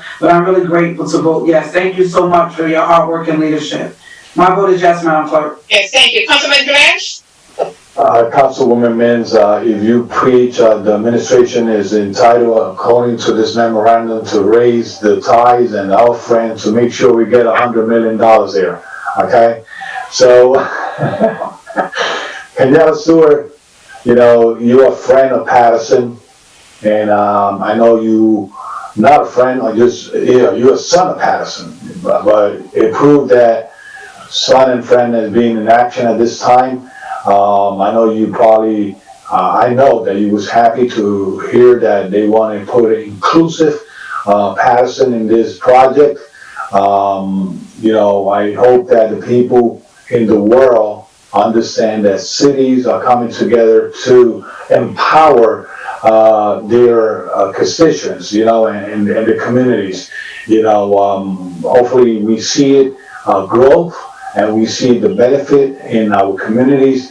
I know Councilman Jackson stated that that the first and fourth ward is mainly the community that more impacted are. I'm going to see that this Paterson, the city of Paterson, is the most impacted when it comes up to need. So this is a blessing, and let's move it forward. And hopefully on June, I invite the mayor of Newark and you guys to beat us in press conference. And if you want to do that press conference, to come and do it at Great Falls. It will be a benefit to add one more press conference in the city of Paterson, but from the people from the outside. But it will be nice in the Great Falls. It's a nice scenario back there. The Great Falls represent the whole state of New Jersey. So saying that, my vote is yes. Thank you, Councilman. Mr. President? So, I just want to tell my colleagues, you know what happens when you assume, right? I'll leave it at that. So, today in finance, just so you know, today in finance, there's another initiative where I believe the administration is part of a program where certain amount of people are going to be selected and they're going to be given, I think it's like $500, right? And today in finance, I made it a point to make sure that there's a process in place, right? That there's a process in place. And it's all about process. Nobody said this was bad, but just for the simple fact of us signing a memorandum of understanding doesn't mean that any of our residents are going to benefit from this. We have to have an initiative to make sure that our people take advantage of this. And everything looks great on paper, right? But we know that execution has been bad in the city and we need to improve. It's not to badge anybody. But I just don't like to assume that because we entered into this agreement today, it's going to be great going forward. That's why we needed to have the discussion. We needed to have an understanding how did it work in order not to question if it's good or bad, but in order to know how our residents will benefit from this, our business owners. Look at the COVID. We had the COVID money. Some of us said let's help the business owners. We were told we could not. But then I noticed that some of the people with the same funding, some businesses were being helped in other municipalities. So all I'm saying is, it is important to ask questions because we cannot assume. And we don't know what happens when we assume. So I leave it at that. My vote is yes. Yes. Thank you. I see Councilman Mendez on. He's there with. I already voted. I already voted. So I guess he's gonna be absent. I already voted. I didn't announce the vote yet, so he can. So you can vote. Okay, you can vote, Councilman. Yeah, he can vote. Thank you, Madam Clerk, thank you. And just before my vote, I think that we have to start respecting a little bit more each other, say Council Cali. I mean, we all gotta have different point of view, different position, and it's okay to disagree. We're not here to agree on everything, all of us. And I'm here to ask the right question. I see so many programs coming into Paterson saying that they're gonna be to help local business, and we don't see the help. I gotta ask those questions. I gotta ask those right questions. I gotta make sure that our residents are gonna receive some benefit out of this. And that's the reason why we're here. And we hope, it looked well and good. It's a very ambitious plan, $100 million for local business. It sounds great. In my case, I would love to have more details in terms of, how it's gonna play. But I look forward to have that conversation with Mr. Stewart. I have a lot of respect for Mayor Rasparaka. He's a great mayor. He's doing a very outstanding job, a lot of initiative. But I look forward. I'm not gonna say no this time, but for the future, we need to have the time for us to have the discussion and to make sure that we're making the right decision for a Patersonian. That's what I'm gonna say this time. My vote is yes. Thank you, Councilman. The vote is 9 in favor, none against. Item number 20 is hereby adopted. Mr. President, did you want us to take the consent item? Let's take the consent items, but we also have another gentleman here that has some resolutions here. Okay. But let's do the consent agendas. Thank you, Council President, and thank you for the time. Thank you, Mr. Stewart. Thank you, And we have to pay for that's fine. this. We have payment of bills as No, well. I understand, but, we also have, let's do the consent agenda first, Madam Clerk. Yes, sir. Next item on the agenda is about consent agenda items. All matters listed under the consent agenda are considered to be routine by the council and will be enacted by one motion. The items listed on the consent agenda are numbers 10 through 19. Any item may be removed from the consent agenda by the request of any council member, and if so removed will be treated as a separate matter. Have a motion? So moved. Council President, no. Council President, I have a problem with item number 10. It cannot be on the. Okay, so we move number 10, we'll vote on it separately. Okay. We're removing item 10 and 11, Councilman? 10 and 11. Okay, 10 and 11, we're gonna vote separate. And, okay. Any other item? Should be removed? That's, 1, 2, 4. Okay, are there any other items? No. Okay, so we're removing item 10 and 11 from the consent agenda. May I have a motion? I moved it. Moved by Councilwoman Mims, second by Councilman Velez. Roll call, Madam Clerk. Yes. Roll call on items 10 through 19 with the exception of items 10 and 11. Councilman Abdelaziz? He's not here. Yes. Oh, thank you. Councilwoman Khan? Yes. Councilwoman Davila? Yes. Councilman Jackson? Yes. Thank you. Councilman Khalid? Yes, Madam Clerk. Thank you. Councilman Mendez? Yes, Madam Clerk. Councilman Mims? Yes. Councilman Velez? Okay. I didn't hear it, Councilman. Let's hold on for a minute, I'm just looking for something. Okay, yes, my lord. Councilman, you always make us laugh. Thank you. Mr. President. Yes, Madam Clerk. The board is 9 in favor, none against. Items 10 through 19 with the exception of 10 and 11 are hereby adopted. Council President, if I may, if I could just make a motion that 10 and 11 be tabled. All right, we'll table it. Okay, we have to move 10 and 11 to the next workshop? Yes. Okay. We're probably gonna be doing a lot of that. Thank you. But just so you know, Madam Clerk, I have a general question. Yes, sir. How many items your agenda has? Today? Yes. I think it's 30, hold on. It's 40 items.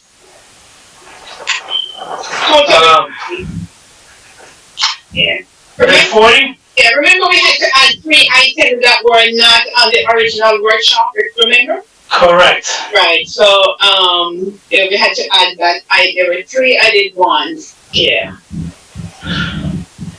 So, alright, so what we're gonna do is, we also have Council President.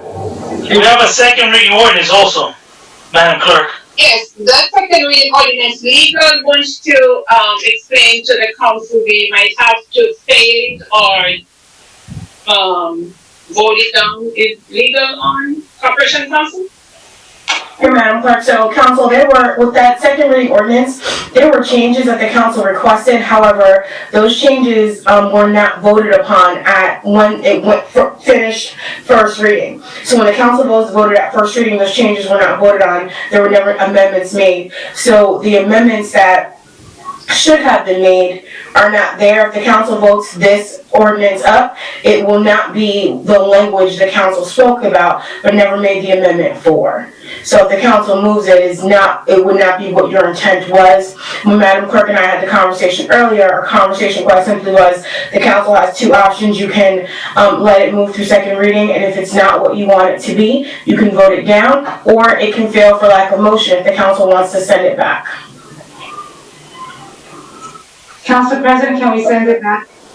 Yeah, let's send it back. Which one are we talking about? Number 1, sending it back. No, I had a question with you, Council President. And Can we bring it back? We bring him back. it's not behind this. It's the agenda. The last regular meeting, we approved a lot of first reading. It's supposed to be second, and I don't see it here. That's because they were not in the workshop. Remember, this agenda reflects the items that were supposed to be discussed in the workshop. And again, I didn't cancel the meeting. The city was closed, so the employees, Ryan had to be here present in order to run the meeting. Correct. And that's why we couldn't have the meeting. That's it. He couldn't do it from home. Affirmative. All right. Obvious. So, Council President, I thought that, he could have came in if. we already had that discussion with the clerk. With all due respect, Councilwoman Cotton. No, with all due respect, I had a question and the city was closed, so he couldn't be here. It was closed where, only essential employees were supposed to be working. Right, we did speak here. So, Okay, so item number 1, which the Corporation Council just spoke about for second reading, we're just gonna say this for lack of motion? yes. So I just put it for lack of motion. So, quick question, Madam Clerk. Yes, sir. I know we have number 22. That person actually 22. is a resolution rescinding the appointment of Reverend Kenneth Clayton. He actually resigned, so we don't need to take action on that. Right. And is that the same situation with number 21 with Mr. Gilmore? No. Okay. No, we voted on that one. The situation is different because the Reverend Clayton was not a council action. It was a mayoral appointment. He resigned, so the council doesn't need to take action. Okay. But on Mr. Gilmore, it was a council action that needs to be rescinded. Okay. So let's do number 21. You don't fail by acclamation. Number 1. Mr. Velez, number 1. How that could be for the even Councilman of the disease spoke that they needed that loading zone here? If you paid attention, Corporation Council at the beginning, hear me out. I'm not saying anything bad, I'm just saying, at the beginning, maybe you was away from your chair, Corporation Council stated that, basically, it needed to be, the language on it wasn't included at the time. Corporation Council, could you give some clarification again to Councilman Velez? Oh, okay, gotcha, go make a call, or email her, that's okay. Okay. Thank you. Alright. Okay. Number 21. Yes, the next item is item number 21, resolution rescinding the appointment of David B. Gilmore as Commissioner to the Paterson Parking Authority Administration Resolution.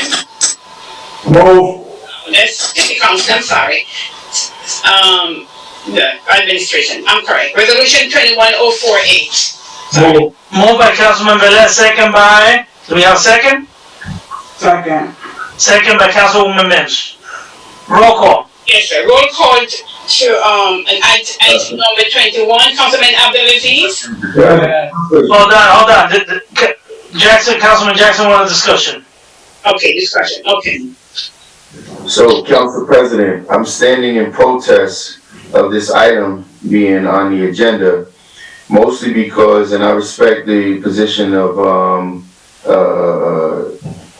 Mr. Clayton in resigning, but I think that, one, my commentary was taken way out of context. We have a reporter that doesn't, stick to the facts.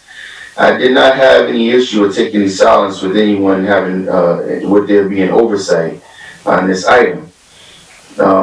Obviously, we're all human, and everybody is entitled to making a mistake. And I know that certain individuals are tasked with certain responsibilities, but anybody can make a mistake. What I'm talking about here is the gross neglect of policy. And why I'm trying to figure out, I need this council as a body to help me understand this. How is it a consistent action where various people and members of this administration can overlook policies, where people can be hired without regard of the residency policy, where people can be put in positions without certain credentials, where individuals can hold certain seats because they have certain relationships. And this is an example of that, where another city employee was holding this position for quite some time, and it wasn't an issue until Councilman Jackson wants to put somebody in a position where I believe is going to be responsible. So if we're going to be diligent and hold to the policies, I mean, there is something. In fact, Council President, and I'll make this brief. Because Corporation Council can give us, a reflection on this. Recently, our chief of police was challenged by members of the union, where there's clearly in their contract that states that they cannot do certain things. And they challenged it in court, and they won in court because there's something called practices, common practices. And when something becomes a common practice, it is the prevailing practice. So if we're going to continuously have a common practice of disregarding certain rules, regulations, criteria, stipulations, statutes, laws, and so on and so forth, then when and how do we determine who's to be held to these standards and who's not? So there's a whole list of things that we need to go through. If my appointee is not going to be able to hold the seat, then I'm curious of when this council is going to stand in position to do the same, fair and equally across the board, and not disregard a common practice in this current condition. Council President, if you can answer to that, I would appreciate it. Sure. All I could tell you, Councilman Jackson, is that at least we learned from this, and going forward, we didn't have a say on the mayor's appointment. That was an appointment that was done many years ago. I've been here 2.5 years. We appointed David Gilmore under the same. We didn't read that law from the state, but we assumed, just like boards, some of them could have employees, and the assumption at the time, I would say, was that although we created those entities, they are a separate entity. But you're correct. There is something in the law that says that they cannot be employees or officers. Again, we asked for a legal opinion. We were given to us, and we acted. We voted on. But going forward, you could make a case about common practice because one person was serving there that was an employee. But remember, when that person was appointed, he was not an employee. When he was appointed, he was not an employee. He was given that job, I believe, from my understanding, in 2019. Mm-hmm. So first he was appointed while he was not an employee. Right. Then he accepted the job. Does it make it right? No, maybe, they didn't do the due diligence when they appointed him to that board. But that wasn't the council. That was the whichever mayor did it at the time. Mm-hmm. Actually, no, it was this mayor. Put him as a chaplain. No. I'm talking about making him a chaplain at the time. Mm-hmm. So now he's an employee in 2019. When the previous mayors did it, he was not an employee. Now, we acted, Mr. Gilmore, he's actually an employee.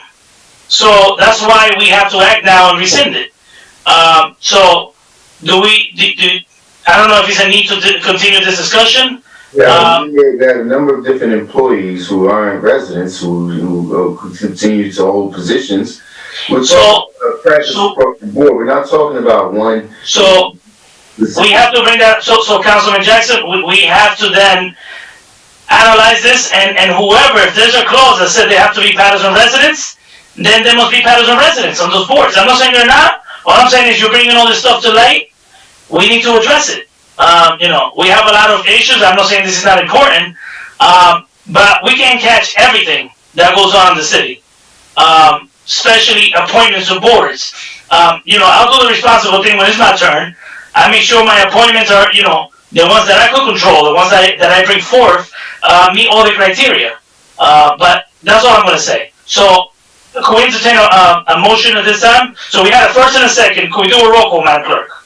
Council President, before you go to the roll call, and you know what, I'm trying to understand, we're going back and forth and everybody's like Councilman Khalid said one time, I don't know where we were. And the reason why you said that Reverend Clayton's appointment is because he resigned and he was appointed by a mayor, not by us. We never took action as a council to put him there. So we never voted on him to be over there? No. Since when? I mean, it was. Then he was appointed back in 2009, he said the story? Yes. 12? He was first appointed in 2009. His Right. appointment was renewed in 2018 by Mayor Jane. And then you are correct, Council President, he was hired as a chaplain in 2019.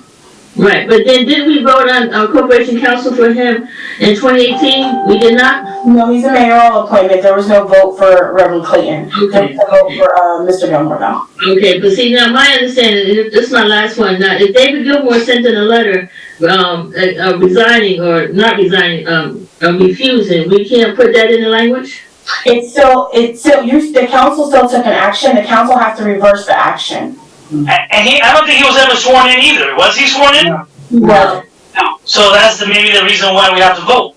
The council has to rescind the action because it was a council action. It's a rescission of what the council did. And the only way for a council to do an action is through a resolution. Yeah, is that a council? So can we have a roll call, please, Madam Clerk? Yes. Yes, sir. Roll call on item number 21, Councilman Abdelaziz. Thank you, Madam Clerk. Council President hit the nail right on the head. As council members, we should do our due diligence when we put our appointments forward for the entire, our appointments. I think Dave Gilmore would have done a fantastic job, at the board, at the parking authority. And this is not the first time. I also think, recently last year, they removed, planning board members that didn't meet the state statute. For issues that arise with employment. I know I'm gonna start digging in whenever my appointments come up, that I'm gonna look at it myself, so I make sure that these things don't fall through the crack. And it's regretfully, I think Dave Gilmore has done a great job. Regretfully, my vote is yes. Thank you. Thank you. Councilwoman Thompson. Thank you, Madam Clerk. I would just, and he would have, David Gilmore would have made a great, Paterson Parking Authority employee. And I think that everyone even asked that night, was it okay to put him there, and it was said yes. So with that being said, I really do hate that we have to rescind this appointment of David Gilmore by our council member, Councilman Michael Jackson. I know that he would really wanted him to be there. So with that being said, with regrets, my vote is yes. Thank you. Councilwoman Davila.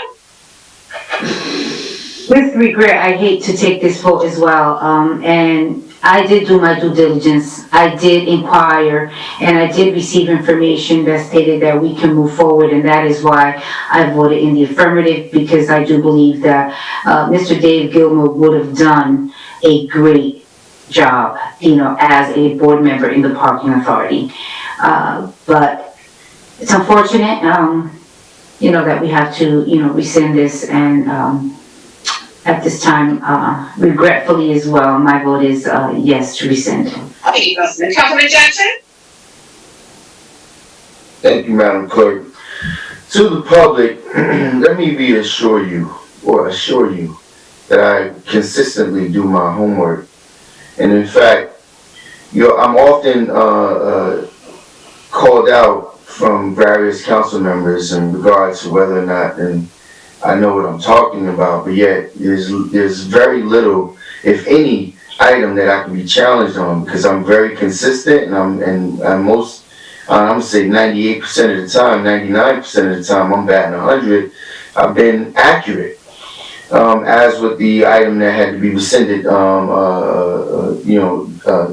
the first item on the agenda this evening. But I did my due diligence, and I understood, I read the legislation. I saw clearly in the legislation that, and as it states, an officer and or an employee of the city is ineligible to sit on the parking authority board, but acknowledging that there was already another city employee there, as well as consistently, as you all, if you're watching council meetings, if you look at any commentary that I make, I'm consistently talking about how, there's many laws on our books that are being disregarded. There's many statutes that are disregarded. It's a common practice within, especially this administration, but even in the past, where we disregard certain things for certain people. Case in point, we hire a zoning officer who does not live in the city.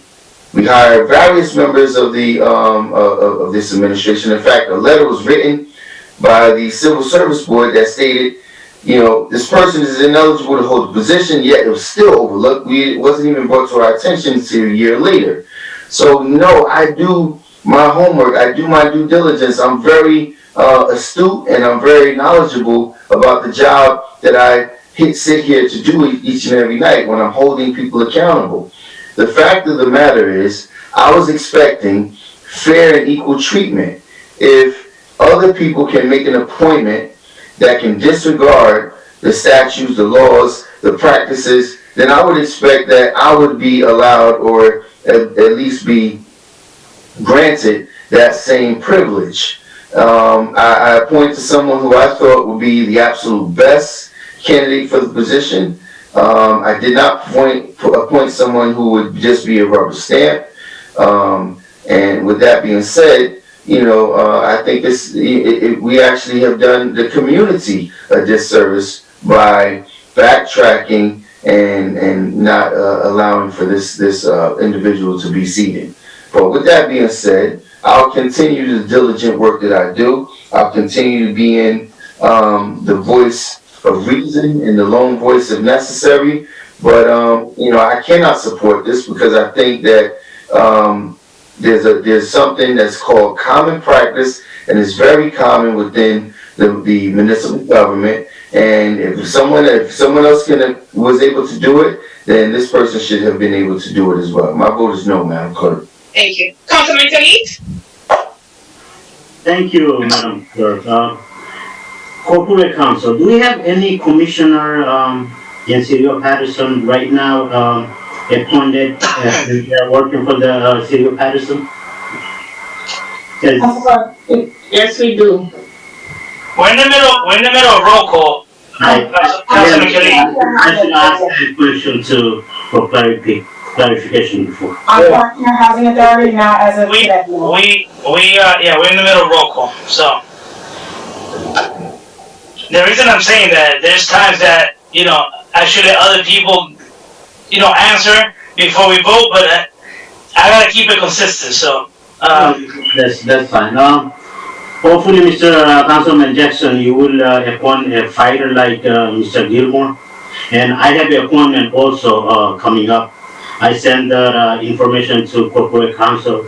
Hopefully on the next workshop, you will put that on the agenda. Council President, I'm requesting former councilman of the second ward, Aslam Gal, to be my commissioner at the parking authority. And my vote is yes. Thank you, Councilman. Councilman Mendez? Thank you, Madam Clerk, and definitely before my vote, I do agree with you, Councilman Jackson. I believe that Mr. Dave Gilmore will do an excellent job on that. And with that being said, and this is to Corporation Council, we have to look into any of those persons that are employee of the city and having those positions, because it have to be the rules, have to be the rule, and the law is the law across the board. So I hope that we could start looking into that without mentioning any name. So my vote is yes. Thank you, Madam Clerk. Thank you. Councilwoman Mims? So I reiterate some of the statements. We all know that Dave is a strong advocate and a fighter. He would have been an awesome asset to that board. Unfortunately, we have to follow the statutes that are set before us, and so we have to make sure that we're in compliance with that. So with that being stated, my vote is yes. Thank you. Councilman Velez? The law is the law. We cannot be above the law. My vote is yes. Thank you. Mr. President? Just want to let everyone know that I did do my due diligence. I asked, before I took a vote, in fairness, I asked Corporation Council to check the two authorities that we have here to make sure that none of the commissioners are officers or employees of the city. And the only person that came back was Mr. Clayton, and that person has resigned. And now we have to make it right. We cannot approve something knowingly that is, goes against the laws. So my vote is yes. Thank you, Mr. President. The vote is 8 in favor, 1 against. Item number 21 is hereby. So, Madam Clerk, I have a question. Can we take 24 through These are the Black History ones, Yes, can we take all of them together? with the exception of number 30. Okay, Council President, if I Each person, I'm Council sorry. President, if I may just quickly, I did request that, and I did speak to Corporation Counsel, Madam Clerk. Unfortunately, my honoree has been ill, and, it was a little difficult trying to get all the information. So I'd like, if for our next meeting, I can put it and move it forward for a vote before the end of, before going into March. So if we can have it for the next meeting, I would appreciate it. For the next workshop, right? Yes. Okay. Council President? We'll do this. yes, Councilman Jackson. Well, one, I wanted to commend, Councilwoman Mims for her work. I was unable to attend. I actually was unaware of the date that was moved. And my question to you, Council President, is it actually required, information that was being requested to be added? Because I have an honoree as well, that I was hoping I would just be able to make a motion to have it added to tonight's agenda. And then the appropriate material could be supplied at a later date. We had to do it at the beginning of the meeting, we had to amend the agenda. So, we didn't do that. Okay. But perhaps, Council President, you can, Councilwoman Dowell has already requested for her honoree for next meeting. Perhaps that could be the same for Councilman Jackson. Sure, correct. Okay, Councilman, Mr. President, if I may. So we work with Councilman Jackson and me to have the resolution done. Just, we could not vote it on tonight, because we don't have a resolution in hand. Correct, so, We follow through. So you wanted me to group 24, yes, 25, 26, through, 28, 29, 31, up to 30. Mr. President, well, each person is, they have their own honoree, so if we're grouping, how does the move in second? Are you gonna just move it by the person? it doesn't, I don't think it matters, to be honest. The only reason, listen, in the past they used to put them all together, the only reason we put them separate is so everybody have their time, they view the meetings and everything, but I just don't see, it doesn't take anything away from it at all. First or second, they know, they're gonna state who's, basically nominated them, so, doesn't matter. But we also, So they just all move it as a council. That's it. And that's it, Yeah, I was gonna say, move it as a council. alright? Yeah. If it's okay with everyone, we're just gonna move all of those as a council. Yeah. Okay, let me ask you, what numbers are we doing? Are we going from 21 to? No, we're doing 24 through, did we say 31? Yes, sir, with the exception of 30. And what happened with 32 to 33? Those are gonna be separate? Those are separate, those are not black. Got it, okay. So, through 31. 30, okay, so, alright, so begin with 24, Mr. President? Yes. Okay, next item, on the non-consent, item number 24 through 31 with the exception of 30. 24 reads resolution honoring William Peter Nelson Jr. as a part of the City of Paterson's 2021 observance of Black History Month. City Council. It is sponsored by Dr. Mims. Resolution 21051. Item number 25, resolution honoring Yvette F. Beckett Rowland as part of the City of Paterson 2021 observance of Black History Month. City Council sponsored by Council President Rivera. Resolution 21052. Item number 26. Macabre Fisher as a part of the City of Paterson's 2021 observance of Black History Month. City Council sponsored by Councilman Bliss. Resolution 21053. Item number 27. Resolution honoring Evelyn Spurrell as a part of the City of Paterson's 2021 observance of Black History Month. City Council sponsored by Councilwoman Cotton. Resolution 21054. Item number 28. Resolution honoring Corey Noble as a part of the City of Paterson 2021 observance of Black History Month. City Council sponsored by Councilman Khalid. Resolution 21055. Item number 29. Resolution honoring Linda Allister as part of the City of Paterson's 2021 observance of Black History Month.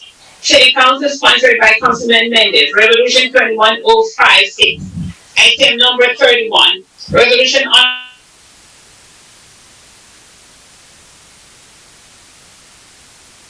on City Council sponsored by Councilman Abdulaziz. Resolution 21058. May I have a motion? Yeah, Council President, just Yes. Could we, Could each person move their own item and then it can be, no, I just need to change one thing, Council President. Madam Corporation Counsel, could you add doctor next to? You read my mind. Absolutely not. Come on, man. I can do that. No, I'll add for him, no problem. Yeah, just add doctor next to Chris Irving, please. You know, please. No problem. Thank you. You want to put the history, that's it.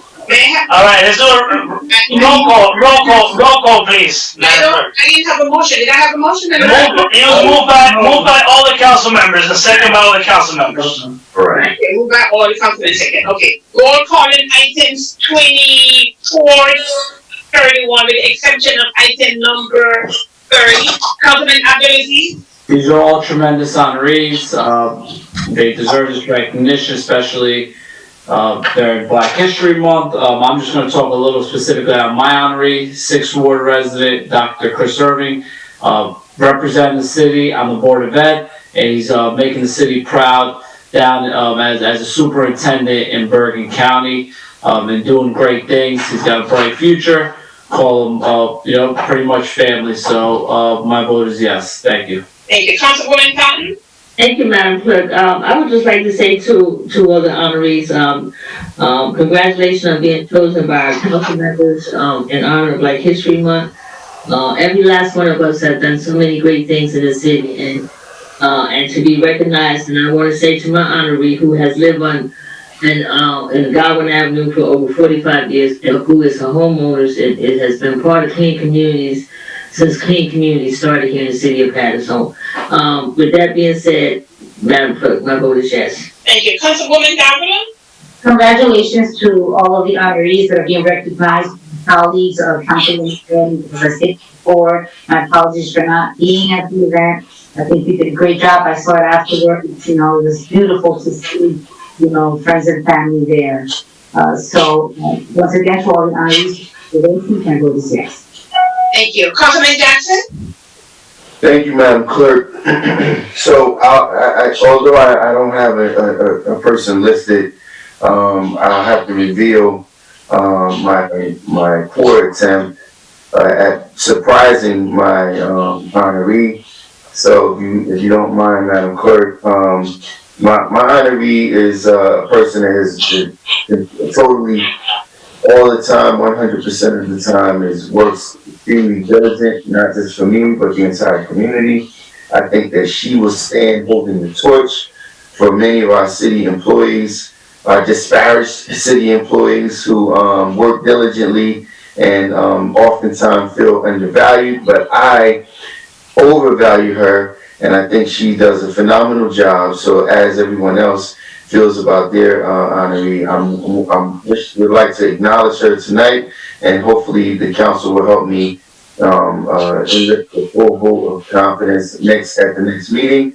But my great secretary, Miss Sophia Alexander, I want to acknowledge her tonight and let her know that she always does a phenomenal job. So I want to take this moment in Black History Month just to acknowledge her great work that she does for the city. So with that being said, Madam Clerk, pass that through the office. I'm sure everyone would like to share that, and then my vote is yes. Okay, thank you. I'll take care of it. Thank you. Councilman Khalid? Yes, Madam Clerk. Councilman, did you say yes, Councilman Khalid? No. Yes. Oh, thank you. Councilman Mendez? Thank you, Madam Clerk. I also would like to congratulate all the honoree, especially my honoree, Ms. Linda Allister, a lifetime resident of the city of Paterson, one of our third fighters in the community, always involved, always advocating for the resident of the third ward and the city of Paterson at large. And also, I would like to once again congratulate my councilwoman at large, Melissa Mims, and Councilwoman Ruby Cotton for the great program. I was able to participate and I had a great time, and it was a beautiful, beautiful program. So my vote is yes, Madam Clerk. Thank you. Councilwoman Mims? So first of all, let me say congratulations to all the honorees. I read some of the bios, I saw the names, and I do agree that they're doing some great work. I want to thank Council President for allowing me to chair this year's Black History Month. Everything went well. I'm not sure if all of the council members received the actual program. And if you have not received it, we want everyone to get it front and back to see and identify all or a lot of the people that have been a part of the past, present, and the future of the great work in the city of Paterson. My honoree that I am honoring for Black History Month is Mr. William Peter Nelson. I'm sure everyone that went to Eastside High School, or if you are a resident in the 3rd Ward, you know Mr. Nelson. He was the fearless leader of the Eastside High School Marching 100 Band, which I was a part of. Mr. Nelson has been instrumental in providing leadership, guidance, and so much wisdom to so many of us orange and blue students there, and all of those early morning runs around Dr. Glitzen's, well, the field, right? School 15 field, whatever we call it, because the field house is Dr. Glitzen's. But I just want to acknowledge him. Thank you, Mr. Nelson. I believe in giving people their flowers while they can smell them. And I just want to say that it's well deserved. You deserve so much more. I look forward to all of these resolutions being framed for the council members so that they could be presented to all of the people that are being honored on tonight. Madam Clerk, my vote is yes. Sorry. Councilman Delay?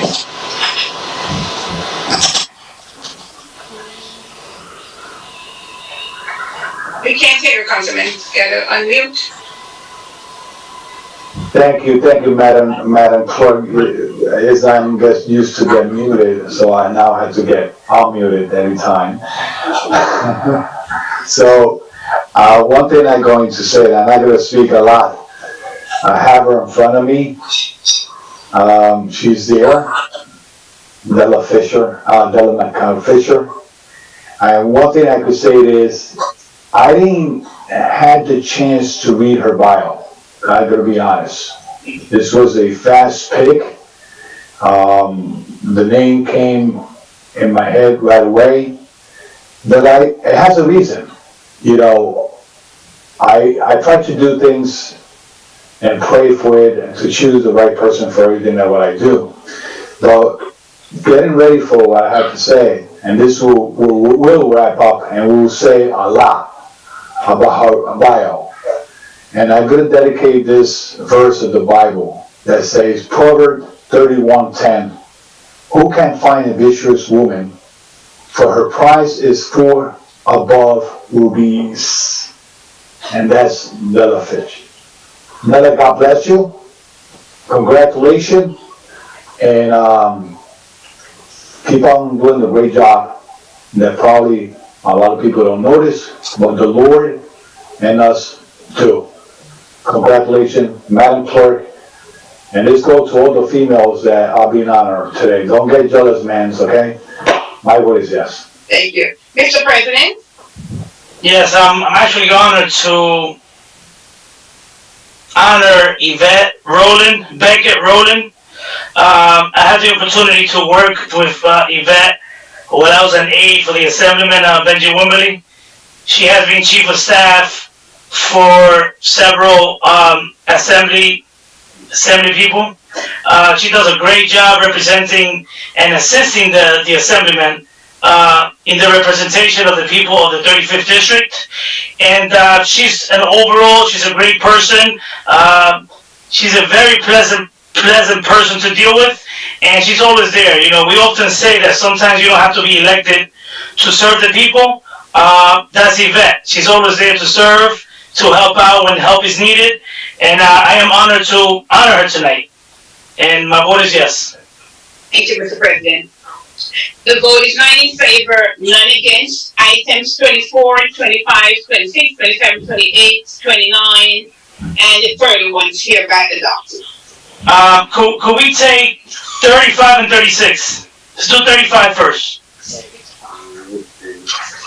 Council President, Yes, Councilman Kalik.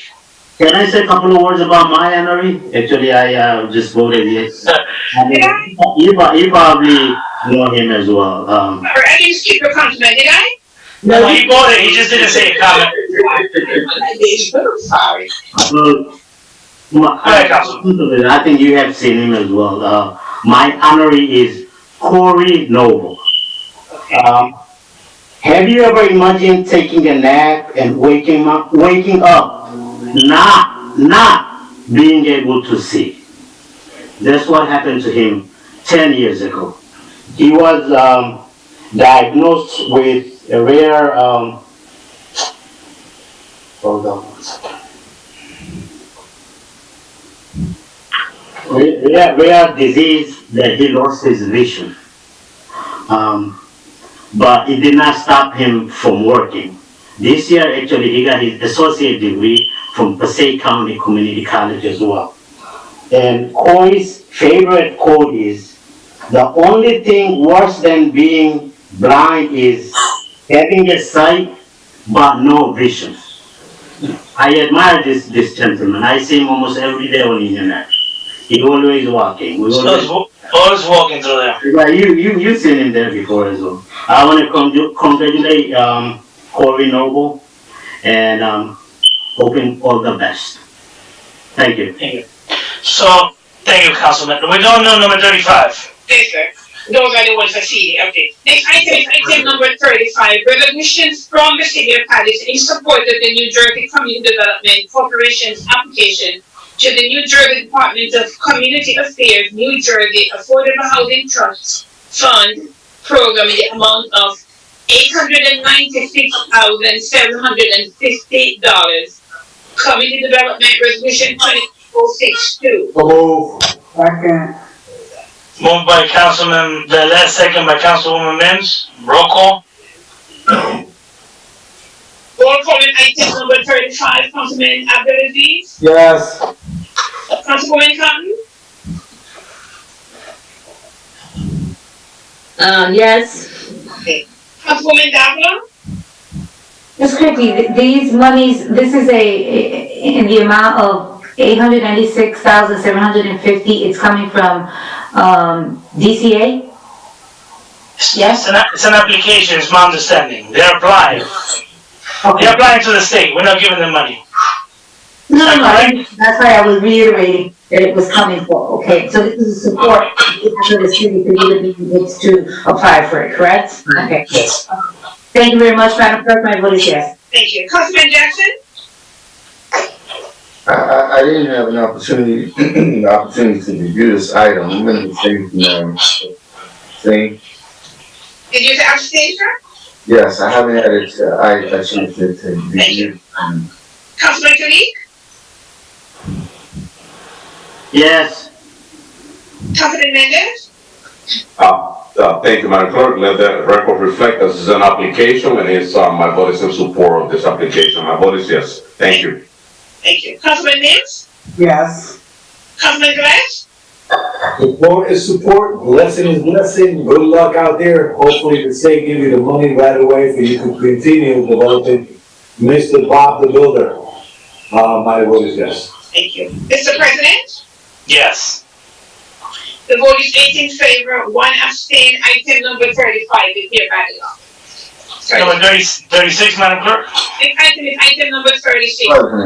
From the City of Paterson in support of the New Jersey Community Development Corporation's application to the New Jersey Department of Community Affairs, New Jersey Affordable Housing Trust Fund program in the amount of $376,750. Community Development Resolution 21063. So move. Second. Roll call, Madam Clerk. Moved by Councilwoman Davila, second by Councilwoman Cotton and Mims. Councilwoman Cotton and Mims. Roll call. Yes, sir. Roll call on item number 36 for approval. Councilman Abdulaziz. Yes. Councilwoman Cotton. Thank you, Madam Clerk. I just want to say that, this is a letter of support from the City Council of Paterson to the New Jersey Community Development Corporation. And hopefully that, it's from the New Jersey Affordable Housing Trust Fund, and hopefully that they will get the money. But I'm just kind of curious now, because we have done quite a few of these support letters, and I'm just curious as to how many have gotten the money. And I think that's gonna be my next question that I sent to the state, to see who was able to receive some of the money with all the support letters that we have sent out, for these organizations and nonprofits. So, with that being said, Madam Clerk, my vote is yes. Councilwoman Davenant? You never seem to amaze me. I know is out there, you're a go-getter. You are NJCDC. And I really appreciate what you do in the community, what you do for our children, what you do for our youth, what you do for our adults. So, I am in support of anyone or any organization that does a lot for the community. I just wanted to say that. Thank you. And no, Councilman Gonzalez, that's my line, Bob the Builder, right? Madam Clerk, my vote is yes. Thank you. Councilman Jackson? Yes. Councilman Tariq? Yes. Councilman Mendez? Yes, Madam Clerk. Councilman Mims? Keep up the great work. I'm glad that I met you through one of my really good friends some years ago. And I'm telling you, you have never ceased to amaze the city. And I just commend you on everything you're doing for every age, gender, ethnicity, everyone in this community. It is just remarkable. I just want to say that publicly to you. My vote is yes. Thank you. Councilman Graves? Bob, that corner of School Street and Grand Street in the Fifth Ward, not a lot of people have faith in that corner.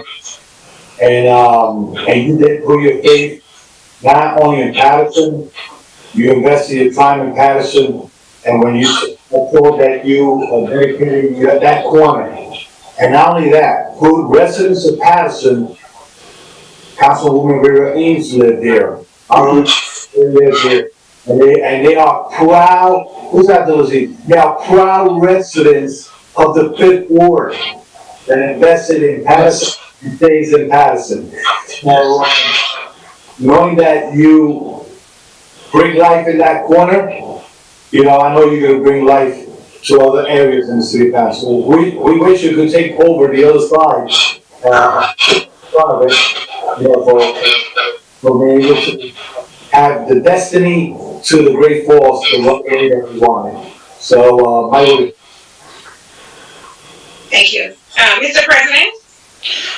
My vote is yes, Madam Clerk. Thank you. The vote is 9 in favor, none against. Item number 36 is hereby adopted. So, Madam Clerk, before we continue, we still gotta do the bills list.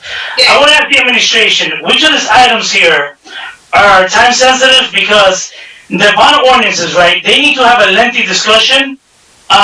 And I think we need to have, ample time to discuss those. They should be discussed in workshop. We need to have the benefit of a workshop.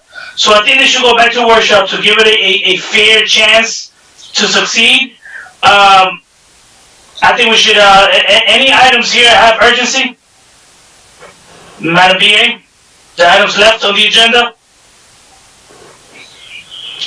I mean, other than the ordinances that, the bond ordinances, we're just gonna miss the February meeting, and I know there was some urgency around the library grant. But I understand the situation, because I do think it is a lengthy discussion. Javier, do you know if that, if there's any of the ones in particular? Oh, you're on mute. Yeah, the state aid grant as well. The 1,333,000. But let me ask you a question, Javier, if you don't mind. If this was so urgent, right? Because this is what I don't understand. You have a capital plan. Why does it have to be done like this meeting? Well, I think part of it was because a lot of these were as of last year. Since we went to half a year calendar, we didn't get to do them last year in August, I believe. Right, we usually have ordinances in August that we do, and we got pushed to this year. So, Council President. Yeah, I couldn't even understand why we didn't have a 6-month, but that's besides the point. Council President. Councilman Velez. And this is this is one thing that you ask a question, she took time to answer, and then she goes to him to see which one is sensitive. I think that's when the administration should have a little bit more communication with the council president and say, you know what, this is urgent, why not call an emergency meeting, or not call a special meeting for it, and not just rush it today. So Councilman Velez, honestly, they spoke to me, they wanted this ordinance done because they want to move on a lot of things. For example, the parks, right? They want to move on those. We're not living in a perfect world. We're going through a lot with COVID. We had a big snowstorm now. So things happen, right? We did not anticipate having the snowstorm. If everything would have gone well, we would have discussed this at the last workshop. What I'm saying is, I'm asking, any of these have urgency. For example, we don't want the library to lose a grant because we're not acting on it on a timely manner. So all I'm saying is, be honest. I'm asking the administration to be honest. We're not asking you what you prefer or what you want. What I'm asking is there an urgency that we will lose something if we don't act on this, if we're behind 2 weeks? Because we're talking about 2 weeks here, right? We'll go to the next workshop, and then we vote on the next regular meeting. Council President. Hold on. Councilwoman Davila and then Councilman Jackson. Well, what I want to say also is, and I understand your line of questioning to the administration, right, to the BA, but let's just say that they went forward and say, there's an urgency. It doesn't necessarily mean it's going to pass, because the way it seems, and we're going to approve it. But Councilwoman, I understand, but that's why I'm saying I wanted to have the benefit of give this a chance and give it a lengthy discussion. What I'm saying is, the reason I asked the question is because I know the library might need matching funds that they don't have. Remember? We were told, I think it was Councilman Khan one time said, well, they have the money. No, they didn't. Remember, I brought something up that they didn't have the money, and we were told that they did. They don't have the money for the match that they were, stated previously. So there is a bond that we're doing because they didn't have the money. So that's the type of questioning I'm asking. Are they in jeopardy of losing the grant, or can they wait 2 weeks? It's just 2 weeks. I want to hear from the administration. I believe that application is due March, I don't know if it's the end of March or the beginning of March. So we got time. Yeah, the challenge is not just because it's 2 weeks, it's because we miss a whole month at the local finance board.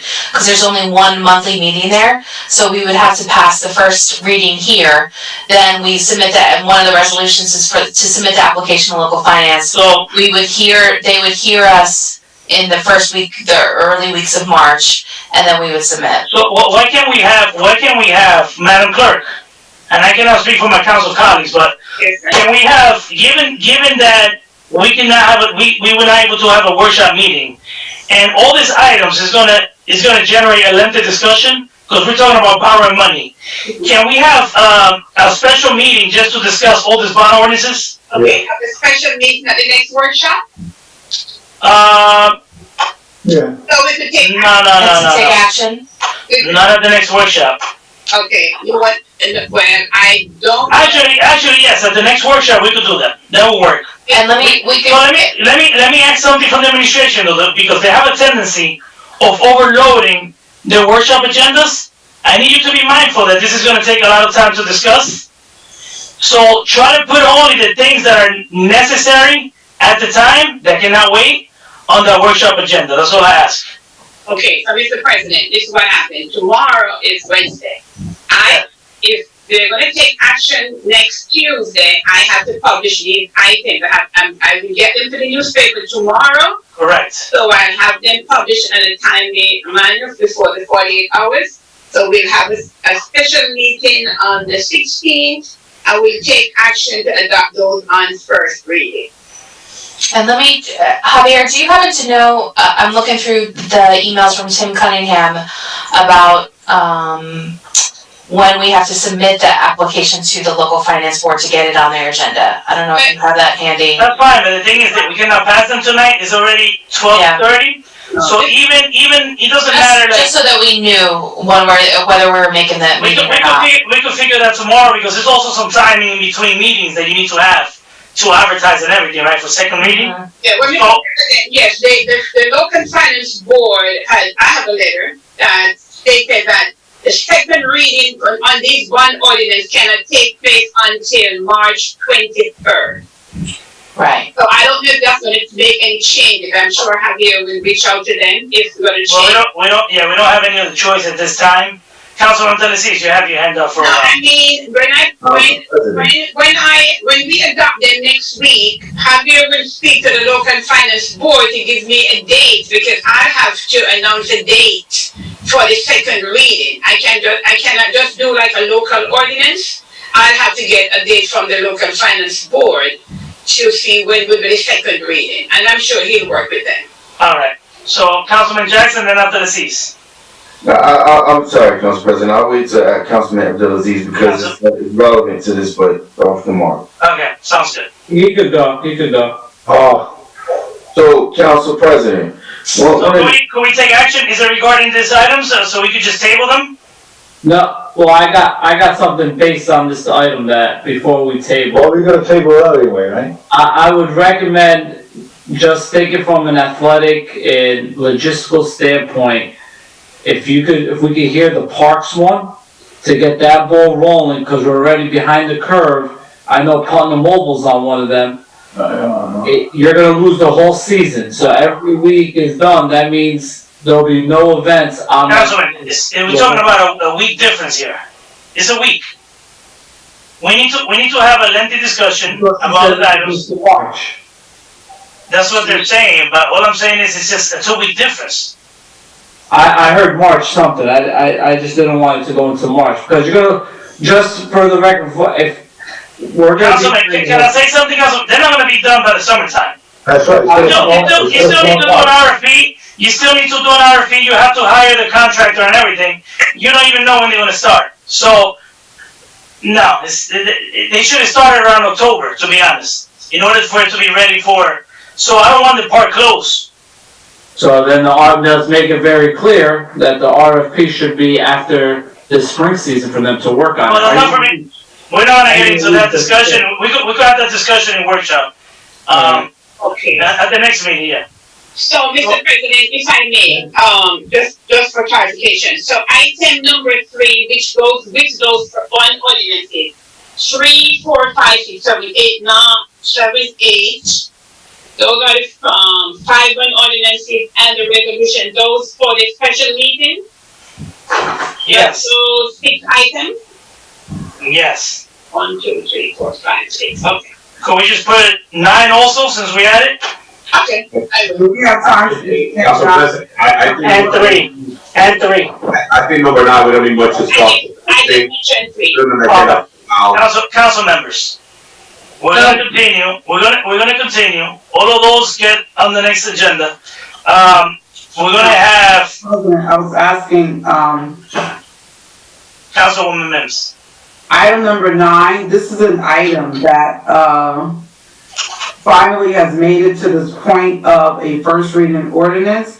This is an item where, one of the senior citizens almost got hit by a car. They sent the video in. I've been pushing for this to be a 4-way stop. It was rejected. And then we had, a 6-car major pileup. And So Councilwoman, with all due respect, we're talking about a week. We're gonna put it next week. We're gonna vote on it for next week. Alright? Council President. Yes, Councilman Kalik. Yes, Councilman, I also emailed a resolution to put on this workshop. I don't think it's on it. No confidence on the mayor. I attached the email to you as well. Hopefully we could put on the agenda for the next workshop as well. Do you hear me? No, I hear you loud and clear. Okay. And I think corporate council it's just a request. Anyone can make any request. Correct. Mr. President, I'm making an important request. But it has a line of, why the confidence, no confidence vote? Line of, We could entertain that. I'll give you my response in a minute. Let's just finalize what we're doing here. okay. All right, thank you. All right. Council President, are we gonna finish, like 35? We have the bills list. Anything that's not urgent, right? Let me see what 35 is. The only problem I have with 35, Council President. We did 35 and 36, Councilwoman. We did 35 already. You did not do 35. No, I mean 37. 37 we did not do. No, we didn't do that. Okay, is there an urgency for 37, Councilwoman? No, because I'm quite sure all you saw the email that I sent to community development, since, I wasn't privileged to have a community development meeting. It was sent I didn't get no meeting. they didn't have to give me an opportunity to call a meeting. And so I sent the email to everyone, you should have seen it, That's what I'm saying, I didn't get an email. Okay, council members, it's easy. You want this a workshop, right? Yes. Not for a vote, but for a discussion. Yes. So, Thank you, workshop. yes, 37, 38. 38 is fine, Council President. Okay, those are going to the next workshop. Councilwoman, please. No, not 38. 38 can go into the special meeting for a vote. So vote on it now.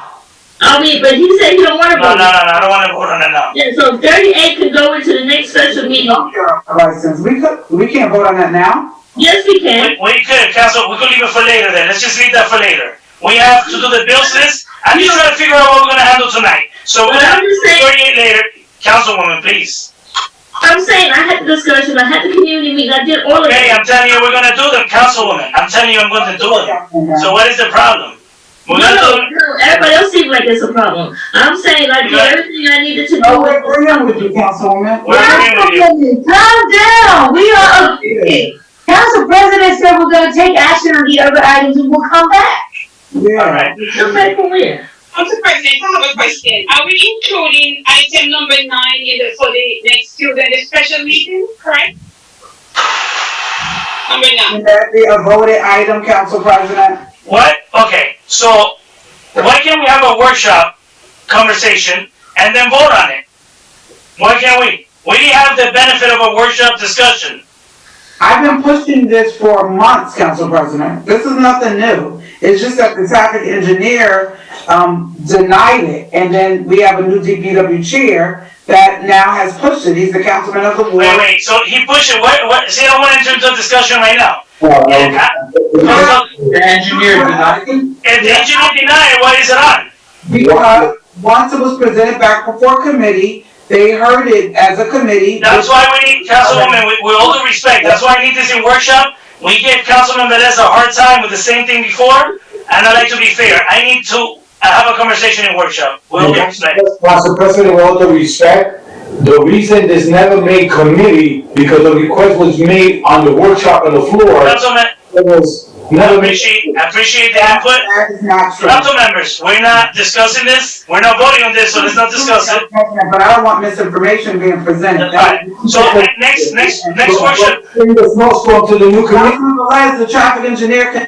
Oh my God, good guys, let's keep the decorum here, please. So, this is amazing. So let's go to the next workshop. Number 9, sir? Yes. Okay, Mr. President, what time did you want us to schedule the special meeting for? Maybe 8:30, 8 o'clock?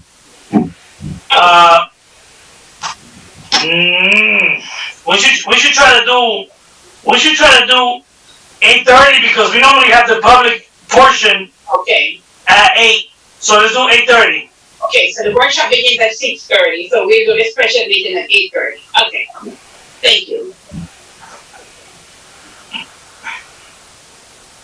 So, Madam Clerk, so we will have to go back. I'm thinking maybe if we should maybe try to finish the workshop meeting and then go into the special meeting and not have to return to workshop. Right. So let's be realistic. 8:30 is not gonna do it. So could we put the special meeting maybe around 9:30? And I need the help of the administration not loading up that workshop agenda. And I'm doing this to give you the benefit of a discussion for those bond items. What is it, 9:30?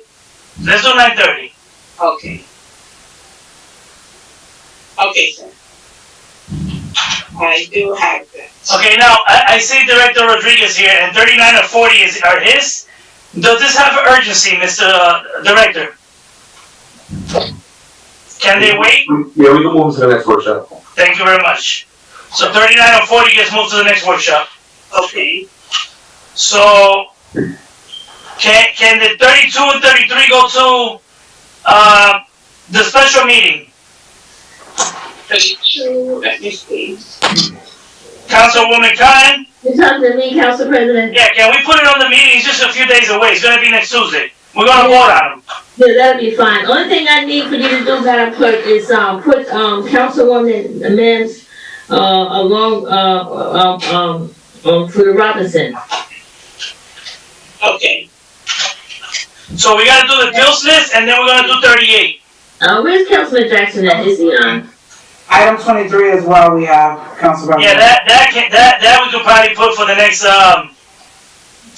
meeting also. I don't think there's an urgency to rename it, so that could go to the next workshop, and then it goes to the regular meeting. No big deal. Is Councilman Jackson? I wasn't paying them because you forgot the number. No, I don't mean you, no big deal. I'm saying it's, we'll treat it that way, I don't think they'll make, that anyone will make a big deal out of moving it, for workshop and then regular meeting. 23 will go to the next workshop. Correct. 32 and 33 will go to the special meeting. Yes. Correct. Okay. Is Councilman Jackson? Yeah, he is, Mike Jackson. He's not answering. Oh. He might step away for a minute, so, Okay, can we do the bills list, then we go to 34 after that?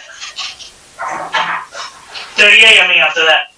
Sure, I'll make, Council President, I'd like to make a motion for the February 2nd bills list in the amount of $11,874,546.22. Do you have a second? Second. Discussion. Second by Councilman Khalid. Discussion. There's a waste management, payment there? No. Okay. So roll call, Madam Clerk. Yes, sir. Roll call and payment of bills from the workshop session on February 2nd in the amount of $11,874,546.22. Councilman Abdelaziz? Yes. Okay. Councilwoman Khan? Madam Clerk, I'm gonna, rescue myself from this because there's a payment on there for the sewer authority. Okay. Recuse yourself. Okay. Councilwoman Davila? Yes. Councilman Jackson? Councilman Jackson. Councilman Jackson? Let me see. Okay. Councilman Khalid? Yes. Councilman Mendez? Yes, Madam Clerk. Councilman Mims? Yes. Councilman Velez? Yes, Madam Clerk. Mr. President? No, Madam Clerk. No? No. Okay. No. The vote is 6 in favor, 1 against, 1 absent. Let the record reflect that Councilwoman Cotton recused herself from payment of bills. Therefore, payment of bills in the amount of $11,874,546.22 hereby adopted. I'd like to make a motion for COVID payment for February 2nd in the amount of $100,000, $100,548.31. So move.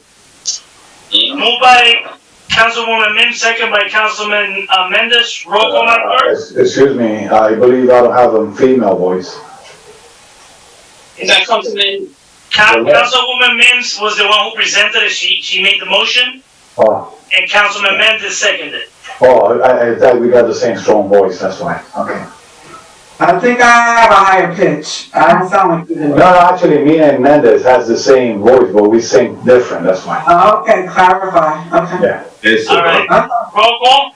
Yes, Mr. President. Roll call and payment of bills for February 2nd, 2021 in the amount of $100,548.31. Councilman Abdelaziz?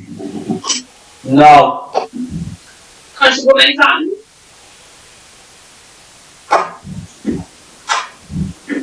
All right, Madam Clerk, pass for a minute. Councilwoman Davila? Oh, No? no. Councilman Jackson? No. Councilman Khalid? This is COVID payment, correct? Yes. Yes. Yes. Khalid. Councilman Mendez? No. Councilman Mims? Based on the invoices that's been presented and the work that's already been performed, we're just paying the bills of what they've already provided. So my vote is yes, Madam Clerk. Councilman Velez? This is the payment from the one that they emailed us? Yes. Yes, sir. I think Javier emailed it. Council President, could I change my vote? Or I Go have ahead, to? Councilman. Madam Clerk, I'd like to change my vote to yes. Yes, sir, thank you. Thank you. I got it. I'm sorry, Councilman Velez, you're voting, right? Yes, I just wanted to look at something that, oh my God. Based on the statement of my councilwoman at large, Dr. Melissa Mins, I will support that one. My vote is yes. Yes, Councilwoman Cotton? Thank you, brother. Amen.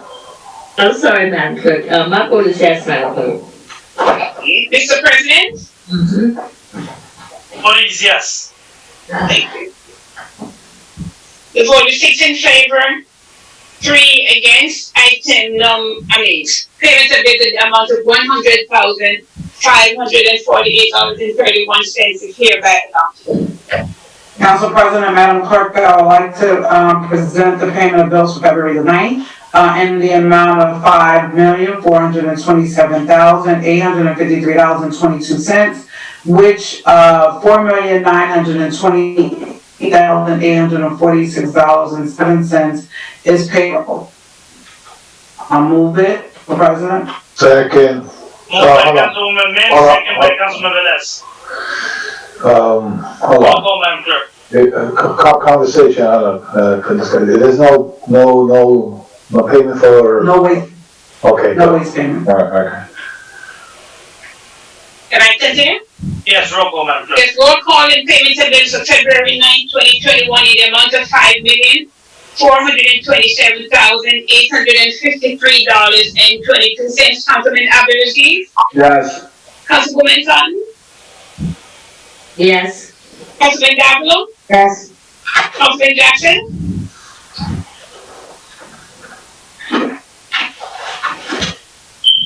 Councilman Khalid? Yes. Councilman Mendez? Yes, Madam Clerk. Councilman Mims? Yes. Councilman Velez? Yes, Madam Clerk, yes. Mr. President?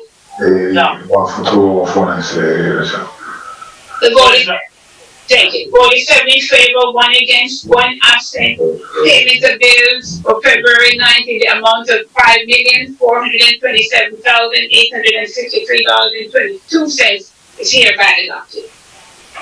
We're doing number 38, Madam Clerk. Well, there's one more payment. There's one more? Yeah, payment of bills for COVID in the amount for February 9th, $39,630.01. Moved by Councilwoman Mims, second by Councilman Khalid. Roll call. Yes, Mr. President. Roll call and payment of bills for February 9, 2021 in the amount of $39,630.01 for COVID-19. Councilman Abdulaziz? Yes. Councilwoman Cotton? Yes. I was gonna ask a question, but that's okay. Councilman Davilo? You gotta unmute, Councilwoman. Okay. No. No, okay. Councilman Jackson? Okay. No. Okay, no. Councilman Khalid? Yes. Councilman Mendez? Yes, Madam Clerk. Thank you. Councilman Mims? Yes, Madam Clerk. Councilman Grimes?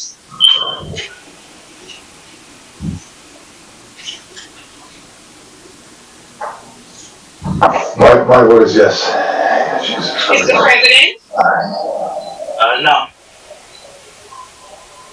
The vote is 6 in favor, 3 against. Item, payment of bills in the February 9, 2021 in the amount of $39,630.01 is hereby adopted. Move to close. We're going to. Council President, No, we still have to, number 38. Council President. Councilwoman Davila? Council President, I just want to just quickly, and I don't want to enter into discussion, I understand that it is late, but I do not want, you to ignore, Councilman Kalik's question. All right, so we're going 38 first. Council President, can I finish my statement, please? Yes. I do not want you to ignore, Councilman Kalik's, request, as there was an email that was sent. When you have at least 4 members who are requesting something and sponsoring, taking yourself out and having the other, I think there should be a consideration for a discussion so we can put the item, and hopefully you will honor that and at least put it in workshop so we can bring forth the reasonings of the request. Council President. Council President, can we get back to the agenda? It's 12:50, you guys can have that discussion all you want, but can we finish the agenda, please? Councilman Abdulaziz, with all due respect, you've already spoken, and I asked questions. Point of order, it's not on the agenda. And all I was asking was for Council President to at least acknowledge the request. I asked the council. And I don't know what else to do on you, you're cutting purple. Point of order. All right, point of order. I acknowledge the request, but we're gonna go to number 38. Let's go to number 38. Next item is item number 38 on the non-consent agenda, resolution addressing renewal of a motor vehicle junkyard license for Pike Motors located at 88-92 Montgomery Street, the Fort Worth, finance resolution 21065. Second. Moved by Councilwoman Cotton, second by Velez and Mims. Wow. And where was I in my, I didn't see that you up there. I'm so sorry. I didn't raise my hand. That's okay. Okay. Do you get that, Madam Clerk? 'Cause I didn't. Yes, it says moved by Councilwoman Cotton, second by Councilman Velez and Councilwoman Mims. And Davila. And add that for me, Councilman Davila. Okay. Yeah, roll call, Madam Clerk. Yes, It's roll not gonna make sense, come on, people. call on item number 38 for approval, Councilman Abdulaziz. Thank you, Madam Clerk. I'm gonna use my 2 minutes, because I'm gonna leave after this vote, and finally the agenda's done for today, and then the council could discuss what they have to discuss. That's all I was asking, that let's finish the agenda, let's finish the city business before we do new business and new discussions. So, 6th Ward, have a good, great night. City of Paterson, enjoy. Good night. Everyone, have a great night. My vote is yes. Thank you. Councilwoman Cotton. Very disrespectful fight. Thank you, Madam Clerk. I just want to say to, my council colleagues here, we have pulled this off the agenda, Pike Motors. We had a really good community meeting. It was a Zoom, but the people in, the community in, Montgomery Village, were on the meeting. So this company now is on notice. And that's what sometimes, bringing forth people to let them know, what's happening in the neighborhood, what's going on. He was very acceptable, so I said, with this being said, my vote is yes. Thank you. Councilwoman Davila. My vote is yes. Thank you. Councilman Jackson. Pass, Madam Clerk. Okay. Councilman Kalik. Yes, Madam Clerk? Thank you. Councilman Mendez. Yes, Madam Clerk. Councilman Mims. Yes. Councilman Velez. By the way, I like the glasses from Ruby Kine, beautiful. My vote is yes. Councilman Jackson. Councilwoman Mintz on the hottest one, correct? Thank you, Councilman Mendez. Councilman Jackson, your turn again. We have the love-hate relationship, me and my brother Velez. I'm sorry, I would say good from yours, eh? Let me say something to Ruby. Sharing the love, sharing the love. Yeah, we go old school, no? That's number 30. I have never been so tired. Today's not tiredness. Even the council president haven't listened to us. Council president. I'm sorry, man. It's still in the middle of roll call, I think. Yeah, we're waiting for, Councilman Jackson is Oh, wanting to vote on 38. No, this. I was looking for the item, I don't have It's it. number 38. Junkyard license. It's the one for pipe, motor for 88-92 Montgomery Street. In the Fort Ward. So, my question is, we never had a discussion with the owner, did he ever come back to? yes, he's a police officer. The police officer came back to the council? Yeah, he came and spoke to you, in public, Henry. You actually, you a police officer. So council members, we're in the middle of roll call. And last time, I understand what Councilman Jackson's saying. Last time he did come, but we asked him to come back to a workshop meeting. A further discussion. So that's his question. He has a valid question. So whatever happened to having a discussion with him, the follow-up discussion? They went to a Zoom meeting, that's what we say. To a community meeting. Community meeting, okay, so let's continue. Right.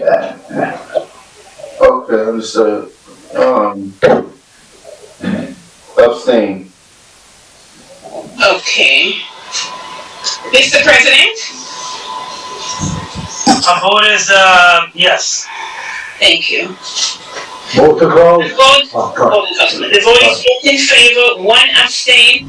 Item number 38 is hereby adopted.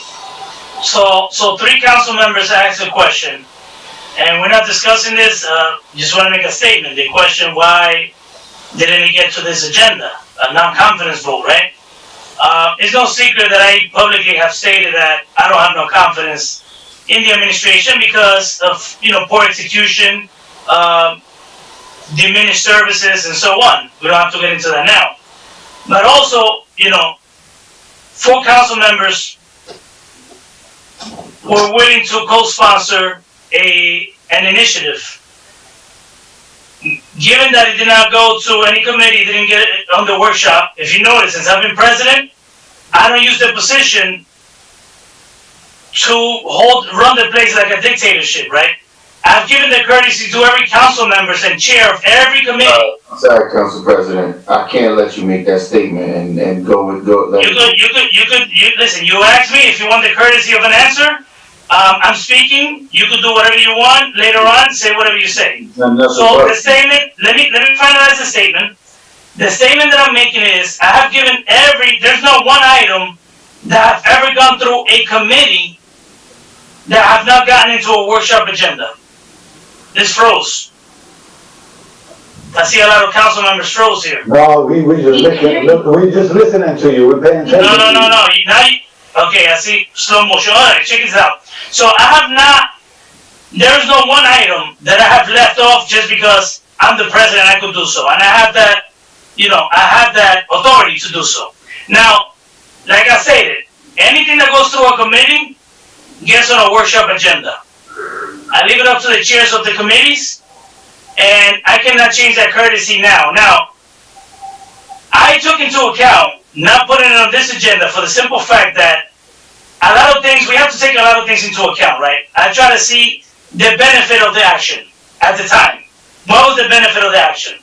You have Moody's and those rating agencies, credit rating agencies, that look at us closely. Like the action that we took tonight, it might not be favorable, but it's for the people, right?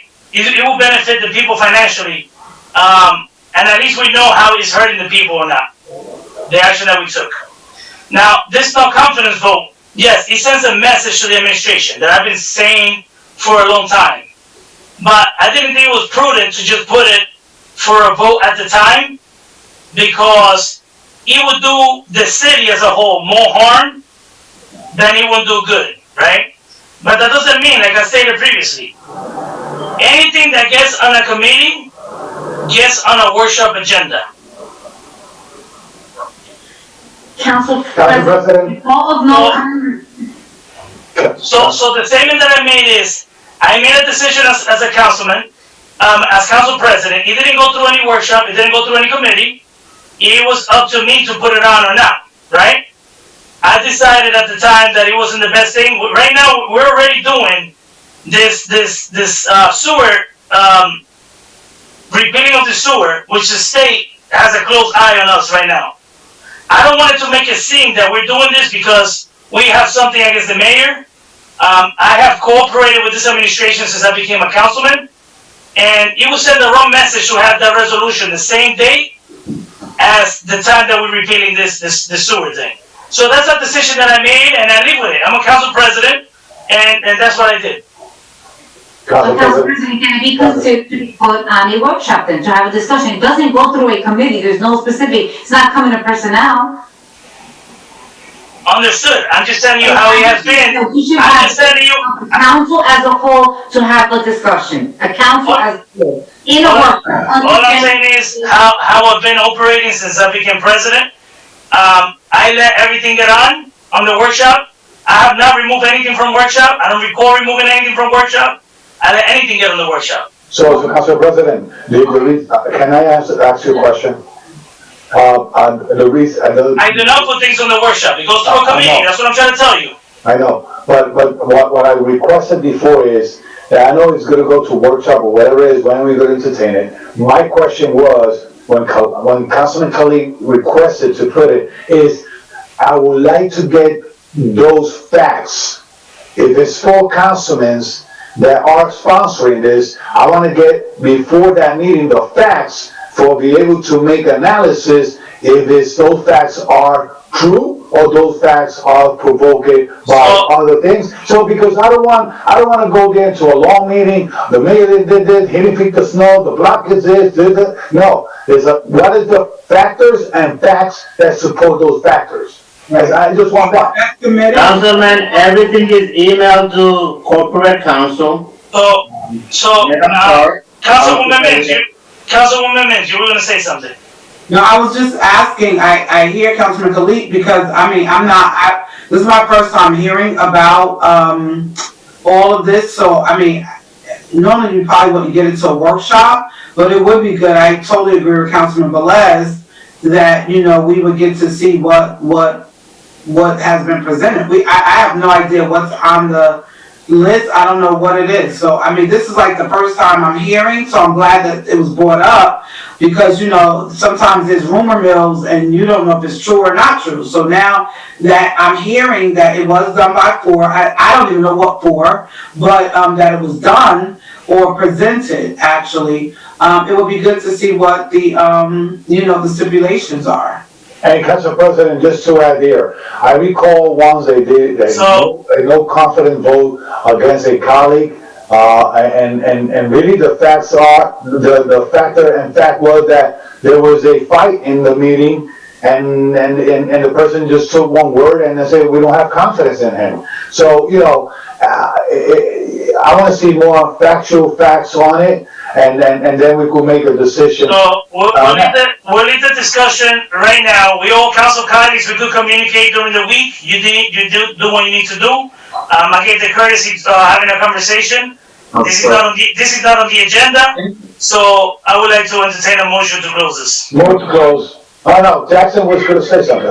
Moved by Councilman Velez, second by myself. This is not part of the agenda. Let's just close this up. Mr. President, I have a quick question, sir. Number 37, are we putting that for the next workshop? Yes. 37, okay, so the workshop will be 60, okay. Council President, I know it's late, but there is some important stuff I think we should discuss. For example, the vaccination is going on. No, but we could. Yeah, go ahead. It's going on at International High School. I've been there a couple of times. The percentage of Patersonian is getting vaccinated is very low. I think we should expand the hours for Patersonian little more, so they could have easy access. We need to have a conversation because we were told that we were able to prioritize, but I think we're doing Passaic County. Hold on. We're doing Passaic County. I think that's what we're doing. And Paterson, 1 hour. We could always call and have this conversation. That's fine. But you have a valid point, Councilman. That's fine. Okay. Well, Council President, we have a roll call. before you close that, give credit to the administration. The seniors are getting vaccinated in the site as our request, okay? And I said in the press conference, thanks administration for listening to the concern of the Board of Health in that meeting to bring the vaccination to the seniors to the site. And I believe they will open also in every ward, they will open sites to vaccination, not only International High School. I just want to, yeah. Thank you for the information. We have a council member, let's move there, second it. Roll call, Madam Clerk. For closing, Yes, Councilman Perez, move, and who second? I did. Right, okay. Roll call to close the regular meeting of February 9, 2021. Councilman Abdelaziz, I think he said it. And he left. Councilwoman Cotton? Thank you, Madam Clerk. I just want to say that, Council President, you know, and you normally don't do this, but for some reason, the community development stuff got on the agenda, without a workshop. It was put there by Barbara McClellan. No, but we don't let directors put stuff on the workshop. What is that? No, we don't let directors be able to put stuff on the workshop without. So, Councilwoman, who's the committee chair? Who's the committee chair there? I am.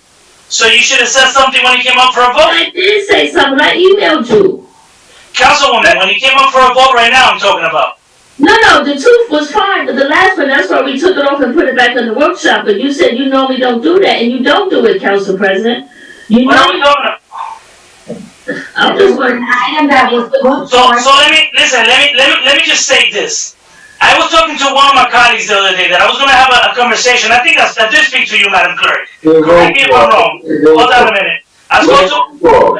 How you breaking protocol for yourself? You're correct. You're correct. Councilwoman Cotton, continue. I have to speak to Madam Clerk. Anyhow, I just. You have to give me a question. And you normally don't do that, Council President. You make sure it goes to workshop. And I was just like surprised, and I even sent it to you. I said a question, but let me finish. And there's a lot of stuff going on. You know, I don't have my hands up. I don't know how many times, but you know, I guess enough. But you know, Council President, I just have to, you know, you keep saying that the sewer gets fixed, and I just gotta correct you, Council President, because. And I'm looking through this list I got, and I hope everybody reads the list that they got. But I got Fair Street, and I hope my Fair Street resident listen. I hope my Portland Street, East 16th Street are listening. Fair Street, that thing's been down since Jeff Jones. I looked in here, it's an estimated almost $600,000 to fix. It hasn't been done, so you know, you said that sewers are getting fixed through capital improvement money.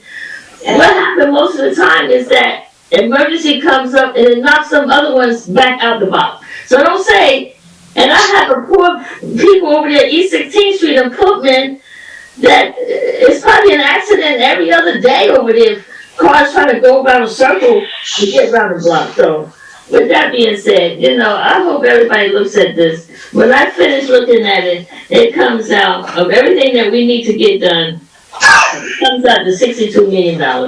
All right, I hope everybody please look at it, because Barbara McClendon, no, Araceli sent it to everybody. But I just want to say to everyone at home, with our senior buildings that are getting vaccinated, the state's made a lot of boo-boos in rolling some of this stuff out, but I had some really good management teams, companies that manage some of my private senior buildings that were able to deal with the state directly of getting some of these vaccinations done at some of my private senior buildings. And now that my Paterson housing authorities are getting some of their buildings are being able to get put on the list. But with that being said, I have so many other events coming up, but for those that you know, it's just so much stuff is happening. People, you know, there's just so much stuff happening, and sometimes you got to look at what you argue for. But with that being said, to you out there, Paterson, just keep calling. If you need some help, just keep calling. I always say to people, just keep calling until you're able to get an answer. Just keep calling. With that being said, I have a few events coming up. Close Your Way again. There's something next week at the new Cultural Center, African Cultural Center on Broadway in Auburn. With that being said, Madam Clerk, to you all out there, Paterson, residents, constituents, everyone, I want to wish you all a good night. I want to, God bless you all. There's so much things happening out there. Every day you hear someone leaving us. There's just a lot of stuff, and to go back and forth, the way we go back and forth is like, it's just, life is just too short. Some of us may not wake up in the morning. With that being said, Madam Clerk, to the BA, to Javier, it's good to see you. It's your first meeting with us, Javier. Second meeting with us, Madam Clerk, Corporation Council. With that being said, my vote is yes. Thank you. Councilwoman Davila? So to my colleagues, to Councilwoman Mims and to Councilman Velez, who were the two individuals that said that they wanted, it was their first time hearing about this statement of no confidence. We've been in various meetings where I've heard Councilman Kalik actually make the statement, and I've also heard our council president say he just doesn't have confidence in this administration with certain situations and execution. We discussed today specifically one that was sponsored by Council President and Council Vice President. There's many others, and so there was no meeting. So I've been here for going on 7 years, and there has been, at least while I was in the council, a discussion that went through no committee to bring a vote of no confidence against the mayor. The measure did not pass because not everyone supported it, okay? So with that said, a workshop is the place to discuss it. So understanding why you did not put it, Council President, I'm just saying to at least give us the opportunity, okay? Because this isn't no personal or making stuff up. It's about facts. So when Councilwoman Cotton talks about there's a lot going on in the city, one of the things that I have a problem with this administration, and specifically our mayor, is the lies. Be transparent.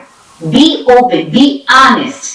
Okay, when you're sending robocalls and you're saying that everything is going great and that our DPW crew is out there and that everything is awesome and we got 20 trucks out there, and that's not true, that is lying to the community. So you're not being honest, and that is where I have the problem. If he came with a different, tone and saying to the community, this is what's going on, we're trying our best, unfortunately, we didn't think that it was gonna hit, whatever it is, but there's never that sincere a conversation. It's always a robotic, canned speech, almost very fake, and that is what I have a problem with. But at the end of the day, it isn't about a personal situation, it's about facts. So we are going to be discussing the poor execution with various things, escrow fees, sewer utility, the reassessment. I mean, there's so many things that when you look at it, Council President has stated it. Just listen to it.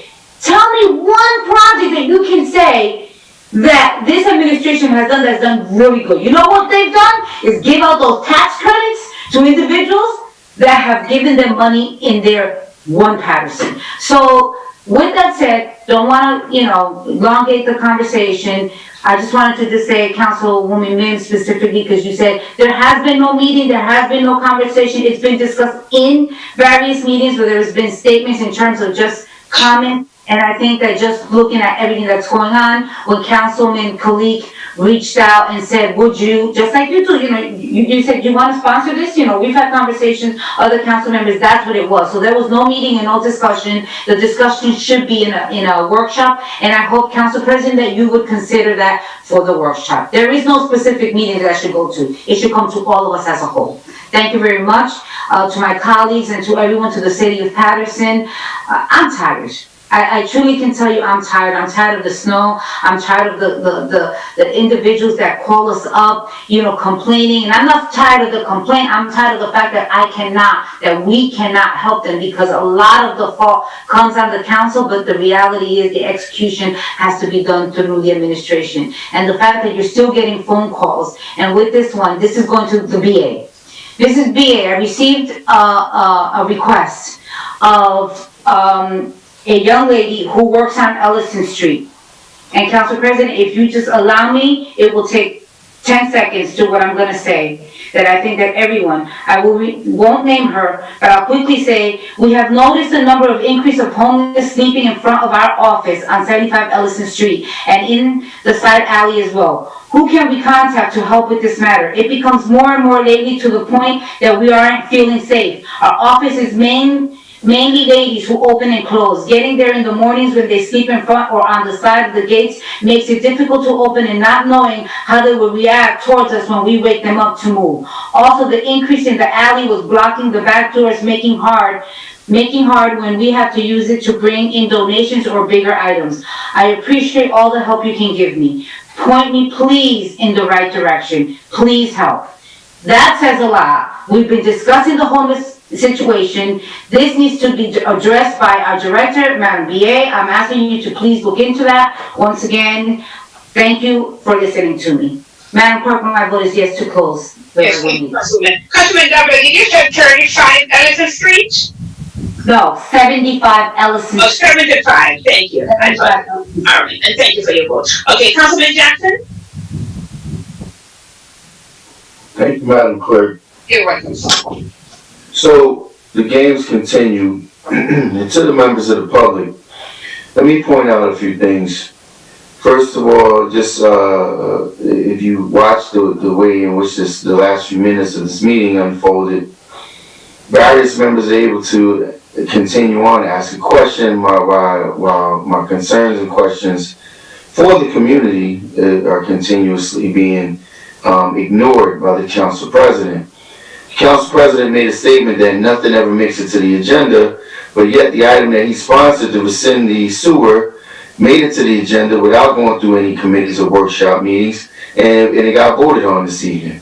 So it did not make any agenda, and there's various other times. There's times when the administration, the mayor brought things forward, and it circumvented any of those processes.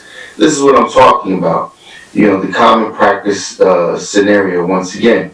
So with that being said, you know, there's so many items that need to be discussed that continuously get rushed by. How there's signs that are placed out on parking meters without any notice, just an emergency circumstance when residents' cars are towed and they're left to bear the expense of $275, $280 because, you know, the pressure that's being put on the administration, and they want to have a knee-jerk reaction and tow residents' cars without any notice. These are the types of things that this council continues to ignore. You know, as we continue to ignore the poor hiring practices and various things that take place during throughout this administration. So here's some of the things that I want you guys to take note of. The vote of no confidence doesn't require a second reading, but tonight's vote did.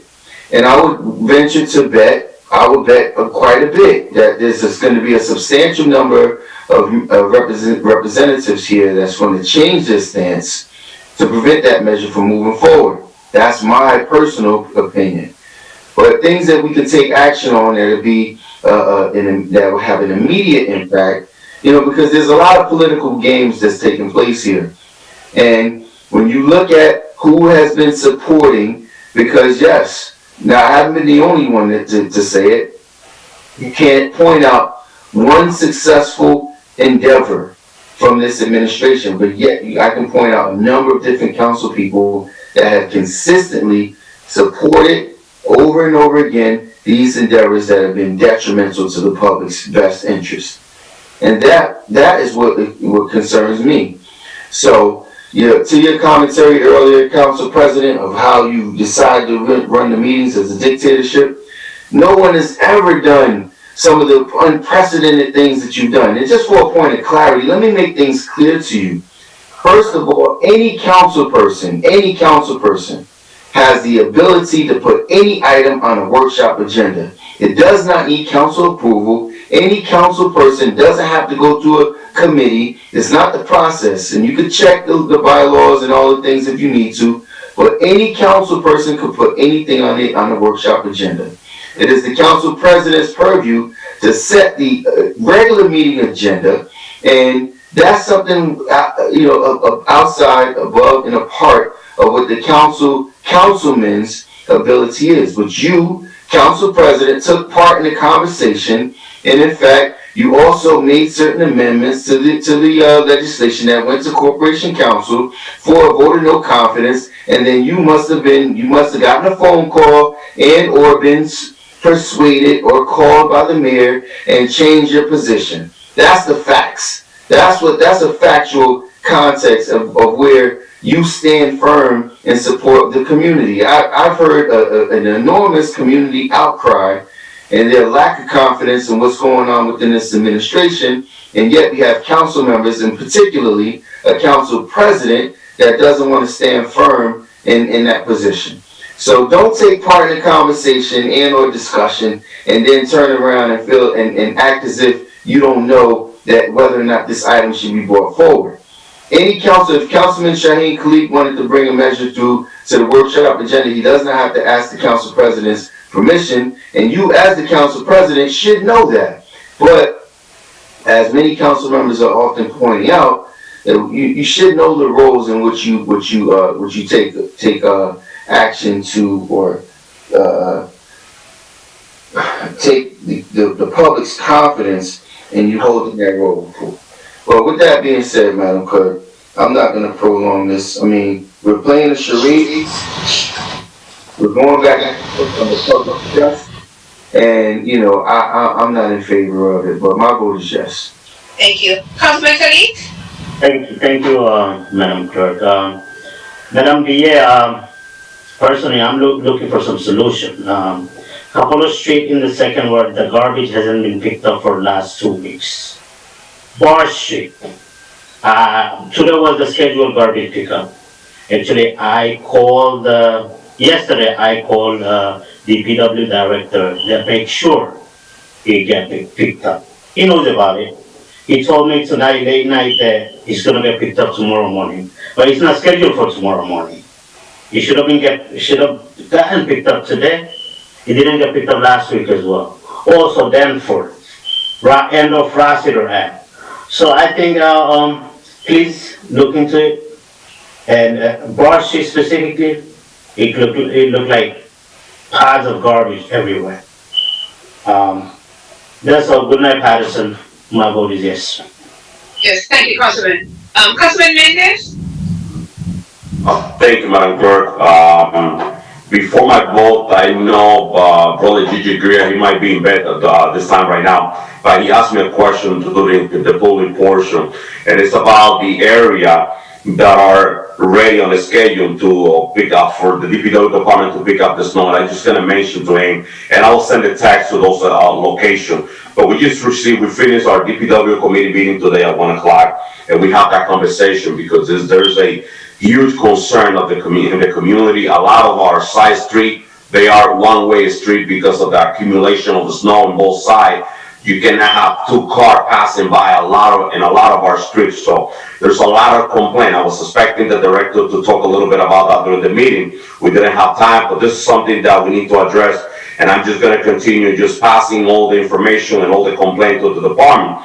We've been in constant communication. But the area, and I know the rest of the council, they got these emails. So, but there's a 6th area, the East Side area, East Side Street, East Side Lower Streets, Madison to East 82nd, Manor, Riverside area, Hillcrest, Stony Road, Totowa, First Ward Hill, First Ward Flat, Lakeview, People's Park, Sandy Hill, South Paterson, downtown Fort Ward, and public lots and building. I was not expecting this information. What I was looking for, it was a more detailed information based on the schedule and all the streets and the time where they're going to be arriving to do those to do the pickup of the snow. But I will continue that conversation tomorrow with the DPW department. So like I said, there's a big concern about the accumulation of the snow in some of the sections to all my third ward residents, specifically on East 33rd and Broadway. I had a conversation with the director, with the county, so we're moving on with that, and I just passing on the information, hoping that we could bring some, that could alleviate the situation there. And before the closing of my meeting, the legislation that we bought on tonight by going back with this sewer, the way of this administration was sending the bill to the taxpayer. That we're moving on the right direction. I just have another senior. He sent me a text of a picture of his bill. He's paying. He went up $541.72, and he used to pay for $126. He went to $541.72, and Paterson, that's what we're dealing with. A lot of homeowners in our community living on a fixed income, and they've been hit and they've been suffering for the last 2 years. And I want my council to understand, 2 years dealing with this. And the administration refused to hear the crying of the community. They just refuse to listen to the concern of the people, and that's what they do. This administration, this mayor specifically, he lied left and right to people. He's not being responsible, and I see a lot of all my council colleagues going back with this topic. I'm looking forward to vote on the second reading with this item, and I'm also looking forward to move on with that vote of non-confidence. This mayor have done respect for the city, and it's unacceptable. And we're gonna talk about all the facts that we have to get in online for that. My vote is yes. God bless you, Paterson. Have a blessed night. Councilwoman May? Well, I have to say, I am in shock. I'm gonna say that. It takes a lot to really shock and surprise me, but shoot, I might have to go back and listen to these conversations. I am just, wow. A lot has went on tonight. It is now almost 1:30 in the morning. And I'm telling you, I feel like I am wide awake after some, wow. I'm just gonna say that. I'm just gonna say wow. We have, I'm like speechless right now. So much has happened on tonight. So much has happened on tonight, and I'm definitely tomorrow, I'm gonna look back at this tape. Paterson, I'm so sorry. I am just really stunned. I'm really shocked.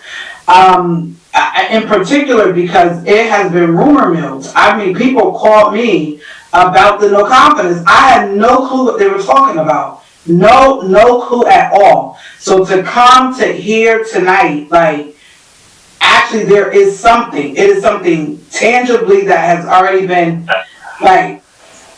submit all the stuff. I just, I mean, that's neither here nor there, but, wow. I will be doing a yearly, I've been doing this for a while now, honoring Women Who Rock in the city of Paterson. It's a virtual event where I'll be honoring, I believe it's 11 women throughout the city of Paterson. It's virtual. It's a virtual fundraiser. It's only $20. And there we have some people that are not able to attend, so we have some room for some women that if you would like to be a part of it, there will be no charge. People have, wanted to, because they respect a lot of these women, they want to be a part. So please reach out to me. We want to be a part of this. Is on March 6th from 9 to 11. We have people like Commissioner Amber Huck, Monique Scott, Honorable Passaic County Surrogate Judge Bernice Toledo, Farah Hassan, and so many others. I don't want to call Raquel Amador, and so many women. The flyers on my page, I'll make sure I send it to all of our council colleagues, so that they can take a look at it as well. As we continue to move this great city along, be safe. Council colleagues, administration, make sure you continue masking up, make sure you love on your family. It's something I've been just really, because I've experienced so much loss in the last year in our family directly, that I want to just say to all of you to make sure you love on your loved ones, you tell them how much you love and appreciate them every day. Don't take any moments or any days for granted, and just, continue to just be consistently yourself all the time. Nobody can be you but you. Keep doing that. Do it to the best of your ability. And in this journey of life, we're human, so we're gonna make mistakes. We're gonna do some things, but I think mature people identify when they make a mistake. They're able to recognize it and move on from that place. So we have to walk in love and forgiveness, and do what's right by the city and by the residents. But most importantly, do what's right, for you and your family. Thank you, Paterson, for continuously staying up with us till 2 o'clock in the morning or 1 o'clock, but we did have a snowstorm. And I do want to commend the work that gets done each and every day that, sometimes we don't get to say thank you to individuals for that work. Madam Clerk, my vote is yes. Thank you, Councilman. Councilman Gillette? Right. I am real shocked too.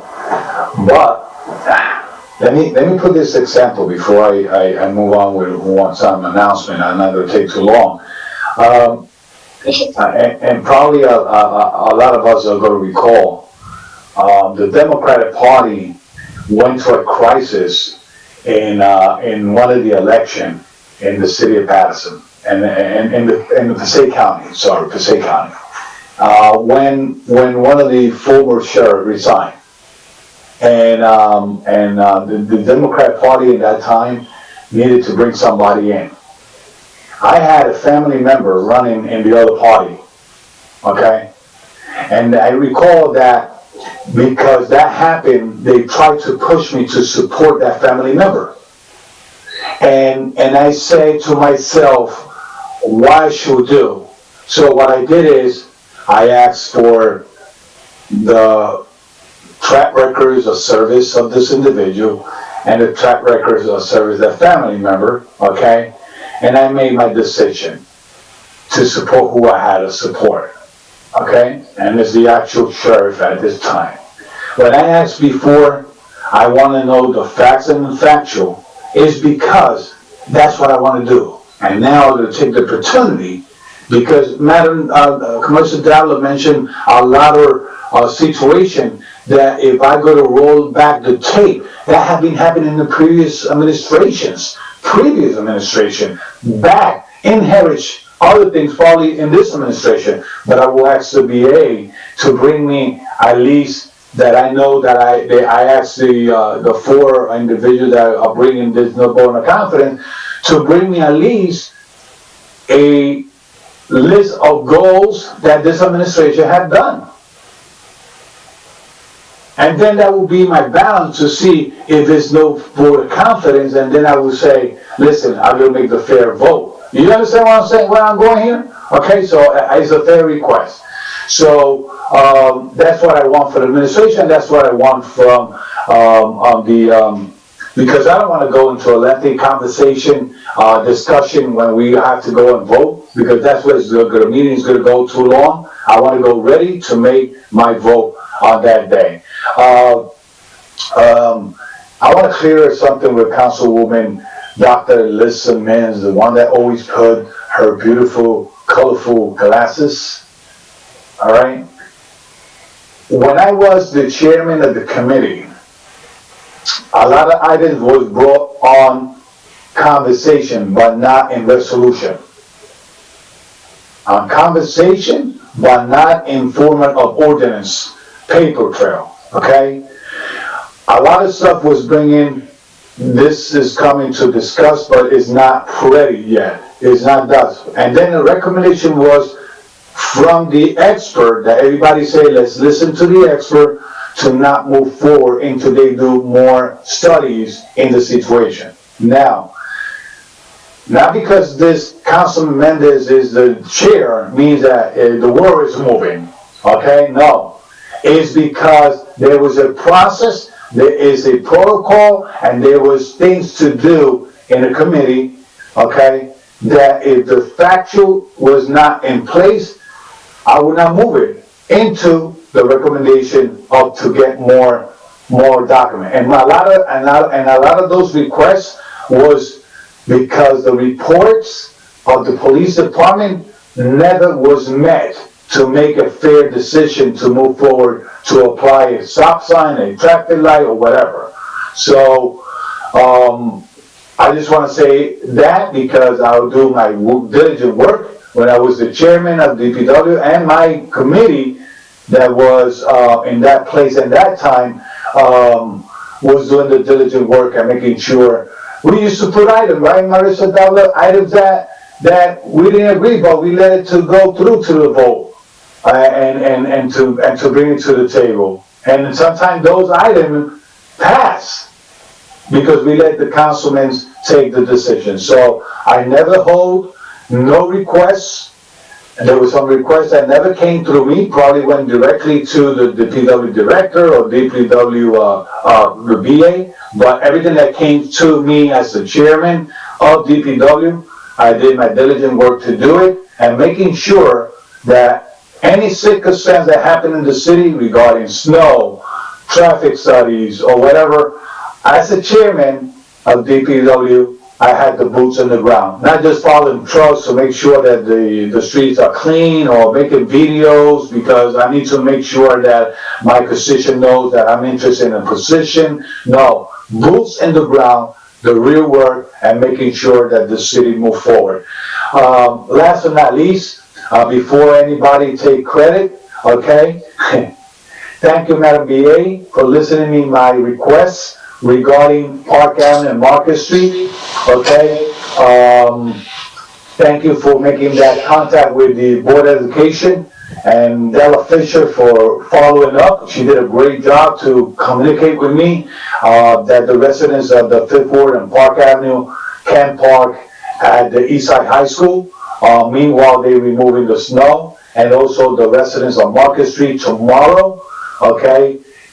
From 8 p.m. to 8 a.m., they're going to be removing the snow on Market Street from Straight Street all the way down to Madison, and a little bit further. So if you need to park and you don't have a parking spot, go park at Eastside High School through the entrance of Park Avenue. Please do not leave no money inside the car, no computer, no nothing that track anybody to vandalize your car. And it's the responsibility of you to park your car there. It's not responsibility of the Board of Education or the city of Paterson. Council President, thank you for having patience with me today. Madam DA, the garbage, and I know I had already spoke to Billy on it. You need to get on top of the company that picks up the garbage, because at least for this week, at the end of this week, Saturday, our city at least had to have all the garbage picked up. All of them. It's no excuse. Since Monday, my garbage is sitting there. Okay? And I'm not going to call a truck from the city to pick it up when I have the whole block full of garbage. It's not fair. I'm not going to call the DPW to remove my snow when I have my neighbors stuck in another place. So, saying that, last but not least, God bless you all. Have a great morning. Make sure you ate your cornflakes and flakes and the Tony the Tiger for the next meeting. But, Council President, thank you. And have a blessed. Don't worry, Mendes, I love you anyway, but you have to get some facts together. God bless you all. Have a breathful night. My word is yes. Thank you, Councilman. Mr. President? So, Madam Clerk, you and I had a conversation the other day about things getting on the workshop agenda without going through committee. Yes. I don't verify that, just so you know. So, accusations are made all the time that just make me laugh. They're baseless. So I had a conversation with you also about asking this administration going forward that if things don't get submitted by a certain time on Wednesday, like we spoke before, yes, sir, they're going back to their old ways of submitting things last minute. Some of the stuff we got today. So just let them know, send them an email tomorrow if you didn't do that already, to make sure that they're submitted to you by a certain time on Wednesdays. Did we say Wednesday or Thursday? Thursday, right? No, the following day, after we spoke on the night of the storm, the following morning, I did an email to the department heads, division head, and all the secretaries who I know normally handle the meeting, and I send them a copy of the deadline dates for the meetings. I did. So let's make sure it gets enforced. Also, there's gotta be a certification somewhere where it states that he went to committee. I cannot see that. Yes, You know? you're correct. So I just wanna clear a few things. I support many endeavors, you're correct. If they're not executed, that's not my job to execute them. I vote on things that I feel that are good for the community. Now, on another note, I put something on the agenda tonight, and I have to have a reason to put it on. I said it was, I felt it was good for the community, right? And it turned out to be 8-1 vote. When I did, and listen, I don't do people behind, I told the mayor one time, he reached out about this, and I told him, I said, Mayor, if he gets on the floor, I'm voting on the no confidence. And I'm putting this on television. I told him, listen, I've said it publicly 2 times already. If he gets on the agenda, I will vote on it. Now, I'm a council president. Council colleagues reach out to me all the time. Now, at the time when I was contemplating putting this on, is to try to get the administration to act, right? My frustration is that services have diminished, since I've been here, and it's not my doing. The resources are in place. I don't see any action. Now, you know what? Let me take this feature off, because if Corporations Council's here, I want you to say that I'm lying if I am, please. Didn't I call you also and ask you how can the council members basically fire a department head? Didn't I call you and ask you for that? Yes, you did. Okay, so the intent of doing this no confidence vote, at least from my end, right? This is not about me being against the mayor.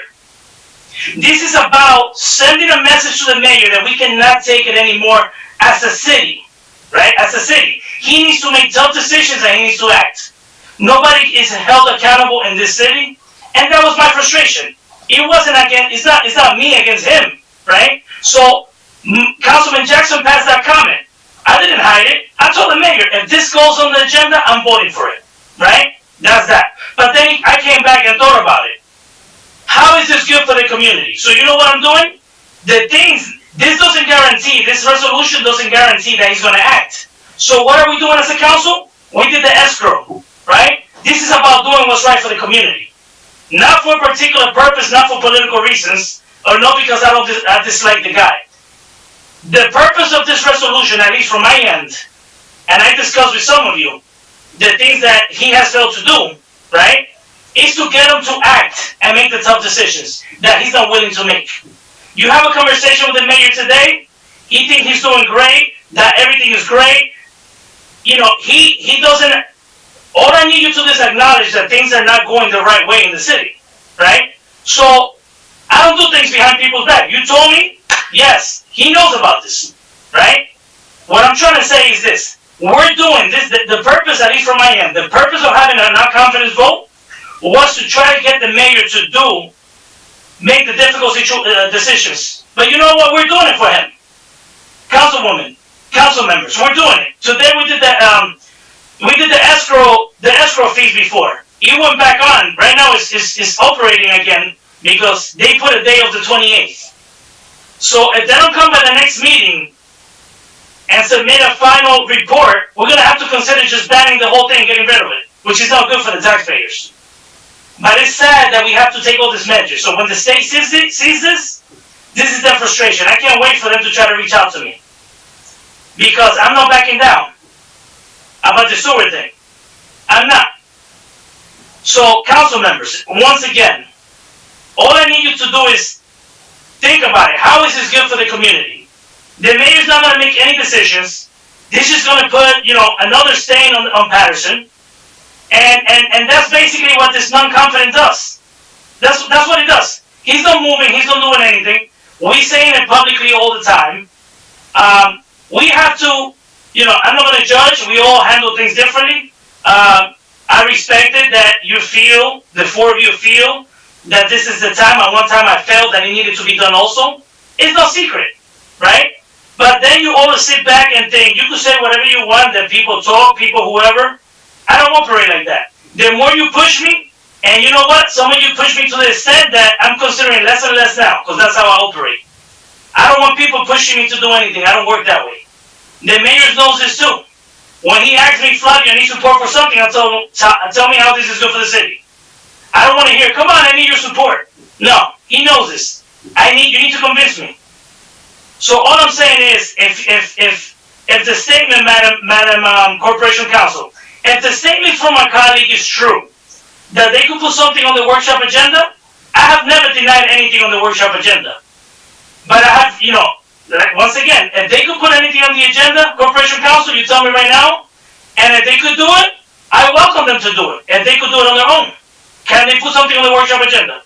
Generally, any council member can put anything on a workshop agenda the agenda, because it's not a set agenda. A workshop is an agenda setting meeting. Then when it moves to the regular agenda, as council president, you can remove stuff off as you need to. So there you go, guys. You guys never asked for something to be put on the workshop agenda. You wanted it for a vote. Two different things. Me as council president, I don't think it's beneficial for the city to have a vote of not confidence. I don't see the positive of it. It's just like when you read those reports, the stock market, whenever you put a negative news on any of those companies, the stock market goes down. Same thing with the credit agencies, right? And to address Councilwoman Cotton, before you go and tell your public, because you pass a comment, the comment that I passed to you is that we have funded the sewer repairs. Now, if the administration does it or not, that's not on us, Councilwoman. Like the one on Putnam, I brought that up by the field. I brought that up before. That was an emergency a year ago. When we didn't have the utility, we still bonded for all these sewer repairs. I know that. That's what I try to tell you. Not that it got done. It did get done. But what I'm saying is we still gonna bond sewer utility or not. The goal is to try to bring this back to sewer utility. I don't want to prolong this, but all I'm telling my colleagues is, now, I'm just one person, there is 4 council members. If I remove myself as president, out of the 8, that's 50% of the council. So you have 50% of the council that wants to entertain a discussion on a non-confidence vote and a workshop agenda. I'm not putting it as president. If they want to put it, but like I said, if he makes it to the final meeting, I just don't see myself voting no, because they're going to detail all the facts. And this is not about a person. This is about frustration that things need to get done in the city. So I want to see the mayor start acting. I told him this personally. He needs to make the tough decisions. Enough is enough. 2.5 years, and we still haven't seen tough decisions being made. That's all I'm going to say for tonight. Once again, I don't do anything behind anybody's back. Even a lot of people that were shocked, rumors go around, but yes, people knew about this possible non-confidence vote that was going to go on, and I leave it at that. My vote is yes. Council President, before you vote, I voted yes already, Council. I was gonna recommend you something, that's all. So we leave it at that. So there you go. Good night. Good night. Is on next workshop. I didn't put it. You guys can put it. I'm telling you. I request. As a president, you do not make Any count. Let Madam Clerk read the total. Sorry. We have to close the meeting, if not, we have to come back another time and close. No, Madam Clerk, close the meeting.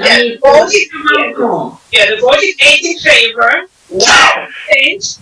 The regular meeting of February 9, 2021 is hereby adjourned. Bye, everyone. Good morning, everybody, and happy Valentine's Day to everyone, to all my council members and my department head. Amen. Thank you, Madam Clerk. Thank you. Love is in the air. Don't forget tomorrow's personnel meeting.